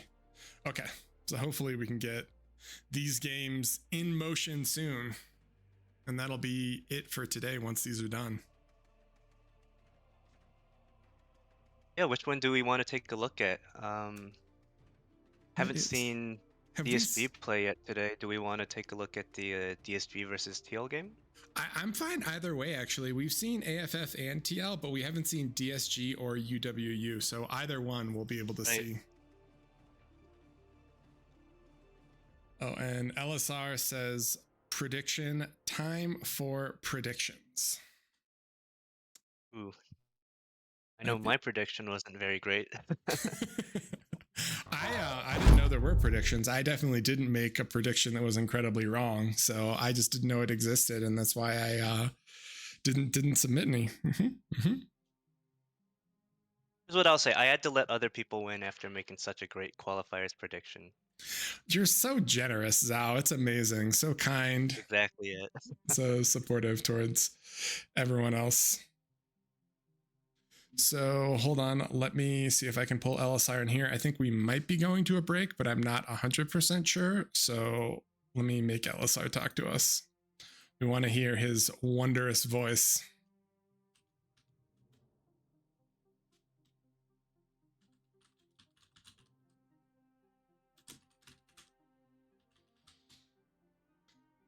Aside from that, though, I think these are still BO3s, right? We're not in BO5s. BO5s is just for finals, but I am excited for BO5s because it's like 2 bans, 2 picks, 2 bans, 2 picks, and then the 1 remaining. So I think maybe some of the like insane maps or insane strategies for maps might come through on those.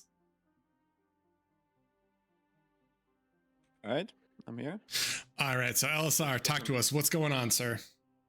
So we're gonna basically do playoffs gonna start tomorrow, right? But we're gonna let 2 teams go, and we're gonna play the losers bracket as agreed. So apparently the group stage is now finished, so everybody should be making predictions right now. I hope it's spamming. So it's gonna be Uvu versus AFF and leftovers versus DSG. And on the top bracket, we have like really interesting win with Pro over DBS. So tomorrow we will play the Pro versus Happiness Kill the Cat, and Barcode's gonna play on the DBS. So yeah. And tomorrow the whoever wins between Uvu and AFF is will have like a little bit of a break for tomorrow's game while we play the first game, so those guys can hop on a little bit later while it's going. Okay, so I think we've watched a lot of AFF, so maybe we'll watch the TL versus DSG game just because we haven't cast them yet. I want to try to spread the love, so hopefully we can see the DSG game once it's up. But did you say that there's a little bit of a break?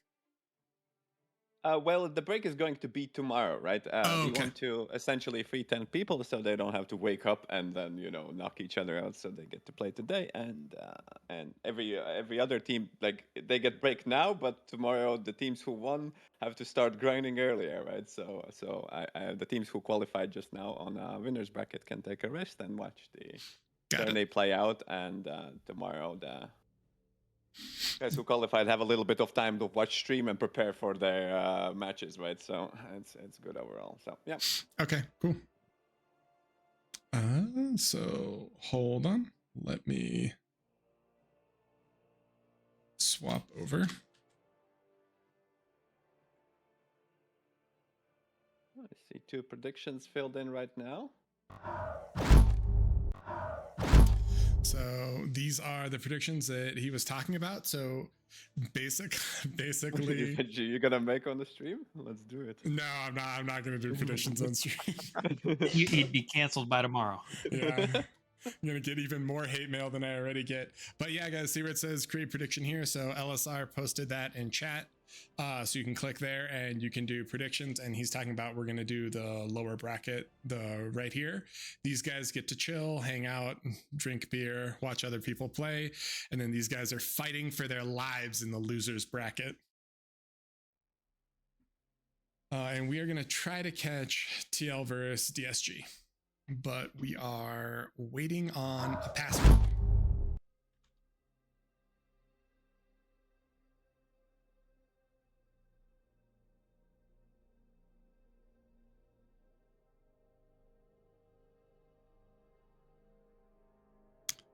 So hopefully, I see Kuchi loading into a game. So I assume this is going to be the lobby.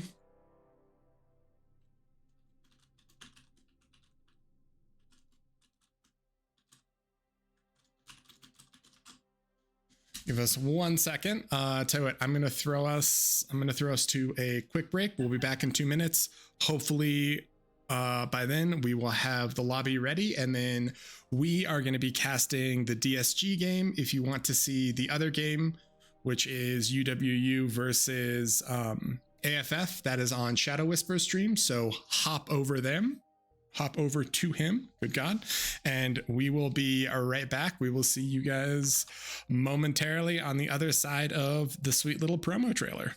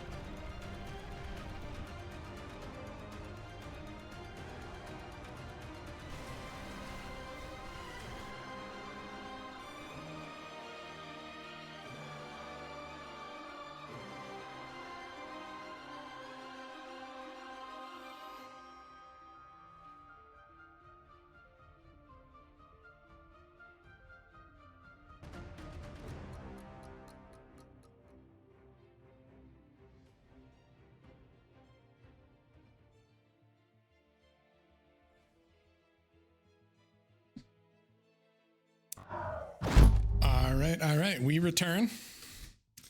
We've got 2 out of 10 people in the lobby. So we've got dreams. They're just not quite realized yet.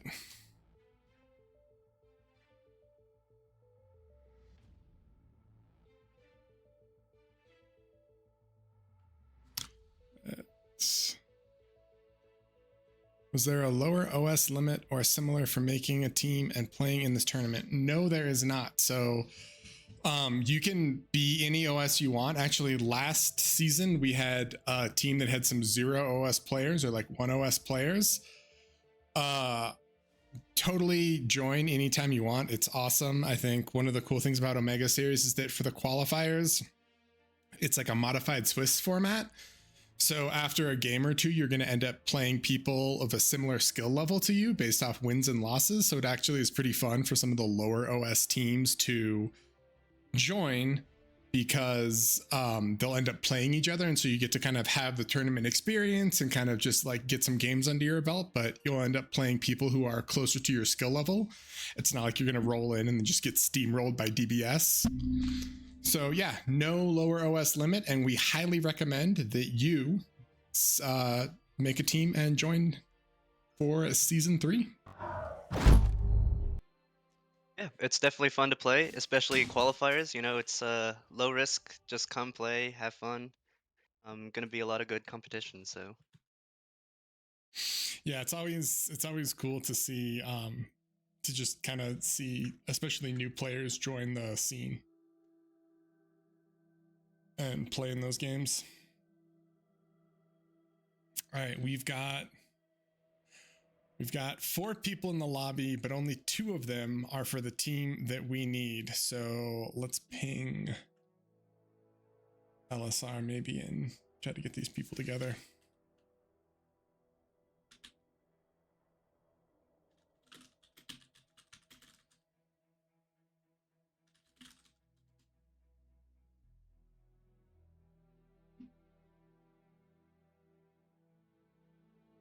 All right, we are gaining more players, which is a positive.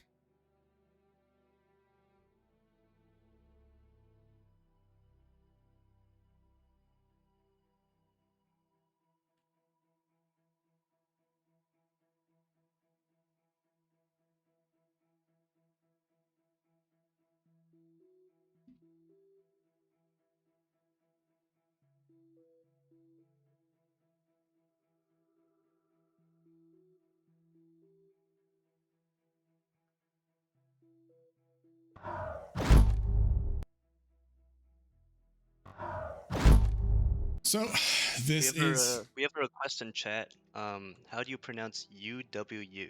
So that's exactly how we've been pronouncing it. and that is exactly how you pronounce it. It's actually short for the United Women's Union.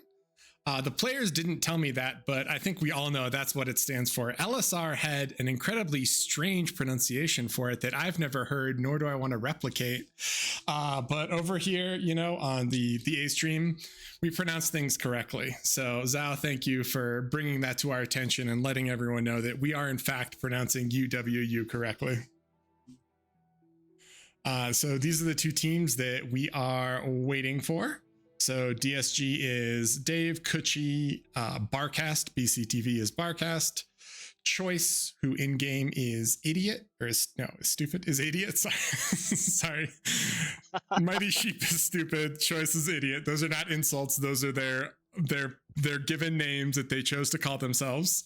And then MBT is, I don't know what MBT's name is right now. Hopefully MBT. I think Ural is...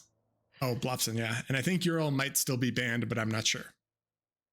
I believe he is. Oh boy, Ural. I've only watched a couple of their games. We watched a kind of a fun game of theirs on Gecko Isle during qualifiers. It was fun, but ended up getting rolled by Austin. For the main course, which used to be the leftovers, we've got Goopy, Sabutai, Flash, Zlo, Patak, and Grumpy. I'm not sure who's actually been playing for them today. I know that we've seen... I don't think we've seen Ziolo. Yeah, we haven't seen Ziolo. I'm not sure where Zlo is, actually. Wasn't he he took the it's the game they didn't go see in, right? And he was yeah, Zilo Oh, was in he that was in game. the game. Oh yeah, you're I right. guess they've been rotating. Yeah, maybe. I mean, to be Oh, I fair, think Grumpy he's wasn't playing in the first games. yeah. Well, Zlow's Russian too, so I think he maybe like it's a time zone thing as it starts to get a little bit later. Yep. It's only like 9 p.m. Isn't that bad? Oh, okay. So, and it's yeah, I think it's Zlo, right? LSR because it means evil. Oh yeah. Yeah. Yes. And then Ubivater means killer. I found that out in last BPL as well. Every time I think miss. Stardum's the only guy with the really bad time zone right now. Yeah, for Australia, all these tournaments just suck, unfortunately. Like I was asking like Snoopy, Seagull, you know, all these guys. It's like, hey, you know, Golf, like, are you gonna make a team or like play in a team? And they're like, no, because it starts at like 1 a.m. or something. I'm like, all right, wow, that's fair. That's fair. Hellhound was able to play at least qualies, I think. Not sure. Yeah, he played, but he was in I think he was in Okay, South later Africa on, at the time. Yeah, he wasn't in Japan. All right, guys. So good news. We've got 5 out of 10 players. The bad news is all the players are from one team, which leads me to believe that the other team isn't aware that they should even be in this game. So we're going to hunt them down. We're going to see what we can do here.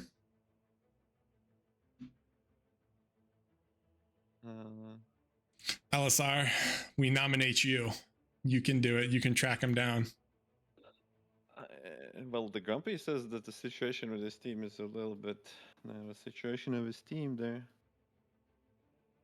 Okay.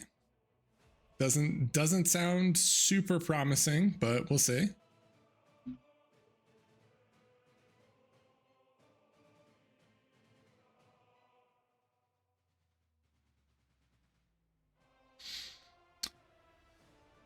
So this will be a BO3. If you guys are unfamiliar with how these go, just so you are familiar, we can briefly talk about all of these. So for oops, that is the wrong side. So for Omega Series and BO1s, it ends up being 10 bans, and then there's 1 map left over because there's 1 map in the pool. For the BO3s that we're in right now, it's 4 bans, which you see up here, right? And then 2 picks, 4 bans, and then there's 1 remaining map. Tomorrow, once we get to the finals, we'll actually see some BO5s, which I think is where we might see some kind of crazy map selections. So those are ban pick, ban, like 2 bans, 2 picks, 2 bans, 2 picks, 2 bans, and then the remainder. We're obviously not sure who's going to get in there yet, but once we get this last set done, it should be interesting to kind of see where all that goes. Zao, Rage, and LSR, do you guys have any thoughts on the map pool or any kind of things that you were surprised that we saw more of a map or less of a map? What are your guys' thoughts on the map pool?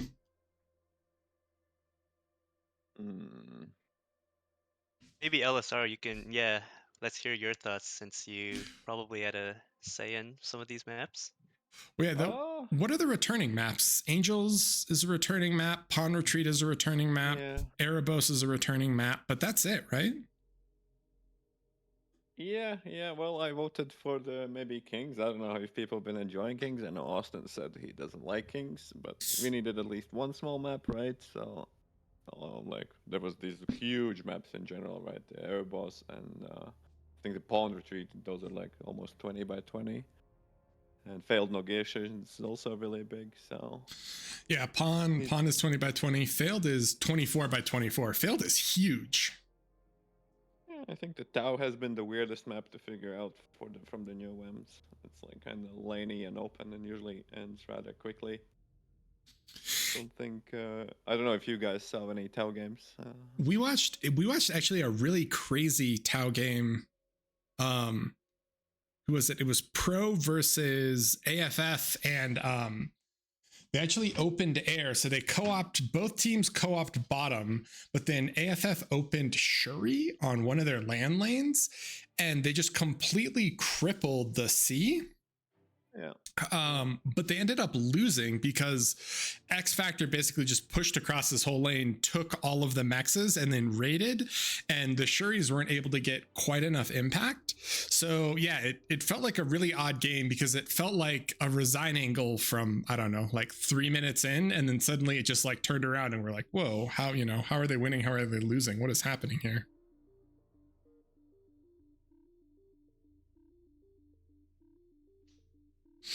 All right, we do have some good improvements though. We've added 4 inactive AIs, so definitely going.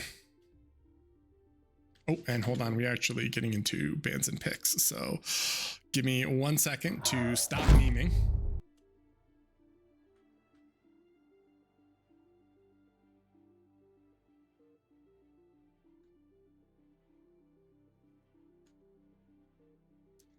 And Speaking of memeing, this is how this is gonna go. I don't think so. I think they're just preemptively. I think we're just doing bans and picks right now. So hold on. So did Right, so the rest of the team just think that maybe the losers bracket started tomorrow? I'm not sure. Wait, Patak is in Twitch chat. Patak, get in this game. What are you doing? Hold on. 1 second. He's in Twitch chat.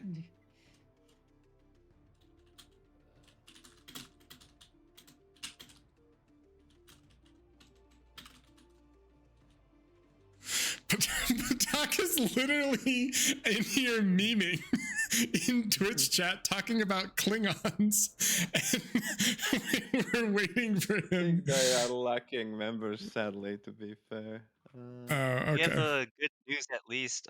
Rage, you've been waiting it's up to to them. see King's Well. Assault, and King's Assault has been picked, so.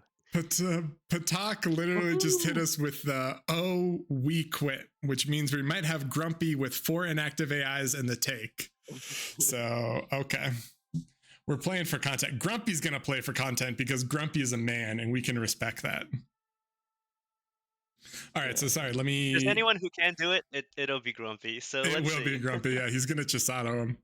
So sorry, I was not paying attention. We have a ban on Gecko. We have a ban on what else? Gecko ban Hellas. Gecko, Hellas, Rosetta ban, Angel Crossing ban, Tau ban. Angel Crossing ban. Wait, and then what was? Wait. Oh, he's banning Tau, but it shouldn't be. Oh, he picked Kings. Wait, no, what did he pick? Sorry. He picked Forge and then Kings. Grumpy picked Forge, Coochie picked Kings, and then Grumpy bans Tau. Suggest that There's a little bit of communication happening here. All right. instead of Grumpy tried to ban him leftovers, after it should be Kings got just picked. one leftover. No, Grumpy's actually the main course. Yeah, They Grumpy's the main course. they That's right. started without Grumpy in the first games, and then now it's only Grumpy. We got what? Ban on Erebos. Ban failed. Ban on Pawn Retreat. Wait, what's our last map? Arch Simcats is Here the we go. remaining one. All right, guys. So let me just briefly show you the lobby. So Doing the Iron Man challenge. This is the actual team of DSG. And then we've got the man, the myth, the legend, Grumpy, with 4 inactive AIs that he's going to slash take. And Grumpy is the type of man, he doesn't need teammates. He doesn't need any of that trash. He's just gonna 1v5. All right. So if there's anything that you want to watch, it's the master at work right here. This is the content you came for. We all know. This What? is the Comet content Catcher. you came for. Why is it on Comet Catcher? So, tell me, kid. I They went through all the Forgot to change the drafting map. just to play on CCR. Don't worry, guys. Okay. Yeah, this is the new version of Forge. If you haven't seen it yet, Yeah, I remember they just pushed that shader update, Advanced Shader Mark II. Battle So, yep. Don't worry, guys. Everything is going just like we planned. No problems here. No issues at all. We're doing good work here. We are now on Forged, and we are about to start the real game. It turns out when Sheep got done at CJ's house with the wire cutters, he went over to the main events players' houses and left just Grumpy. That's right. Left just grumpy. Yeah. Sheep's the real brains behind the tournament. He is, right? He's like, oh yeah, let me get banned. Oh no, I can't play. What's that? Oh, CJ's internet is out? None of Weird. you can play either. All right, here we go, boys. Here we go. Grumpy versus Kuchi, Choice, Dave, Barcast, and who am I missing? And Sad Panda. All right. I think it's more The so here downside he of gets this take is only he gets to pick where he starts, and the AIs just place.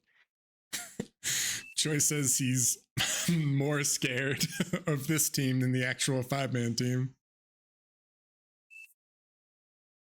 I mean, at least you can't blame your teammates for this loss. That's true. The one issue, I think he's right though, because Grumpy might have his commander spawn in back, which is not what he wants. That's gonna kind of suck.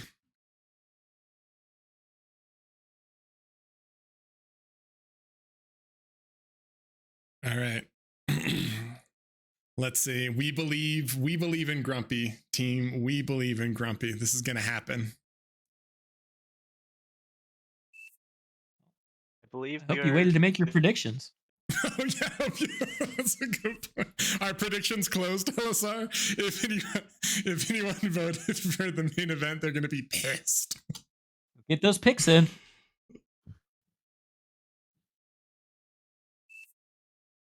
I think they're gonna Just pause look- it start just so Grumpy can get some takes going. Usually, paused. I think usually the Just like- tournament we don't have the pauses at or commands during the pause, but this is a kind of a special situation. This is match fixing. Because just like Grumpy, more than likely your brackets are cooked. All right, so the real question is, this is a little bit of a long shot, but if Grumpy wins, do they bring the rest of the players back, or does he continue in the tournament just one man with 4 inactive AIs? Game started. Good question. This is a terrible map for the inactive AI stuff, though. They've Yeah, all they did started on not. the back because they I guess they identify the 4MX clusters and don't realize that the mid spots are the same income or even more actually. It's a proper bot name as well, to be fair, like a player. Yeah, everyone's just a player. It's just a player. All right. So we got a triple co-op lab from DSG over here. Looking good.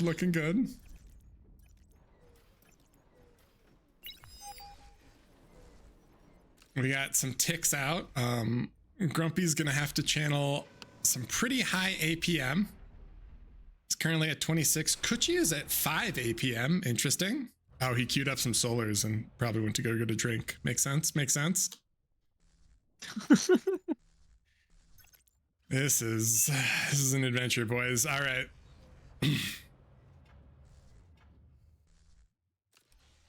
So the ESG team is now scouting and finding out that the AI is all placed in the wrong spots. Yeah, they did start it back. That is unfortunate. I mean, the commander walk time is going to be a huge deal, right? Yeah, for sure. Looks like Grumpy's already trying to get a head start on that commander walk time. Uh-oh, this tick's going to get in and snipe a max.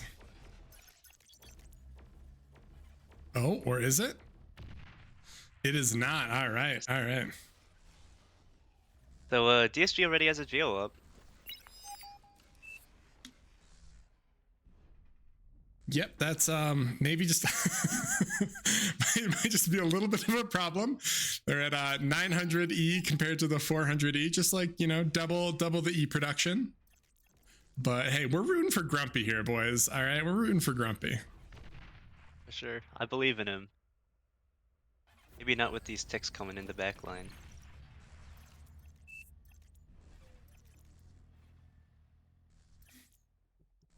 Look at this Resbot army from Choice. He's just out here. They got 6 Resbots just eating all these crystals.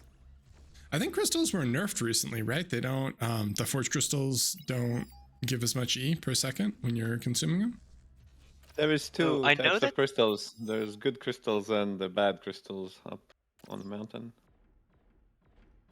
I believe the orange ones in the middle are like the good crystals that have high yeah. income. Exactly. The ones on the side, there's a little more of them, but they are not as good. So we got the incisor attack here, and then on bottom we've got Dave and Choice walking in. Grumpy's bringing one of his 5 commanders to intercept.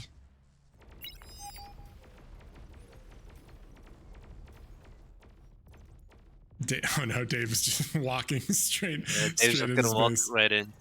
Yeah, I think it makes sense, right? As a com bomb, just straight up see if he can get the D gun. Grumpy's gonna lose one commander there to some ticks. Does he? Oh, he doesn't take Choice with him, unfortunately. Yeah. And can he block the D gun? Oh, so Dave is It's just a gonna comp trade, right? Yeah, it is just a comp Yeah. trade. You're right. So standard comp trade. He can't really go too much farther up because there is. Yeah. Okay, so 4 to 3 comms. Maybe getting slightly out APM tier, but I do like the pounders. Although the one down, this is the one downside to Core V, right? Is you don't have that same commander threat that something like Janus have. I feel bad for this commander. It's stuck in some solars in the back. Wait, where? Yeah. Oh no! Grumpy not like this. Up here comes some banshees. Oh, that's actually pretty genius That's a from Kuchi. lot on incisor tick as well. Yeah, Grumpy's doing what he can, but it's looking a little hectic. Yeah, being the heavy favorite here too, it's surprising. Yeah, how could he possibly not be winning this 1v5? The Banshees might be That panda's the about to lose commander. Yeah, I thought Panda might die. A one shot. It was close. He's running away though. Yeah. Here come the banshees. There's no anti-air out yet. Well, the solar. Wait, are those solars off? Why are they off? Why are solars off? You see when the They are off. commander's stuck? Did he? The, He the- maybe turned the him off to see button- if he could move through him. GG Ares cheating. Yeah. Yeah, I think he realized it was stuck. Ouch. Choice is gonna lose commander.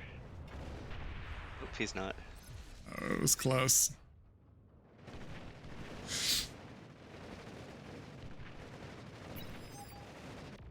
And yeah, this tick incisor run by is gonna come through and snipe the other commanders. There's 2, so He's out of the solars now. oh, he's free, right?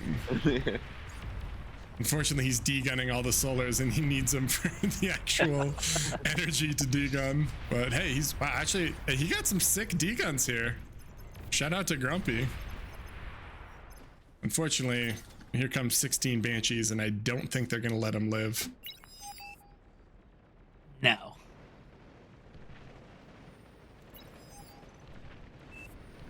Winnable. Very, very winnable, boys. Yeah, if P-Talk didn't leave to go watch Star Trek reruns, I mean, He's got one more. He's got 1 commander, 2 mexes, and a dream. Oh, and a radar and an LLT, I guess.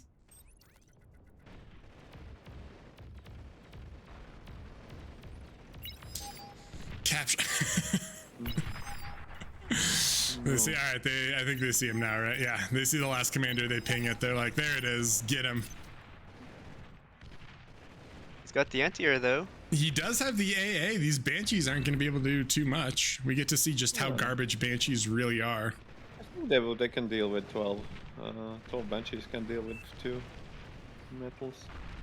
Isn't that like 5-1, I think? Yeah, well, should have around 12 and only 2.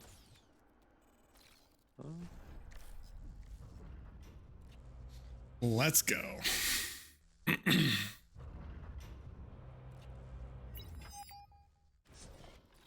They know where the last comm is. I'm not sure why they're expanding everywhere else. You need to just full commit. Holding longer than with real team. Damn. Grumpy. I think Grumpy is a little bit, a little bit grieving, maybe not happy with how his team did. That's fair. Zao, can you get in there? Huh? What do you think here? I mean, Grumpy looks like he needs the help. I'm just saying for game 2, maybe. Oh, is this a Centurion drop? It's good that there's some Here it valuable is. things that he can drop, right? It's not like all the units are in one place. All right, here we go, boys. Here we go. The last stand of Grumpy. We've got some LLTs. We've got some AA. Oh, these Banshees are going to get shredded. Oh, here we go. Dropping the sense. Oh no, there's no energy to D-gun. Yeah, that's... To take the AI's energy. There it is. Jeez. GG, close game. Close game.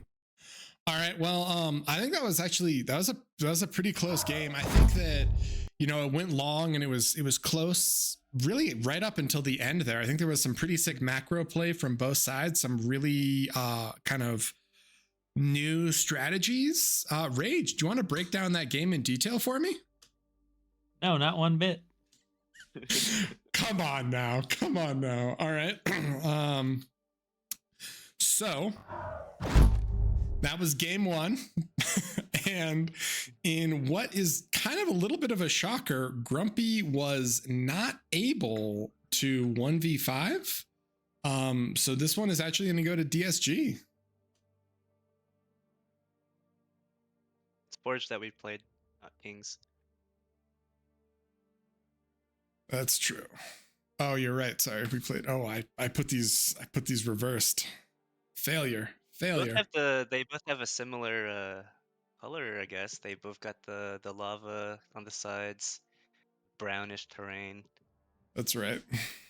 Was that not even a map pick? No, that was I put them in reversed. I put Forged should be where Kings is. That's on me. I mean, well, we were gonna play on Comet Catcher at first, so That's true. At least we ended up in the right map pool. I mean, I was all in favor of just settling it on Hooked, but Yeah, and these guys gotta do everything else. All right, we are on King's Assault. We are just waiting for the next game to begin. We're waiting for Choice, who's AFK. He probably needs to, stretch, maybe get some air, really clear his mental state so that he can 5v1 his opponent. That last game, I'm sure, was very, very arduous for him. Very exhausting. I think Alright, the we are spawns coming might in be now. better on this map. On Forge, I guess he kind of got screwed with the AI spawns, but on That's Kings, true. I think the AI will pick the right spots, or at least some reasonable spots. So the real question is, do you think it makes sense to try to all in one lane? I guess it depends. It might be a lot easier on the APM to do that, right? If you're just one person playing a huge map. And yeah, I'm not too sure. Having some spread out labs lets you get some more units in more areas, different types of units too. But yeah, this isn't really quite an explored kind of game mode, right? With five people, so I mean, Chisato has done a few. I think he normally does it versus some lower OS players. I don't know if he's ever pulled it off versus more talented players, but I guess we'll see.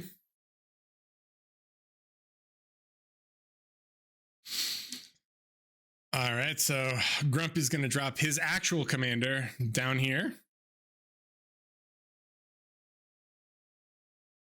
I And would have thought he would have placed in the mid so that he can walk to the the big mech, since 10x, the yeah. AI is the AI is unlikely to spawn there, but he's definitely going to get a AI commander where he's currently spawned.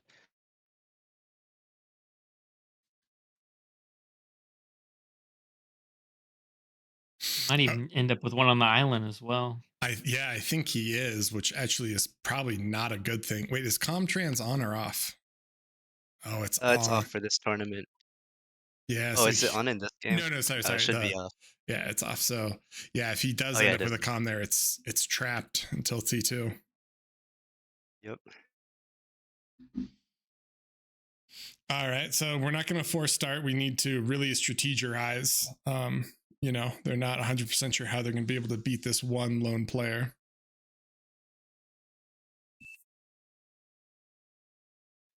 Tell you what, this wasn't on the bingo card for today. No, it wasn't, but I also feel real bad for anyone who did predictions for the main event or the main course. Man, Barcast has his work cut out for him. He's going to have to mass expand to, to like all of middle. To the whole map. Yeah, I was like, oh, Kutch, you can just fly over. Then I'm like, wait, no, he can't. So Barcast is just going to be playing his own little 1v1. They're like, hey, you play 1v1s. You like expanding, right? Go get him. I'm like, all right. So yeah, Grumpy got the one commander on the hill, or on the island, not hill.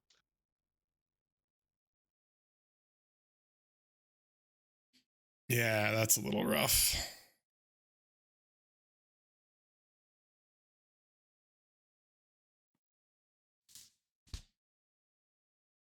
We've got the DSG starting to draw on the map, on the left side here. It's looks like a unicorn, right? You're like, this is the little horn here. Yeah.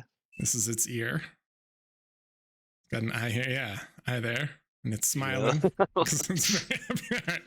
Maybe we just erase the travesty that is our unicorn drawing. It's getting late here, boys. It's getting late. We're like 4.5 hours in.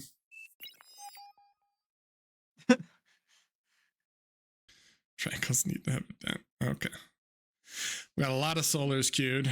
Grumpy. Wait. Game started. Commands are disabled, right? Well, you can't. It's I not think in they've this case, yeah. enabled it for this. Oh, yeah, fair enough. So normally you're not able to issue commands when the game is paused, but because Grumpy is not going to win this, they're being as gentle as they can, and so they've enabled it for this. AFF leading in 1-0 in the other lobby. Yeah, I forgot there's an actual real game going. Yeah. Why would you want to? Here we are over here. If you guys want to go watch actual bar gameplay, maybe go check out Shadow Whisper's stream. If you want to watch Grumpy try to 1v5 with inactive AIs, you can stay here, but this might not be the most compelling gameplay. We'll see. You thought this was the tournament stream? Yeah, this is definitely the something stream.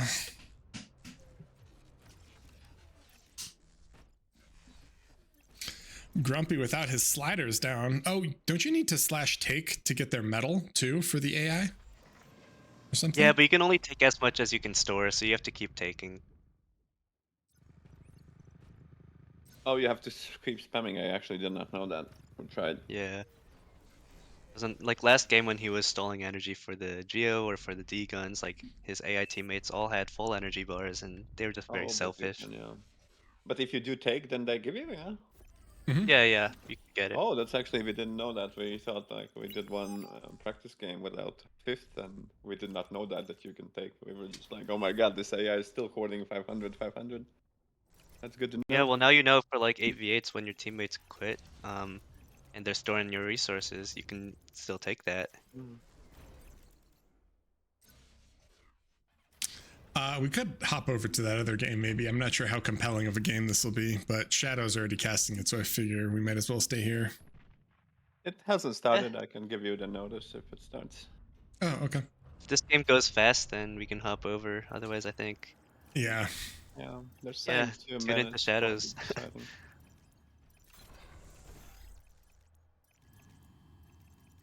So it looks like both teams actually have their unit production in the same lane. Yeah, it's kind of funny. I mean, they're all pooling anyway. It's Yeah. actually going to be pretty similar. I guess we'll see. Income is even, so it's interesting. I think Grumpy will pull ahead now with the 10 mix. Yeah, I think we'll probably just hop into the other game if you want, or just tell me when it's about to start. Yeah, I'll tell you, yeah. Okay. So we are here, and then we'll hop over to the UWU game once it begins.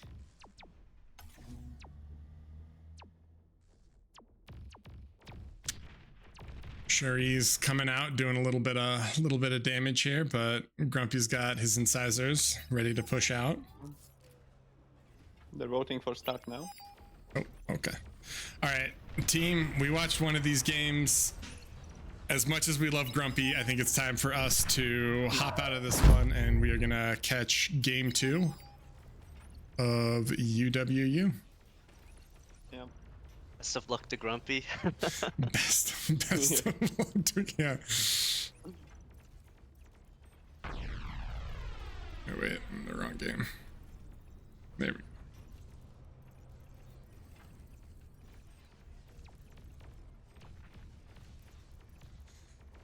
All right.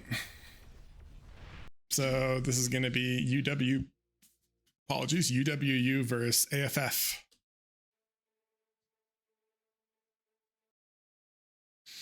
We are hopping in now. So this probably won't be as intriguing of a game as a 5 versus 1, but you know, you never know. You never know. They get the notification in 10 minutes that somehow they're going to a game 3. If that happens, I'm gonna feel really bad. We just miss Grumpy's all-time win.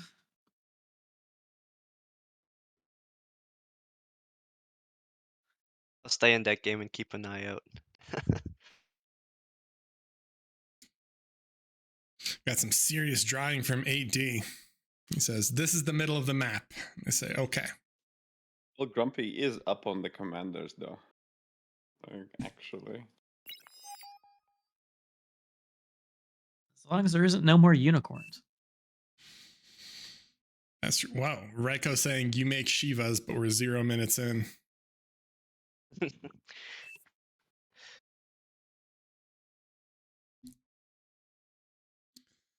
So essentially similar spawns. Oh, and I thought Neza had gone to bed, but Nez is here and Glass is here. Interesting. So maybe a little bit of a comeback from this team. Who won game 1? Sorry. AFF, right? AFF, yeah. Yeah, okay.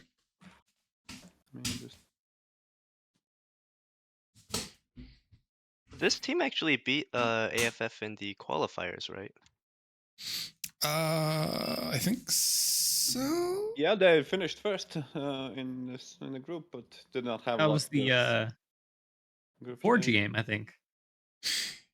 Yes, that sounds right. I think. Possibly. No, the Forge game was versus the main course because Grumpy tried to bomb and Nez had prudes. From what I remember. They went, let's see, but they did beat AFF. I don't remember because they in round 2 it was AFF versus UWU and AFF won that. I was going to show it on stream and then I realized that it's incredibly small. So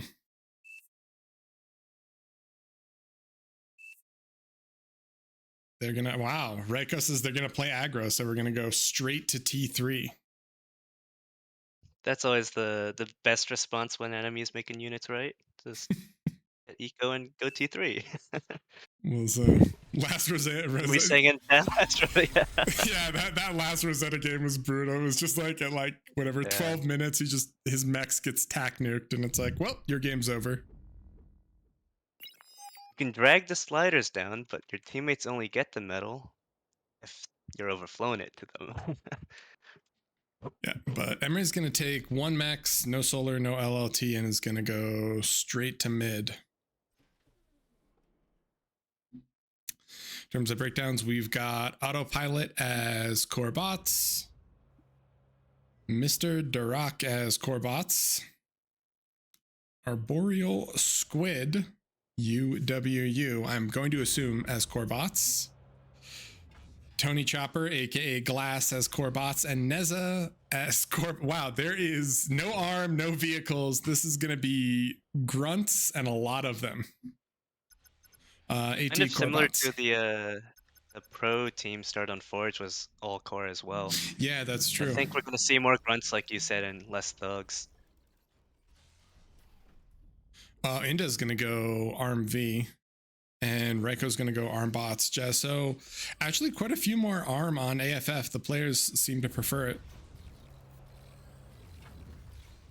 I think even in like the general, like, you know, daily casual 8v8 games, I think ARM generally comes up as like, you know, meta faction. People are familiar with it. They're comfortable. See, Inda Club is the vehicle here, sending some vehicle scouts out. See if he can kind of outmaneuver these grunts. He's fighting a team that basically is not starting with any scout units. So, in theory, he can just run around, and every time there's a scout, the grunt has to follow it, or not. But usually you do.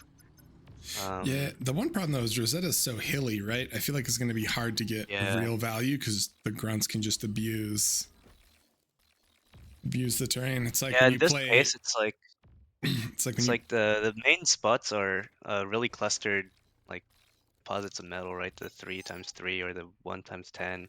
yeah. Not a lot of expansions yet to kill. It does look like Dirac sneaks in one lonely grunt here. I don't think they see it on radar. They don't see it on radar, so maybe it can sneak through and try to snipe some expanding cons or something else.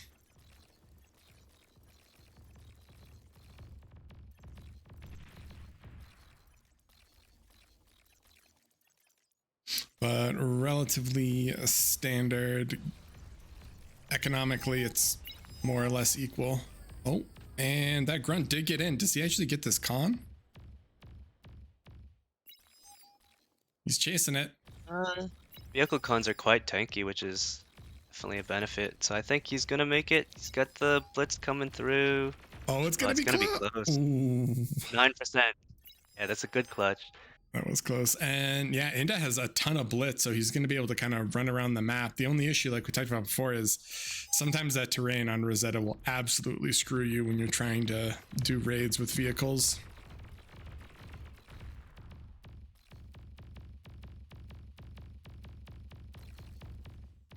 Not very often you see people trying to pull blitz out on Rosetta, but you know, it's only a 5v5, so there's still plenty of map area. There's less commanders that you might run into.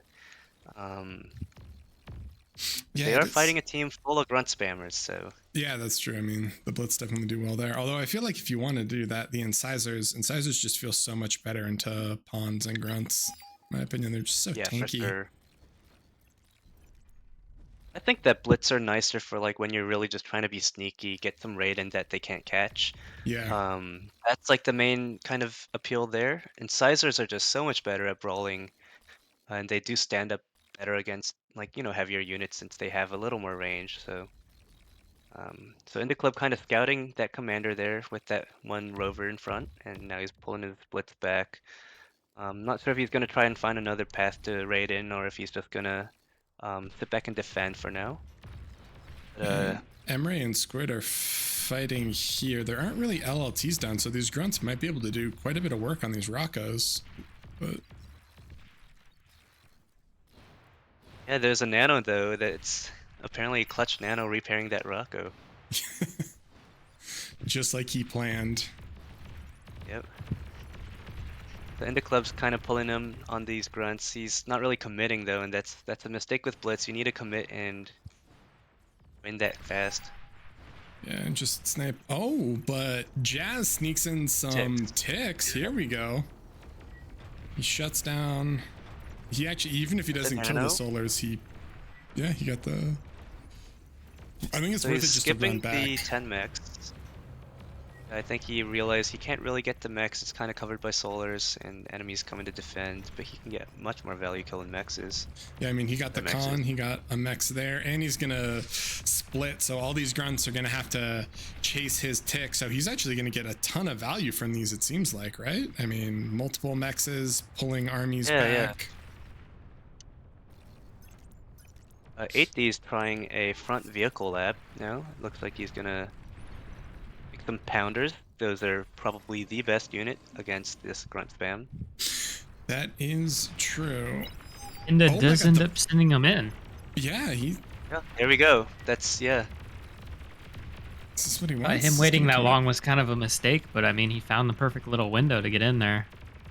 Yeah, I think you need to kill the mex though, right? That needs to be, well, he's gonna get the lab, I guess, and then the mex, but I feel like you gotta kill Lab that can mex. kill- Maybe Oh not. man, that's a fumble. Uh, Oh, That it is- was close. Yeah.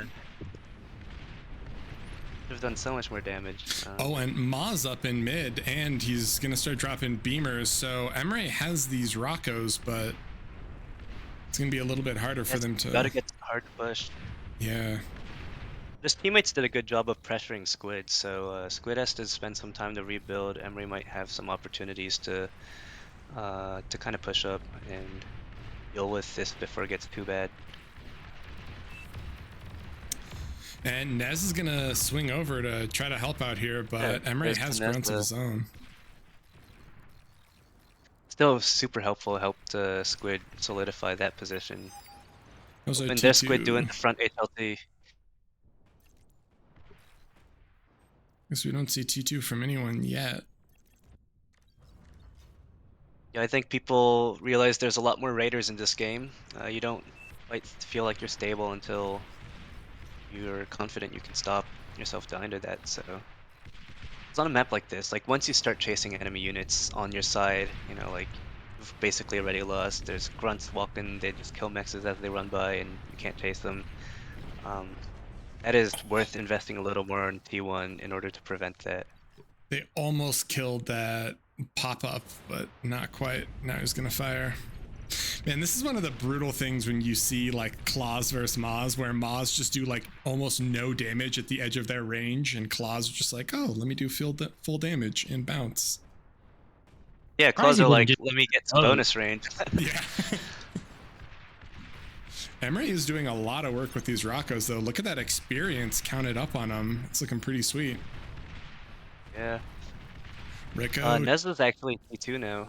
yeah, and Raiko's T2 as well, so kind of mirroring these, but we've got ARM T2, ARM bot T2 versus Core bot T2, and I feel like that's one of those things where, especially on Rosetta early, just because you have so much metal before your E production kicks in, you can drop quite a few Sheldons and you feel relatively strong because you can abuse the terrain and you're great versus things like Hounds.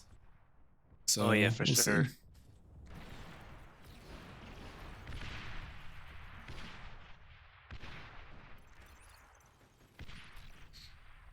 Grumpy has joined chat. He says, I won. I'm not 100% sure I believe him. I think he won the hearts and the minds of the people, is what he meant, which he did 100%. What is this idle lab from Raiko?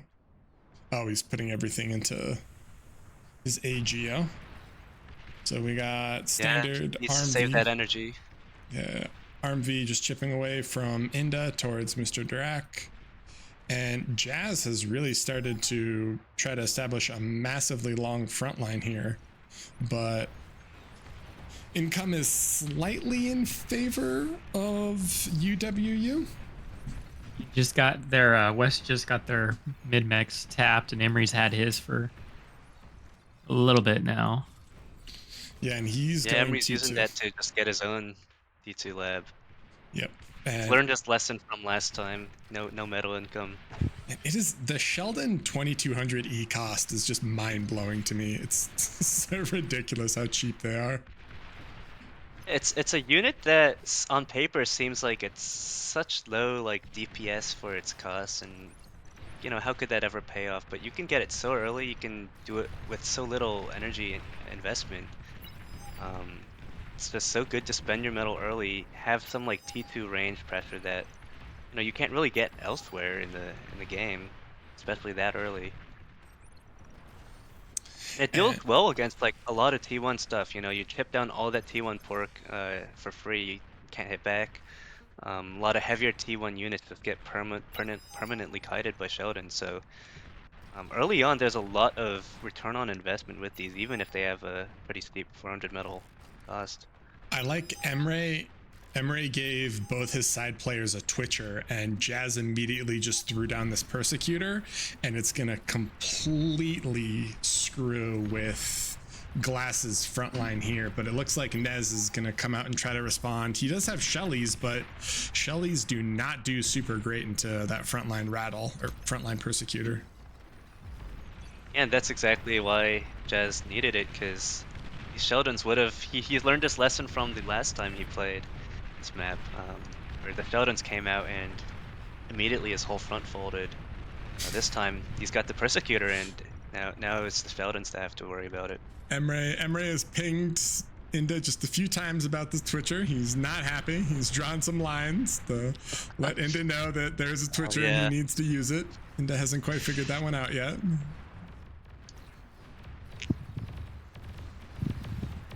Like they should be on VC together.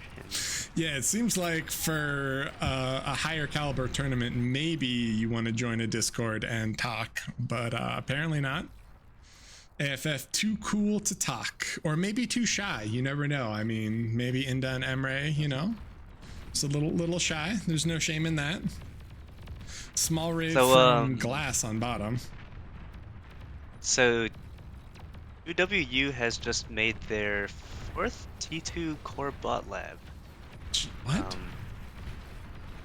I feel like usually I try to have different labs across the team. Maybe they could have figured out maybe someone to go vehicles, or fast tanky push to kill Club here because he's vehicles. Nez might lose his calm here. He was trying to degun these pounders, but I think the pounders are enough. And here come the Shuris from 8D. Oh, does he? Oh my god, he does. Yes. That Scuttle could kill all the Shurikens. But he's going to go for that pawn raid instead. I'm not 100% sure that was worth it, but Jazz is just flooding in with Fiends now. So we'll see. I think this game might be a little bit on autopilot to make something happen, because both Nez and Glass are really struggling versus this aggression now. Right. Autopilot's about to have a decent position against Raiko, I think, if he can survive these predictions. Oh, goes out. Doesn't lose his lab, which is amazing, but he does lose some solar, some BP, that mechs, and oh no. The Allied Arbiters almost killed it. Lab's at 6%. The lab survives. Yeah. Old okay, Arbiters. Guys, they've got 3 more of those. But unfortunately, Autopilot is getting rolled here. Sheldon's not quite enough DPS to keep this push back. They are chipping away, but yeah, they're definitely struggling. We do have spy bots coming though, although there's recluses mixed in here, right? So while the spy bots can definitely help with the hounds, they are not going to do great versus the recluses just because of the Emp resistance.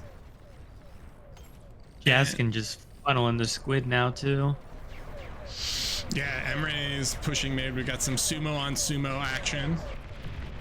I don't think any of those spy bots have made their move yet, so Dirac is just trying to hold versus Raiko. And Inda straight into bulls. Yep, that'll do it against T1. Just outrange and kite them forever. I like that Club and Raiko, they've reclaimed their T1 basic solars after they got their Geo up. Yeah, I mean, just reclaimed that metal, putting it back. Well, I guess they need more energy right now, so someone should plop a fusion. It is a good habit to try and sort your macros so that you don't have all this metal laying around in solars, especially once the game gets to this kind of point. Yeah, for sure. And also, I mean, you're just so rich, it's so easy once, because there's so many geos, you can just drop it, eat that, and move on. But Inda's breaking here, right? Jazz broke through and is raiding. He's going to try to get the back mexes. He might be able to get this boom geo, which would be incredibly concerning. Autopilot's going to flex down. We got grunts, we got fiends, but I think they're a little bit too late. And that's basically, that boom geo is their entire economic lead. So once it goes, that's gonna drop it back down. And I feel like get the tac nuke up. Oh yeah, there it is. Emery's learned all his lessons from last game. It's like, I'm not getting tac nuke this time, but this Not is again. look a little scary for UWU. I feel like at this part of the game where you have all these people at T2 Labs making pyros out of, or fiends out of them, you should really consider reclaiming that, at least making the fiends out of a Twitcher. But we do see Autopilot. He's going into T3 now, so I guess they still are going to beat AFF to T3, even though Raiko's plan was just go T3. We'll have to see if he can find the impact he needs from that. Yeah, I mean, I'm a little worried, right? Because I feel like AFF, now that they've gotten some fusions online, they have a massive energy advantage. I mean, Shivas are super cheap in terms of E for what they are, but you're looking at like 6.5k versus 10k, and that's going to be real concerning because Shivas are definitely weak to T2 arm air, which we see coming out now, and just the spy bots. If you have enough E and you can spam spy bots and everything else, and T2 arm air, it's just a lot harder to get value out of Shivas, I think.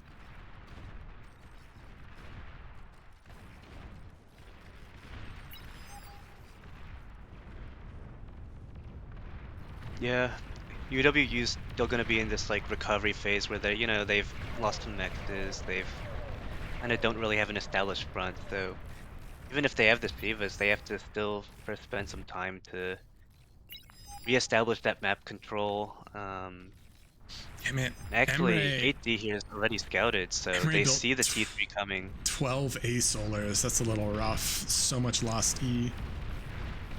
When you reclaim them. So much metal on the ground too throughout the map.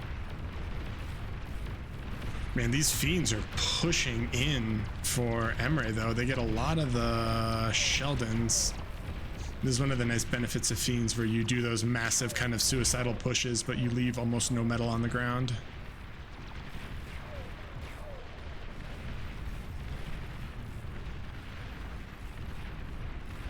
And here come the first of the Shivas. So the real question is, what do we think they're going to be able to get done? I mean, there is a T2 bot lab. Oh, he's eating his T2 bot lab now.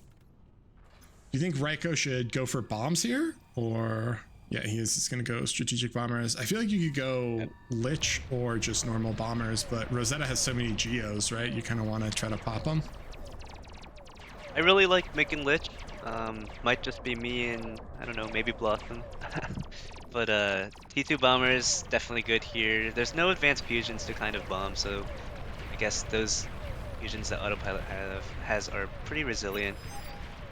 But I don't see the Shiva push going far, since Inda Club's getting these Starlights out, and I think Raiko has some sniper skewed sharpshooters.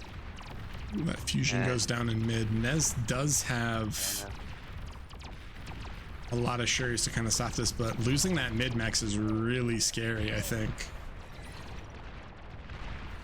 D has a rare tremor out. I'm sorry, what?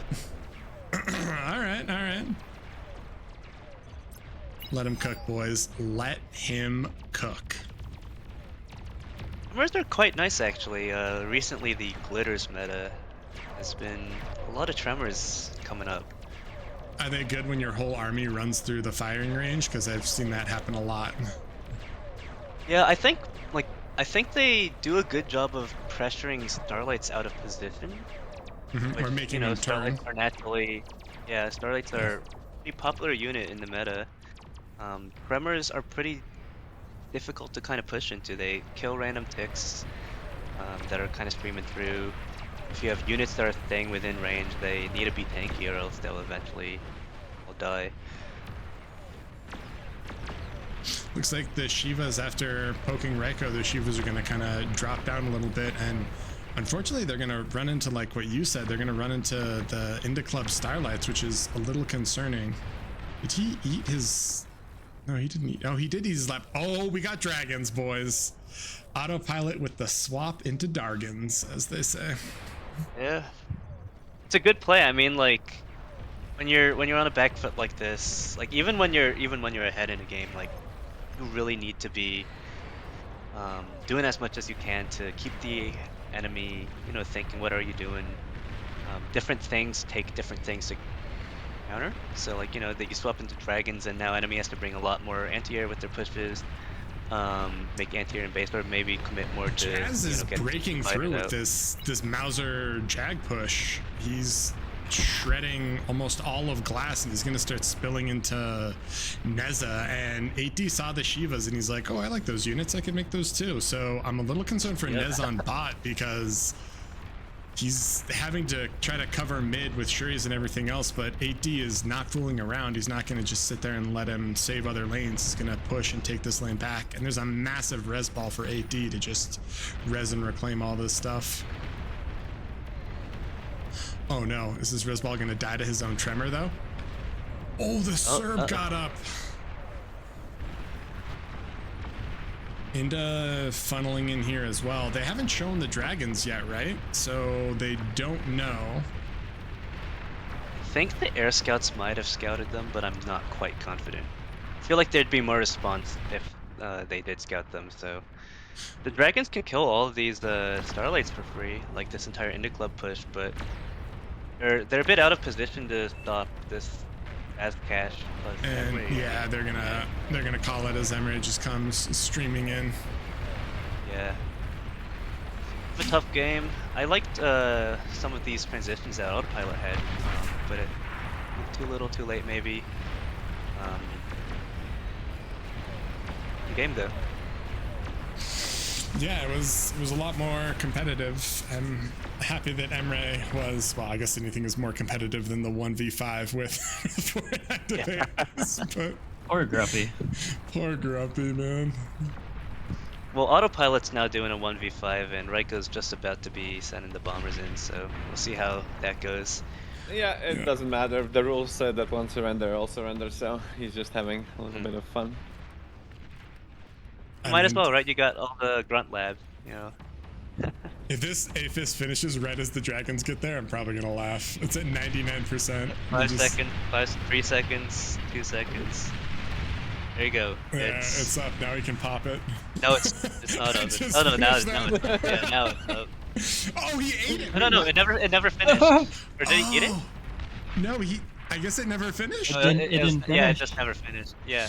It looked like it was finished. That's hilarious. Wow. Because the dragons went and killed all the build power first. Reiko coming in with the bombs. Jesus. Okay, wow.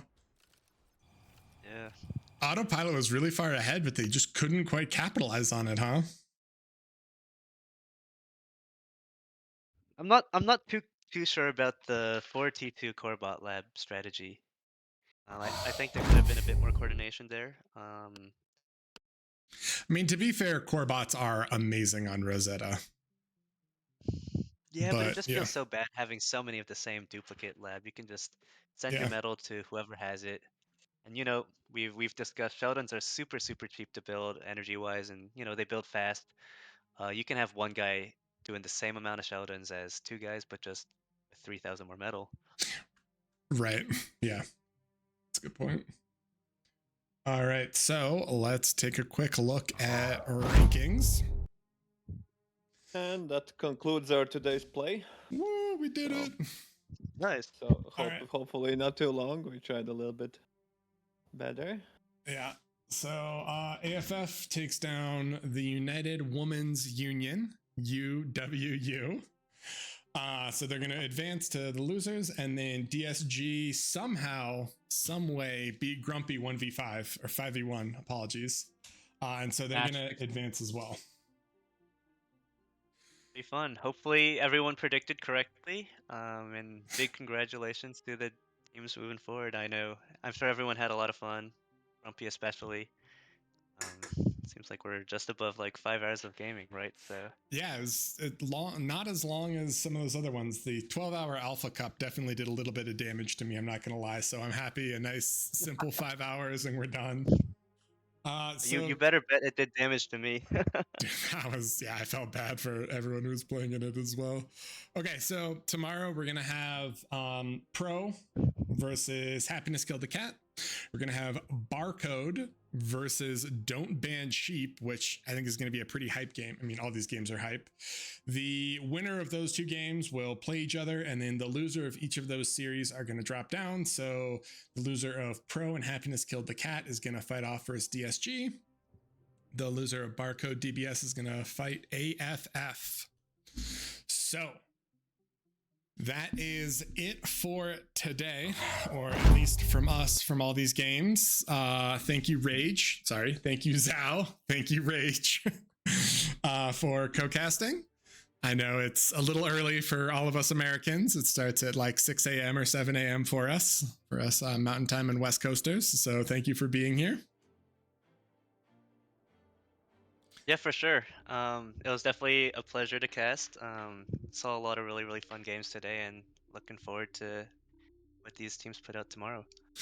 Yeah, LSR, any final comments or anything else that you want to share with the audience before we end the stream? Well, I think it's really amazing that we got like 250 people watching. So tune in tomorrow.